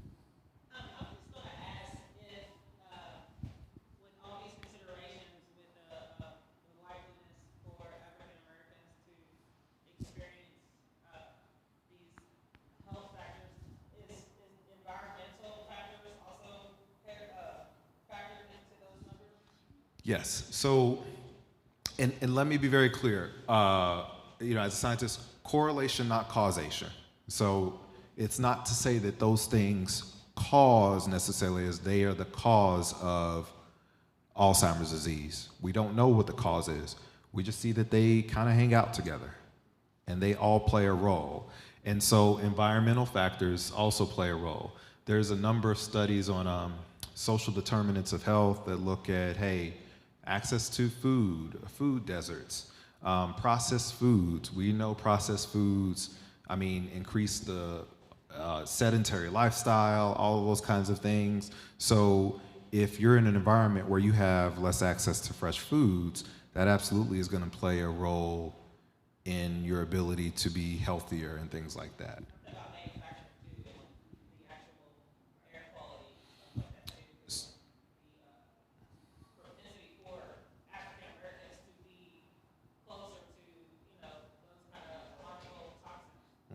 So I grew up in the West End in Louisville, so on Algonquin Parkway, where there used to be all of those factories and stuff, they've done studies to look at like rates of cancer were higher, rates of asthma in my neighborhood, respiratory diseases, respiratory disorders, and a lot of that was due to manufacturing and to pollution and air pollution. And so those all have not only just, the quality of your life and the quality of, just exercise. Like if I have asthma, I don't want to go outside. If I have breathing issues, I don't want to go running around playing. So it's all, interwoven into that, into those things. They've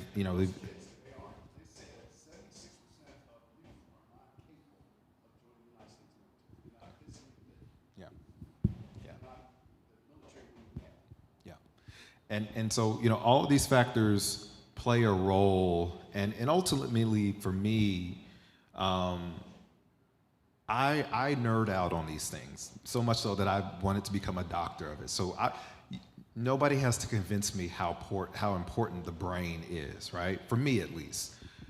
I just know that all of these things lead up to this thing up here that we use on a day-to-day basis. And I do evaluations with patients where I have to have conversations, hard conversations about, hey, this family member can't live alone anymore. This family member had 2-month-old milk in the refrigerator and is not checking expiration dates. That's a cognitive issue. That's something wrong with their brain, right? And oftentimes it could be because of some of these other factors that, hey, if we take care of these things, we might stave that off longer so that people don't have to deal with those things. Yes, sir.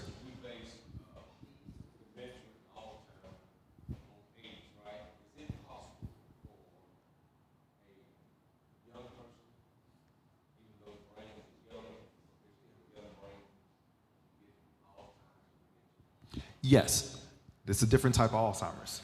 So the question was, does Alzheimer's, can a young person get Alzheimer's? And the short answer is yes. It's a different type though, right? So we have testing, we have knowledge to where we can test for genes that are associated with Alzheimer's disease. There's a gene that you could get tested for that tells you your risk. Either you could have a protective gene part, or you could have the gene that actually makes you at greater risk, okay? And oftentimes people who come in with a family history of Alzheimer's disease, they may wanna get tested and say, hey, I wanna see what my risk is. You can see that, right? It just denotes risk. Doesn't mean that you're necessarily gonna get it. We don't have a time machine to tell when that's gonna happen, but you can learn about those things. I want to just touch on, these are risk factors that increase your risk for dementia. And a lot of these are modifiable. So when I learned about, hey, you know, a mind is a terrible thing to waste, get your education. Less education is associated with increased risk for dementia, about 5%. Hearing loss. Yeah, I would not believe how many times I have to have conversations about, are you wearing your hearing aids? And they don't want to. It's not just because, it's not that I want you to look silly and, you know, have these things sticking out of your ears. It's actually helpful for your brain. If you're not hearing things appropriately, it's not encoding in your brain appropriately, and it's gonna make it harder for your brain to work. Okay? So there are so many different risk factors that if we take care of some of these things, we could cut our risk. And air pollution. And social isolation. Being social is important for our brain to stay healthy.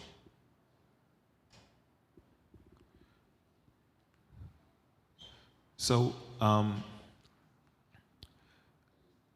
going back to there are some that think diabetes is, dementia or Alzheimer's disease is a type 3 diabetes.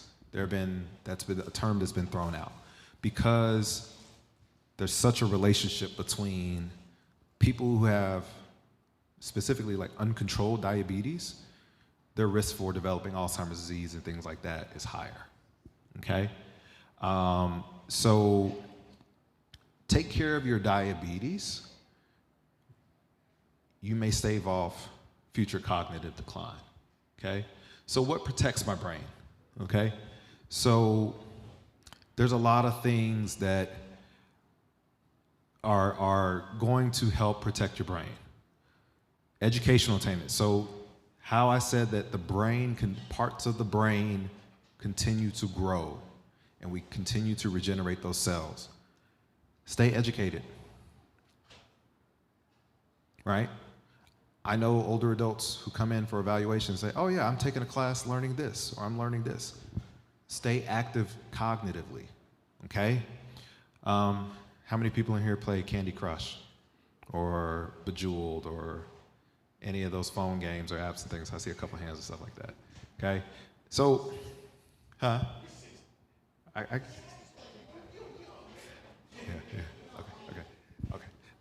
Those games are not the same as a Sudoku or anything where you're having to rely on different brain abilities to solve the problem, right? And so like crossword puzzles where it's like, oh, chess, right?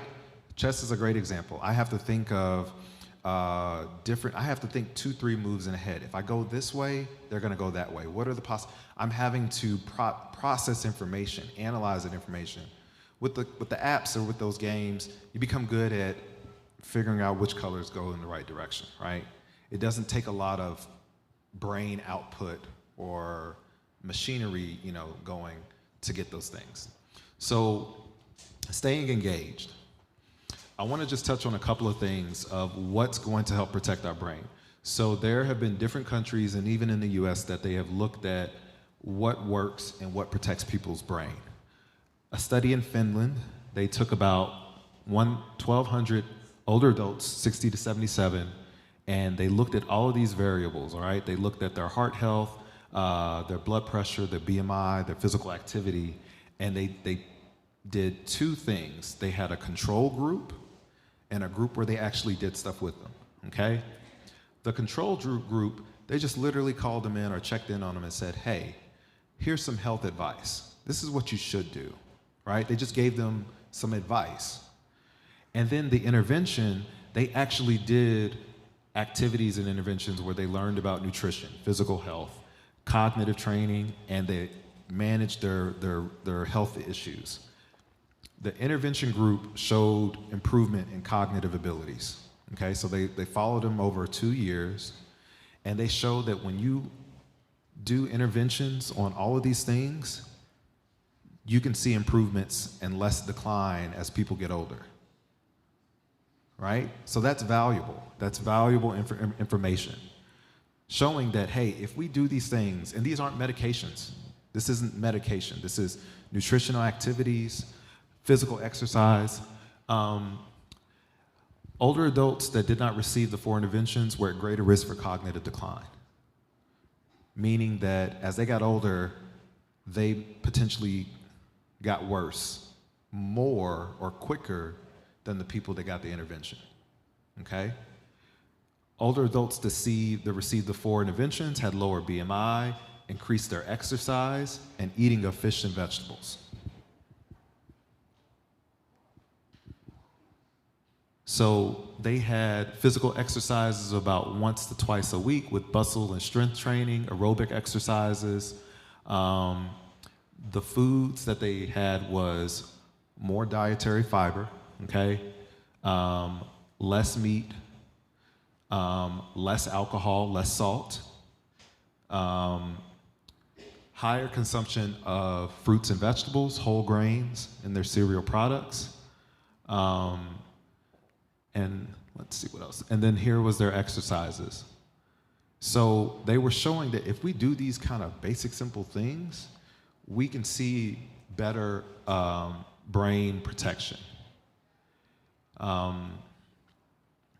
Here is another study I want to get to called, where they focused on something called the MIND diet. This was a US-based study. So the MIND diet is a diet that is touted as, hey, being protective against cognitive decline, okay? So if you follow this MIND diet, these are things that will help protect your brain.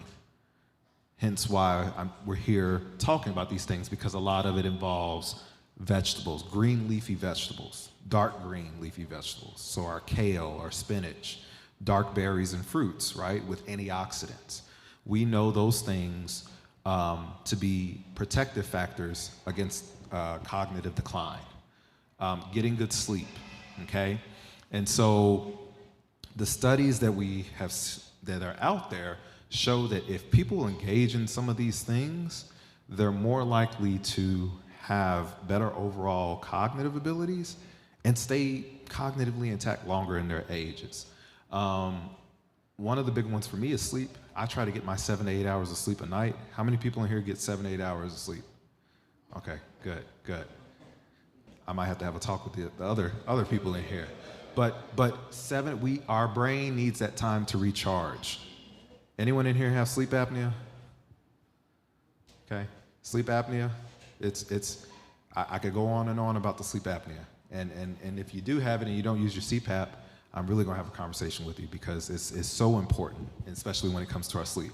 I wanna be mindful of our time, but a lot of the work that I do in the community, Louisville, along this corridor, is going to having talks with people about brain health and things like that. Sanders Brown has a long history of doing works like that, especially talking about mental, brain health, because we know that it's very important and very reliable. And so I want to be mindful of our time. Sanders Brown Center on Aging website has a ton of resources on how to get into studies, also learn about brain health activities and things, or even having a speaker come to an event for you. So I want to thank you all for your time, and happy to take any questions if we have time.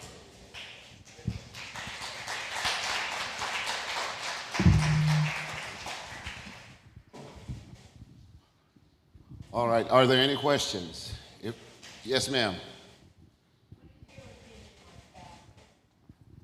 Fasting.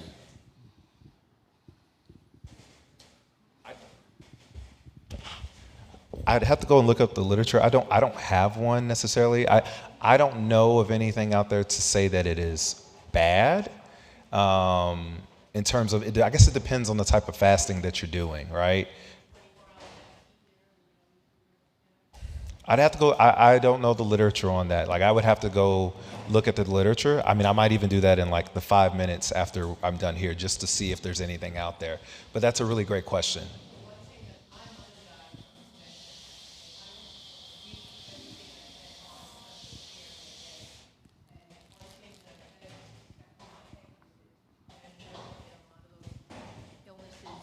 From a buildup of plaque in the brain, and when you fast, it lets it all come down. So I don't know how true that is, but I've read it several times, and I just wanted to know what your opinion of that was. I'd have to go and look at those studies that look at so what this nice lady brought up was the buildup of plaque in the brain associated with Alzheimer's or dementia. That is absolutely 100% the case, that when you have dementia and these things, we can see the plaques built up in the brain, similar to plaques that are in a heart or in your arteries. We can see those, okay? And part of Alzheimer's disease is a plaque buildup. There's different types of plaques. Whether fasting removes those plaques more, I don't know. And I would have to go and look up the literature on that.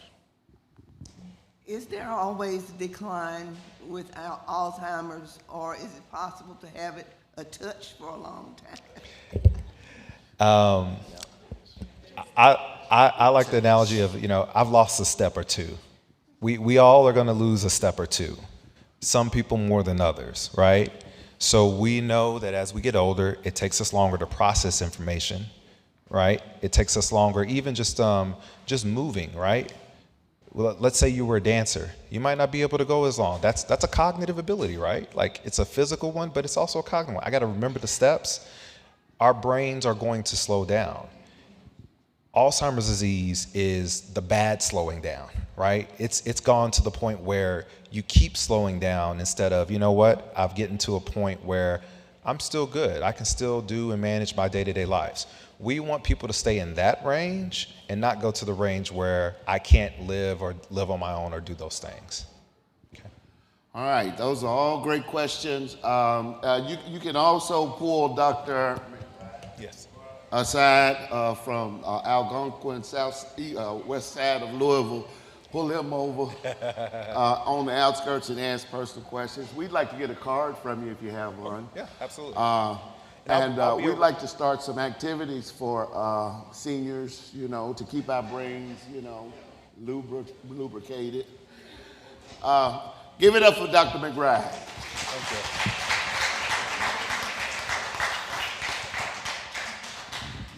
There is we're going to ask you to make sure that you do the survey. They keep reiterating in my ear, tell them to do the survey.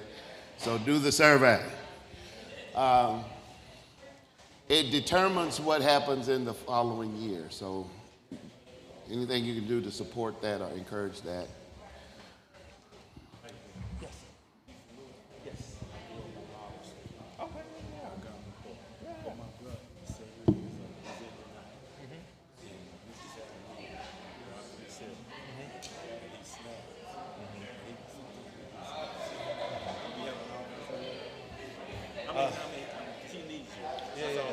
So, what street you go?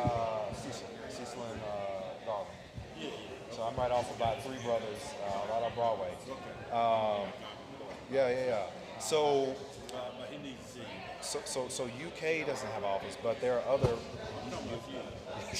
Yeah, it ain't that many. You're not in an office. I'm not in Louisville in the office. Okay. But it ain't too many of me running around. Yeah. What can you tell me? The survey that we're referring to is in the back of the book, in the back of your program. Okay. It's we can answer some more questions. Okay. I'll definitely chat with you. Session I can't find the survey mouse. Scantron. Oh. Thank you. Yeah, there you go. Thank you, ma'am.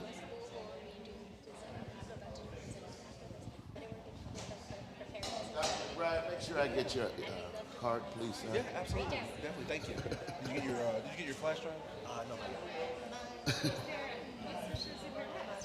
This is, what are you talking about? Extreme weather preparedness. All right, next up is extreme weather preparedness, put on by Emily Smith and Cameron Seller. And you must agree that the weather has become extreme. And so we're excited to find out what to do in the event that we're facing extreme weather. We want to be prepared.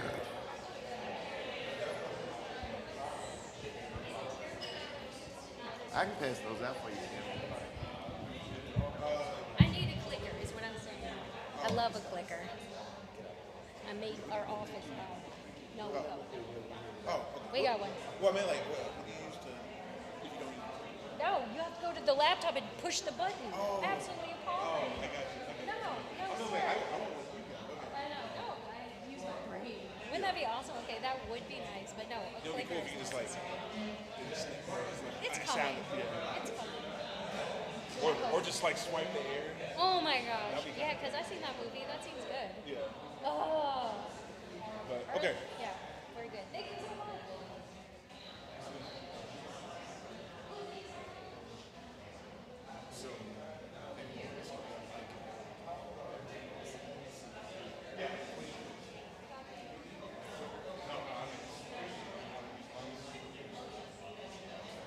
Maybe one of us could be over here.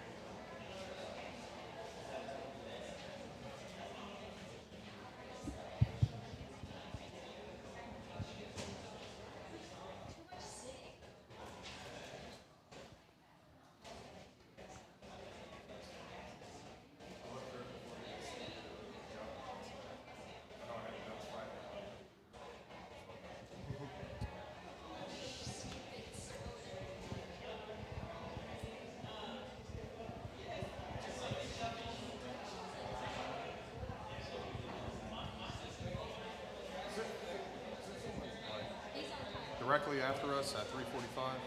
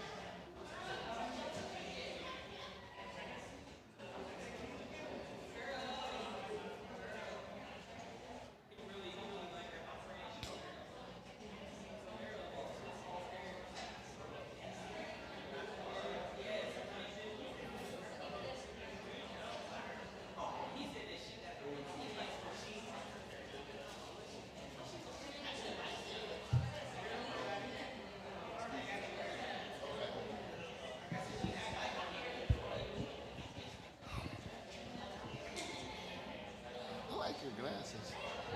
I know, we glasses folk. All right, ladies and gentlemen, we want to welcome you to the final presentation of the day, Extreme Weather Preparedness for Farmers, with Cameron Sellers and Emily Smith. Give a great big woke applause to these fellas and gentlemen for putting this on. Thank you. Hey, thanks for having the patience to stick around with us today. We're really grateful that you're here. Not everybody wants to talk about disaster preparedness. It can be really like, oh, that'll happen one day. We don't need to get to it today. So I think that's a big part of it. And as we were introduced, I'm Emily Smith. This is Cameron Sellers. So let's get started. You know this slide.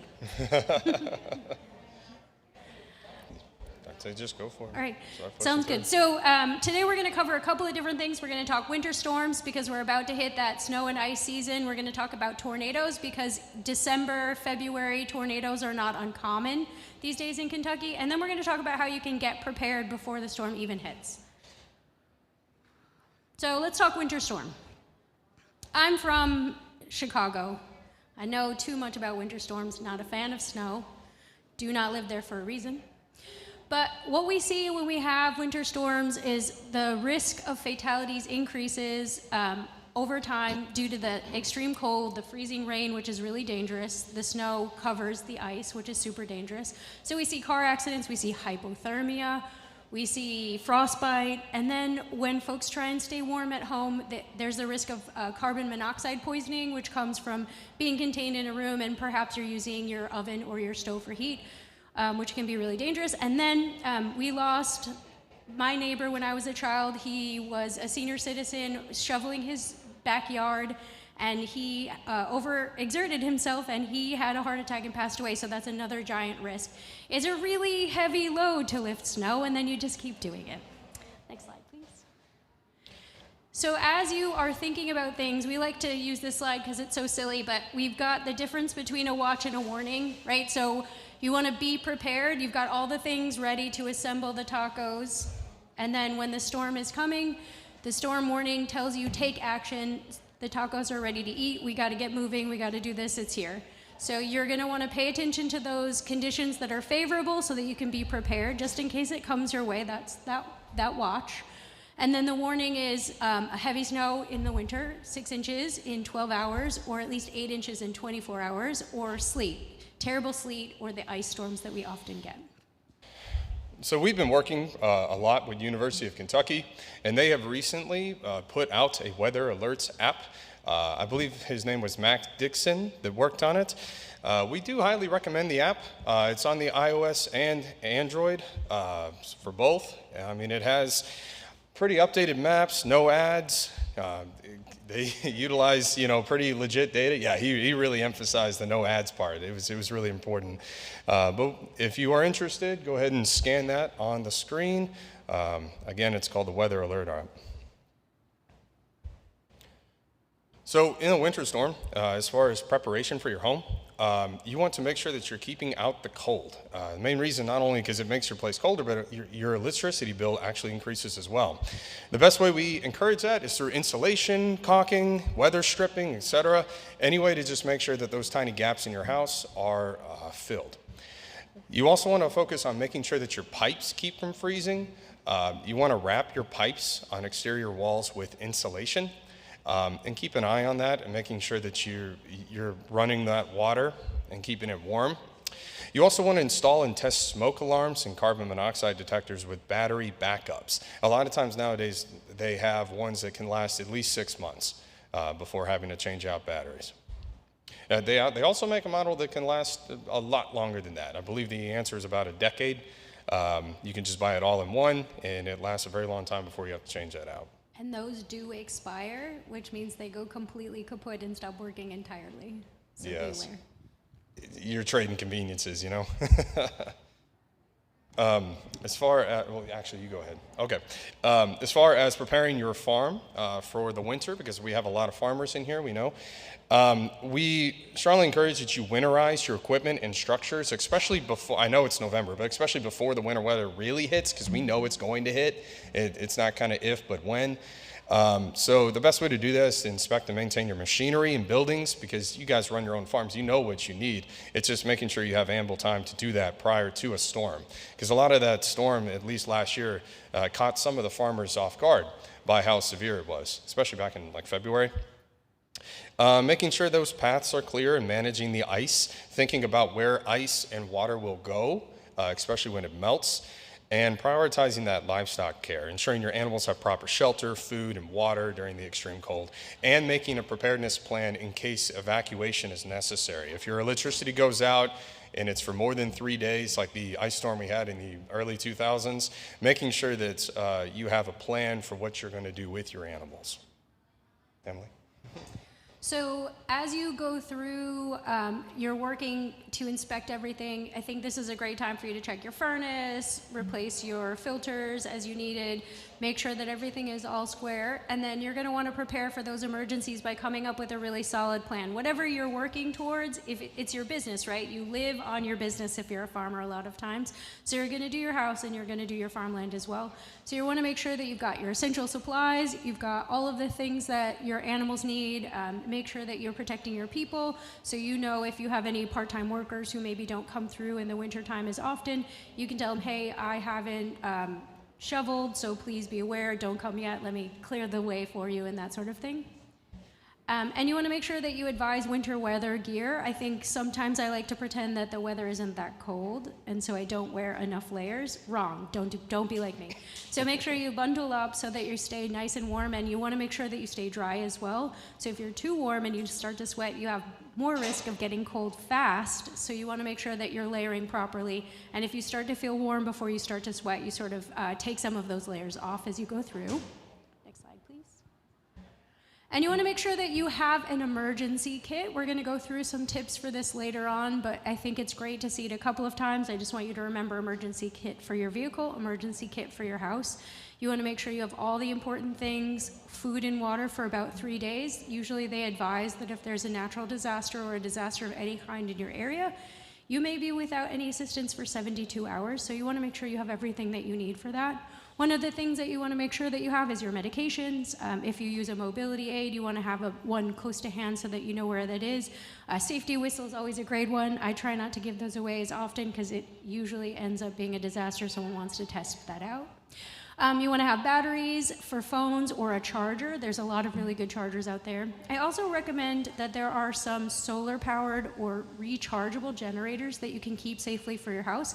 They're more affordable than ever, and they're a really great gift. If somebody insists on buying you a gift for your birthday or for a holiday, you can say, you know what I really want is a weather radio. You know what I really want is a solar-powered generator.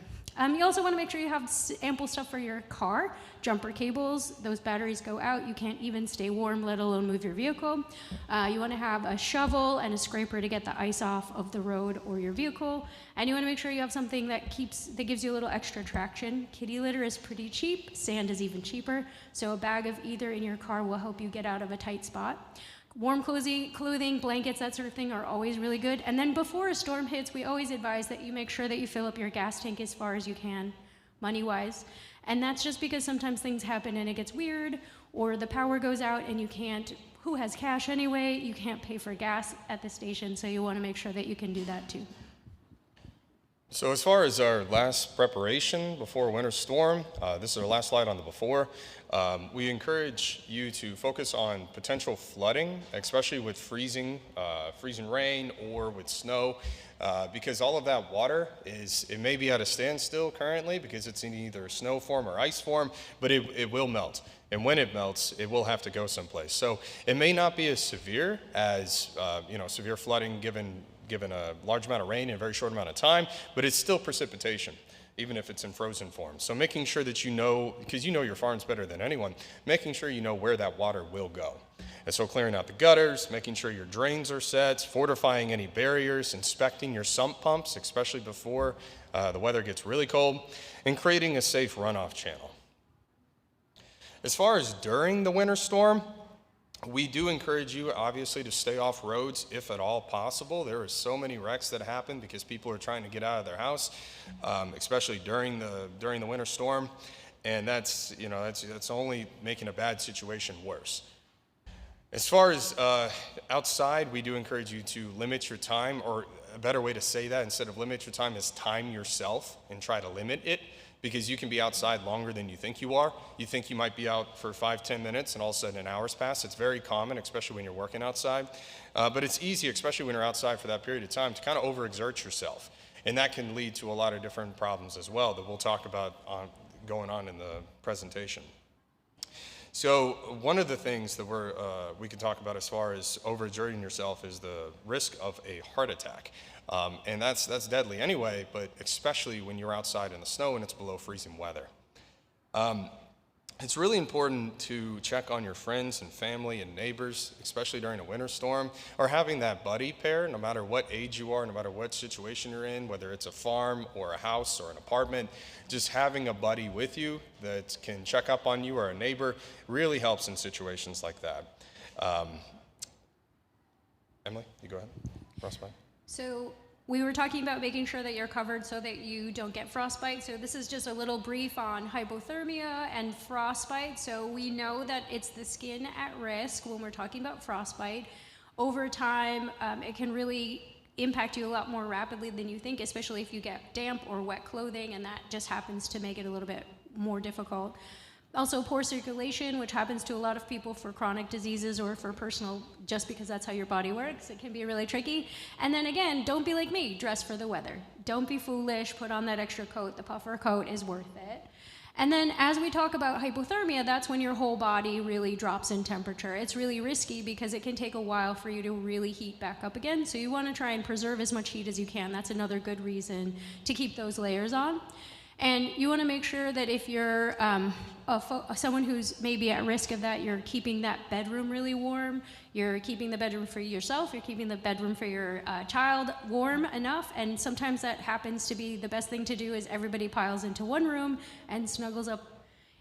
Bring the dog, that's a great thing. Keep everybody nice and warm in the house instead of worrying about that. And then if you spend a lot of time outdoors, especially as you spend more time outdoors, that time really starts accumulating and you drop your body temperature rapidly. So here's another little graphic on that. We can see some of the signs and symptoms of both frostbite and hypothermia. So we want to look out for some of the challenging issues with skin, the redness beginning sign as frostbite. We'll see that you'll have pain in an area just to the touch. You'll get a waxy, yellow, grayish skin area. And then it seems like it's not quite coming back, you know, the tingles that you get, the numbness from that. And then for hypothermia, shivering, confusion, very, very sleepy. Those are some really classic symptoms. Sometimes slurred speech comes with folks. It's really hard to stay focused on tasks, so your memory loss could come out to the front on that one.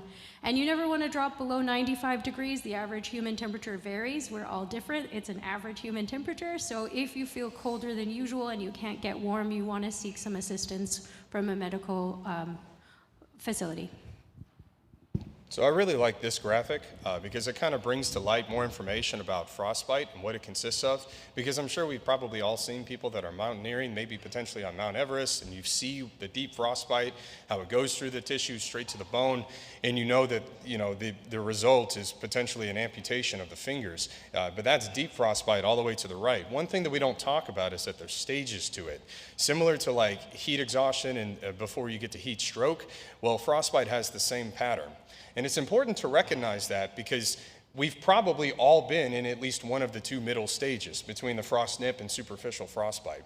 But it's important to understand that whenever the first stage between normal and frost nip is painful and you feel that.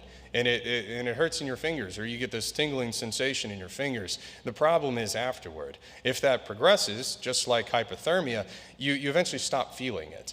And that's when you get into superficial frostbite. Where I've been like camping and stuff, I've come back after a weekend in -degree temperatures and I see that my fingers are white. I don't realize that is frostbite. It's just leading to something that could be potentially worse. And like Emily mentioned before, it can take a long time to heal from that. That's not instant. You could like warm it up with cool water. They encourage not warm water, but cool water. But that still takes a while to kind of recuperate from that. So it's best to just avoid it at all costs, making sure you're checking those gloves and don't let your fingers get wet. And double layer gloves. When I was a kid, we did gloves and then mittens over the top. especially if you think you're going to pull out your phone and look at your phone while you're doing something. You're going to take your gloves off for a little while. Try and get those gloves that maybe have the touch protection on there so that you can use your phone, because we are terrible and we are going to use our phones. All right, so this is a good graphic to show you some of the ways to treat it. You want to make sure that medical attention is something you consider, and while you're waiting for that, you want to get someplace warm and try and layer up under extra blankets. Have you seen those movies where they say we have to get all our clothes off and do skin-to-skin contact? You don't have to. It's not necessary. You want to just blanket up. You want to get nice and toasty. Maybe put an extra coat on top of you if you can. If you're someplace warm, it really helps you more rapidly come up to temperature. And if you have frostbite, or if you just even have that beginning stages of frost nip, you want to make sure that you warm up gently. So you want to stay with a cool water, and submerging it in a constant water temperature is really helpful. So you'll want to just get a bowl of water for your feet, something bigger than that if you need it. And then you want to make sure you take off that wet clothing. We talked about that. It chafes your sensitive skin, which already feels yucky, so you want to make sure you take that off too. And adding to that real quick, a lot of us are not medical professionals. The difference between bad and severe, especially when you're talking about frostbite and hypothermia, it could get really, really bad really quickly. So we do encourage that medical professional help, like what Emily said, in that first part. When in doubt, call an ambulance and call the medical professionals.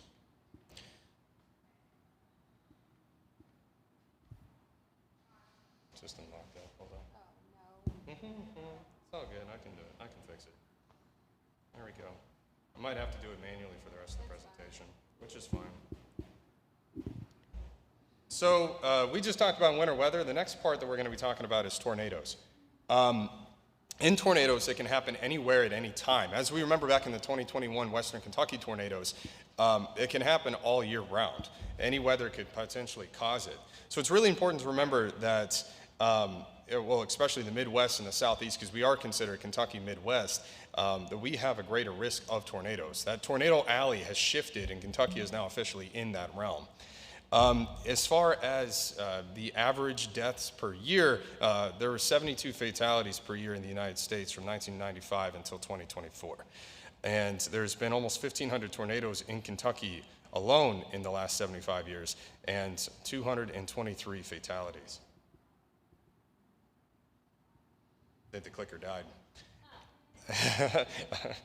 Real quick, we touched on this before. The same principle between, we called it the taco watch, taco warning, applies to the tornadoes. Okay, it's really important to understand that, because a lot of people get confused. If you've never heard the terms before, you think watch as in see, as in I see a tornado, and warning, hey, this could possibly happen. But as we know, it's the opposite of that. A tornado watch means tornadoes are possible, and to be ready to act quickly, have that emergency kit ready, get ready to shelter in place if need be. And then a tornado warning means for example, a funnel cloud has been seen in the sky, there's been a sighting of a tornado, and danger is imminent, so go ahead and stay safe. Emily? Sure. So we know some of the classic signs and symptoms of a tornado. We've seen those big clouds. We've seen the videos of them kind of beginning to funnel, those big wind systems that look really terrifying from a distance. So we want to make sure that as we go forward, we know that there are sirens near us. We know when they go off as a test. That's the first Tuesday of the month at whatever time in your local area. In mine, it's the first Tuesday of the month at noon. And then you want to make sure that you know, excuse me, the best way to find news for you. We recommended that Weather Alert app. That's a great one. It's super, super local. But there are other weather alerts that we can find. The National Weather Service offers a really great one. Your local area might have something like what I have in my Jefferson County area, which is the Lens Alert. And they send out an update telling me flash flooding noted in this area. And it's really helpful for us. And you want to make sure before you even get started, right, where's your safe place? A lot of times it's in the bathroom. It could be a cellar or a basement. I don't, wherever you are, it sort of depends that. One thing that's really important to remember is if there's a storm warning and you're in your vehicle and you cannot find a safe place to stay in your vehicle. It's bigger than you are. It's not going to blow away as easily as you are. And so if you have to, in a lightning storm, in a windstorm, in a thunderstorm, it's a great place for you to seek shelter. Try and find a safe place to park it so that you have a way around it. Wind does blow trees, so you don't want to park yourself under a tree, but it's a great thing to get yourself someplace safer, but if that's your best option, that's your best option, right? And then you want to make sure that you find someplace safe in your home, so you're going to choose a safe room. You're going to find kind of the best place that you can. You're going to stay away from those exterior walls. You're going to stay away from the windows. Breaking glass is very dangerous. A lot of times for kids, they say put them, especially an infant, into a car seat. It's a really safe place for a kid in a car accident. It's just as safe for them in terms of an extreme wind situation. So have your infant in a baby seat, the same thing that you would put in your vehicle, and it's a really great way to stay safe that way too.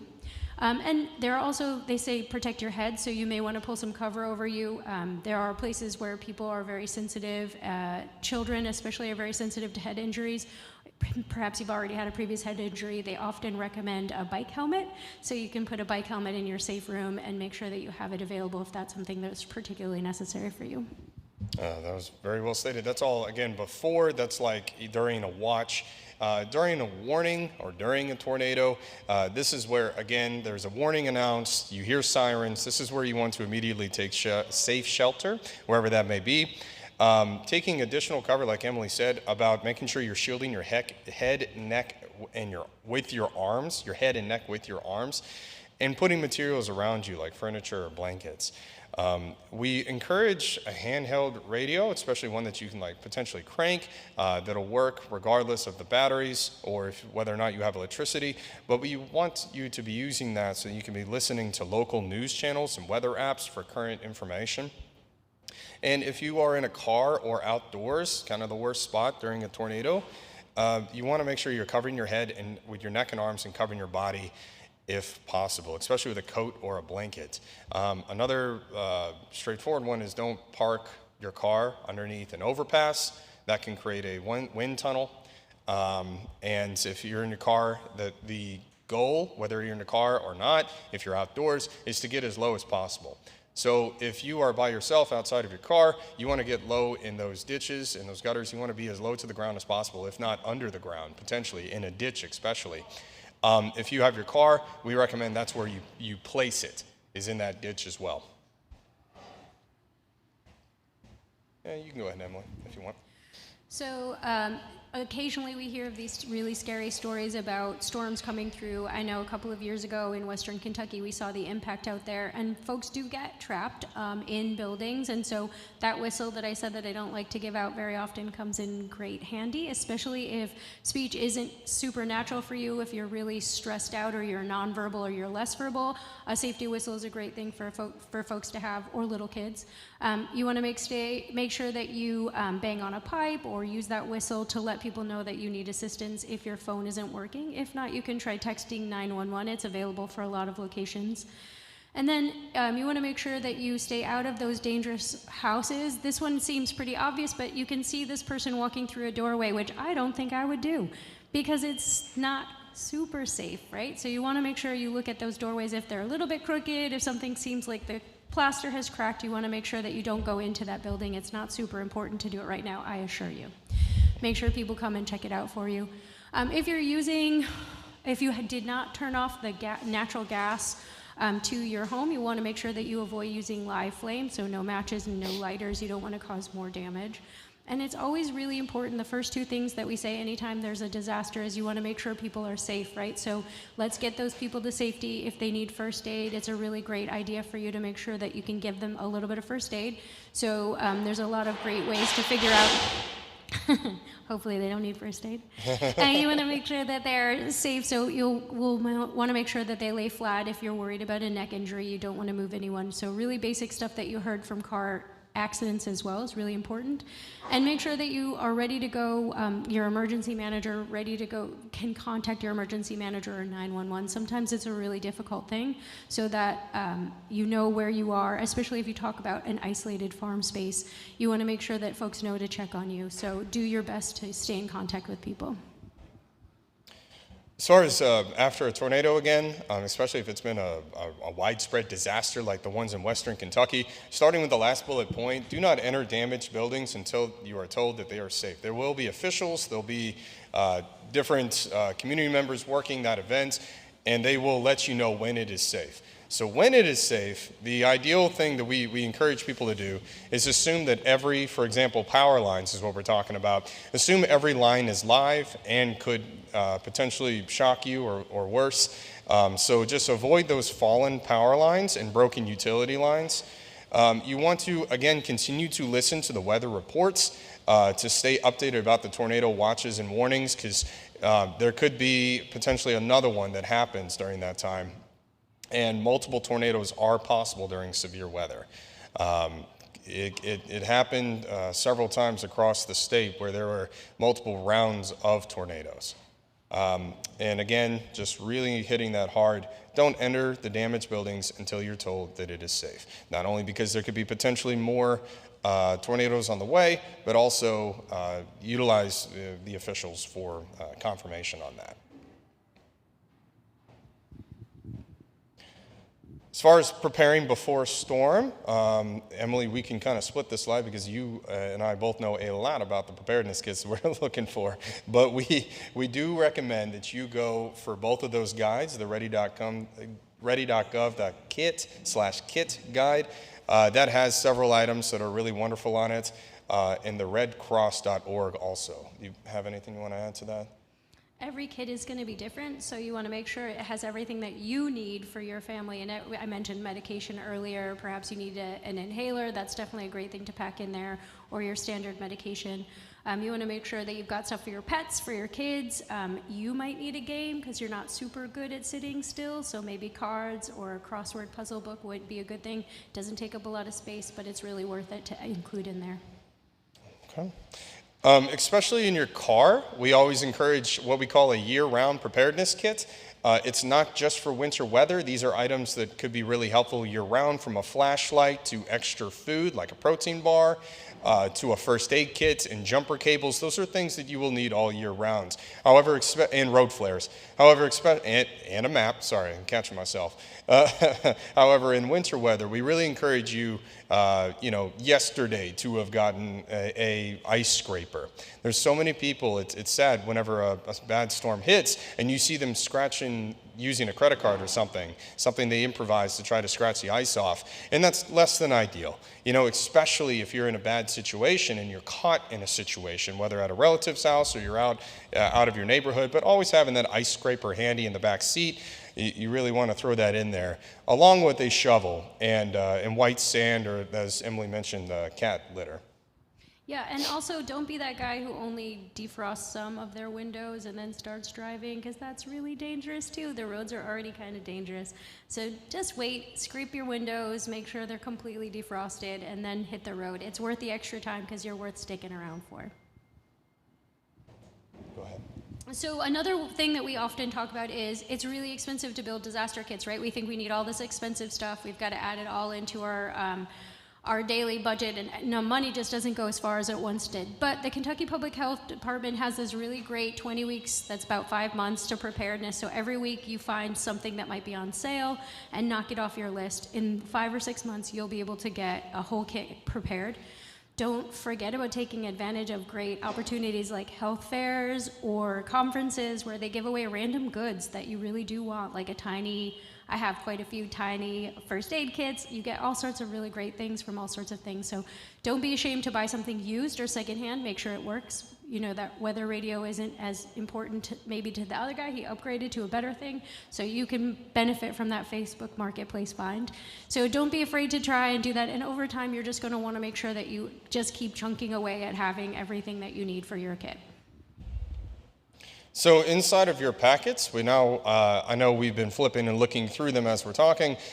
Inside your packets, we do encourage you to look at that farm emergency plan. Emily and I pulled this from Purdue's website. They did an amazing job having this entire fillable plan that you can access in the link below or above, or in the preparedness guide that we gave you. We encourage you, whether you are on a small, medium, or large size farm, to go ahead and fill out that information in your emergency plan. So it's not just for disasters, it's for any type of emergency, whether a tornado, floods, ice storms, etc. Farm accident.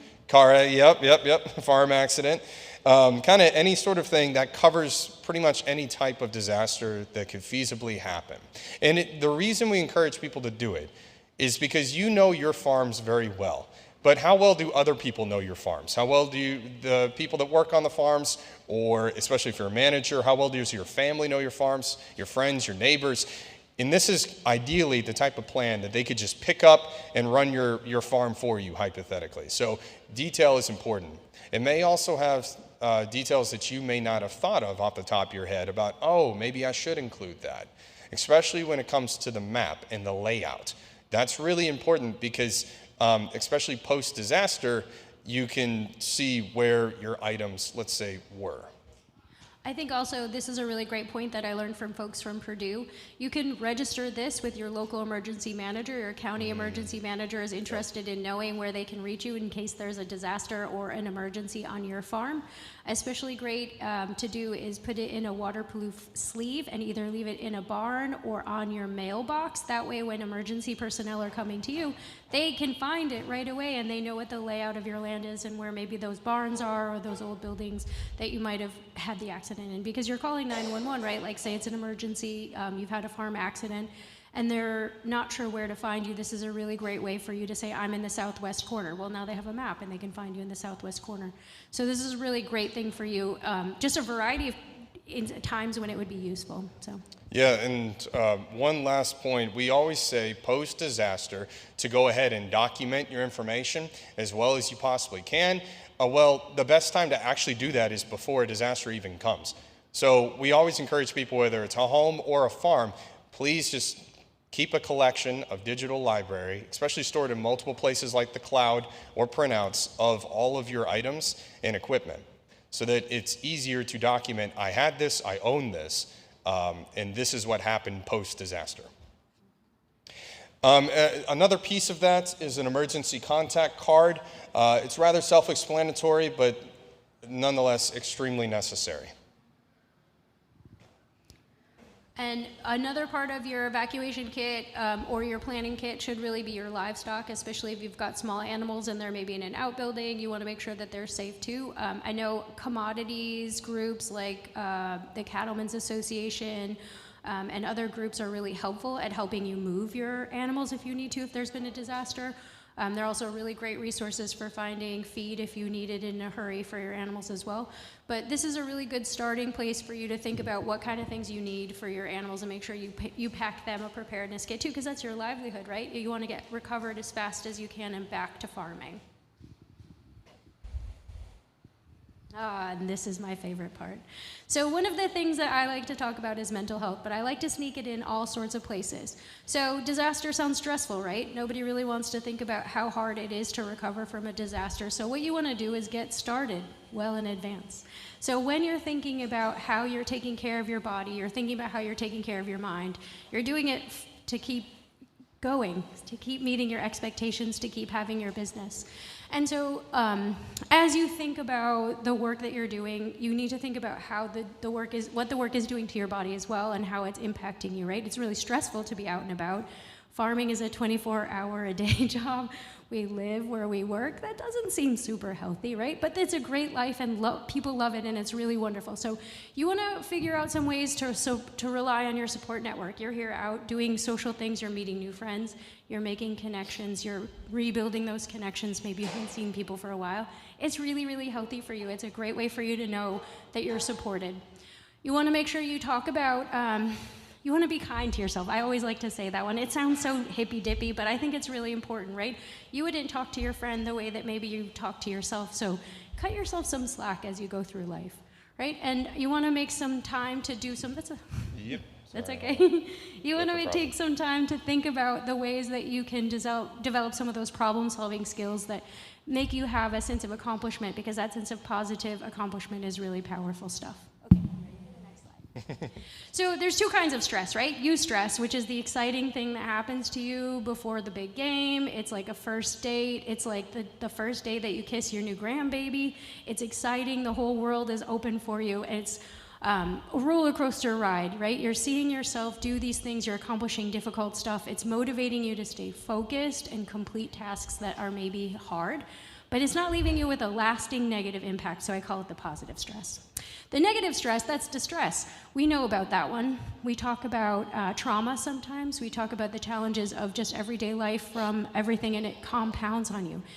And over time, chronic stress can have some really lasting impacts. It increases our risk of diseases like diabetes, hypertension, heart disease, and certain kinds of cancer. It's really, really dangerous. So we want to find some ways that we can mitigate that.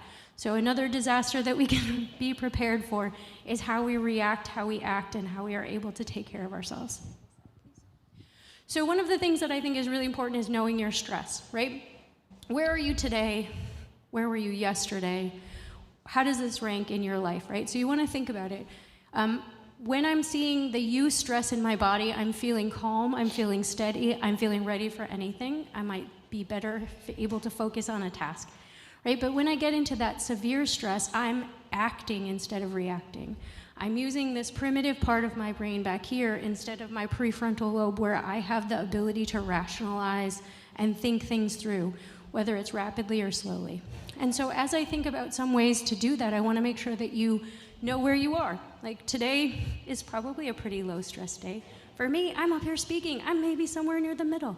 Maybe I'm all the way up at severe stress. I'm not, I'm just saying.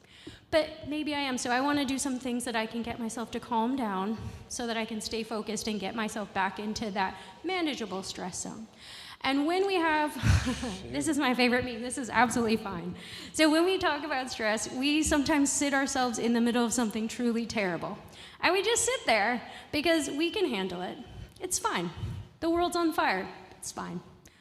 Right? But it really isn't fine. And we're really just sitting there thinking all these sort of things like, oh, it's no big deal, right? So stress has that fight, flight, or freeze kind of thing. This is the quintessential freeze reaction. I'm just locked into place. I can't do anything. Now, if I'm fighting, well, I think we all know that. Maybe we yell at somebody we really shouldn't yell at. Maybe we get really mad and we throw something at the wall. That is not productive either. And then the other thing is flight. And sometimes people think flight is literally just running away, but sometimes it's avoiding thinking about anything at all. And so as we do go through life, we want to make sure that we're in none of those stages, but we're certainly not sitting there thinking it's fine when the world is on fire around us. So you want to make sure that when it gets to the part where you need help, you already know where you are, right? You already know that you're doing okay today, so you don't maybe need help. You can give help to someone else today instead, right? But there are plenty of days when we get to the surviving stage, and it's there that I want you to check yourself. That's a time for you to ask for help. That's a time for you to think, I can reduce my stress before I get too out of control, before it starts to impact me long term, right? And one of the things that we know about stress is that it has physical impacts, it has emotional impacts, and it has behavioral impacts. When we get to that severe stress stage, we're doing some really dangerous things, right? We're careless.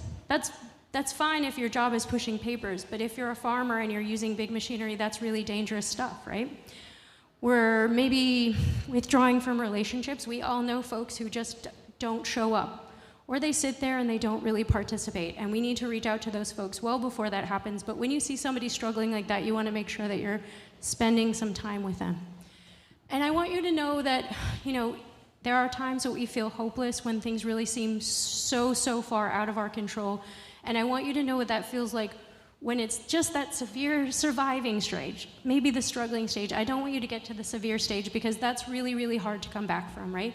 You've been sick with a really bad disease. It takes you a long time to heal. Same thing with your mental health. So you're gonna make sure that you listen when people say, I'm concerned about you.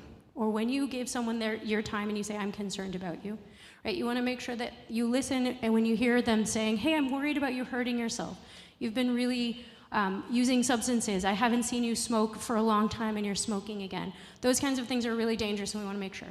And then when your symptoms, when you're watching your symptoms and they last for more than a month, that's a really long time to be feeling miserable and you don't deserve that. So I want you to reach out and get some help. Next slide, please.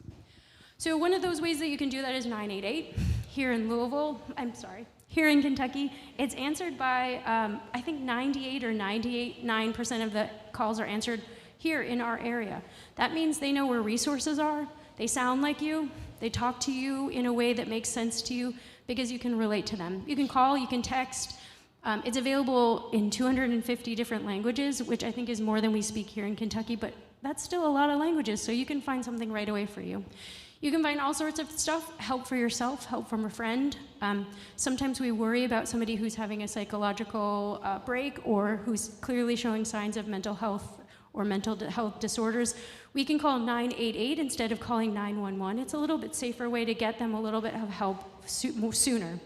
And there are lots of places in the state where you're going to get a response from perhaps law enforcement, but certainly medical assistance, and you're going to get maybe a social worker, which is really helpful in those times. They can also help you find support for your substance use disorder. It's really hard to find support for that, and there aren't a lot of beds for inpatient care, and so that's a really great place to go to look for that sort of thing. And then another thing that you can do is just take care of yourself every day. Find something that brings you joy every single day. Find something that relaxes you. Build it into your lifestyle. Maybe you start your day with a prayer before you even have your morning coffee. That's a really good way to start your day, right? Or you end your day by reading a kid a story and just, taking time to think about what you're grateful for. You want to build that practice into every day. You want to find those healthy habits so that you're not reaching for cigarettes, you're not reaching for a substance, you're not abusing yourself with too much work, and you're finding a way to take care of yourself by doing something fun and easy. And I think there's a lot of great things for you to check out. You want to celebrate your wins? That's my big one, I always say. And when I have no wins, I'm going to celebrate your wins. Because that's still a win, right? We're a common humanity. We're all in it together. So we want to support each other. I remember one of the biggest examples we have of that was earlier this year, back in April, when we were working with the flood survivors and really trying to help those people. Because we went out to the Capitol Plaza Hotel, my team and I, and we saw people of varying levels of stress and discomfort, and because they all experience trauma, but your body reacts differently, like what Emily was saying. So we noticed there were a lot of people that nobody was having a great time, but some people were struggling more than others. So really encouraging, like what Emily said about keeping calm, reestablishing a routine, and taking yourself seriously, but also trying to keep the whole situation calm, especially when you got a family, because they went from these houses that were potentially destroyed to a small hotel room. That's quite the transition for weeks on end. And I empathize with anybody if anybody had any sort of relation to that flood. So focusing a lot on your community and helping prepare and recover, we encourage you to look at the flood maps at that link, msc.fema.gov, especially when we can look at our own, your area. You can type in your address on there and find out how likely you have of your area getting flooded. We encourage you to sign up for that weather app, the one through UK that we mentioned earlier. That's just good to have year-round for any sort of disaster. Connecting with your local emergency management for rapid updates, and sharing info on preparedness and planning with your community. One of the ways that you can do that is you can sign up on the next slide. We're going to show a QR code briefly. If you are interested in signing up, our team and I create these monthly preparedness tips that we have an ongoing dissemination list, and it depends on the month that we're in, but it could be over a man-made or a natural disaster. The most recent one, for example, November, was home fire preparedness, because we all know people have Thanksgiving fires potentially. Next month's over cybersecurity, because Christmas, everybody buys things online.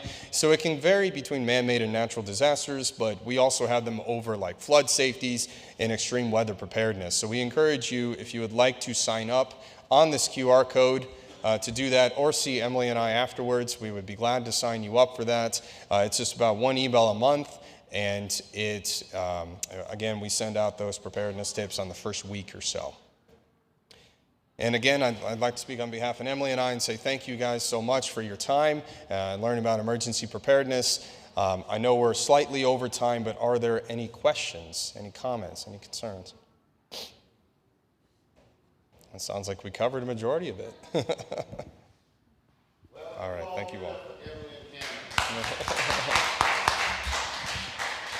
Again, we want to remind everyone to get your skin out of the back of the program so that you can rate and comment on the session you participated in, as well as the overall event. So this concludes our session. I think this is the last one for the day.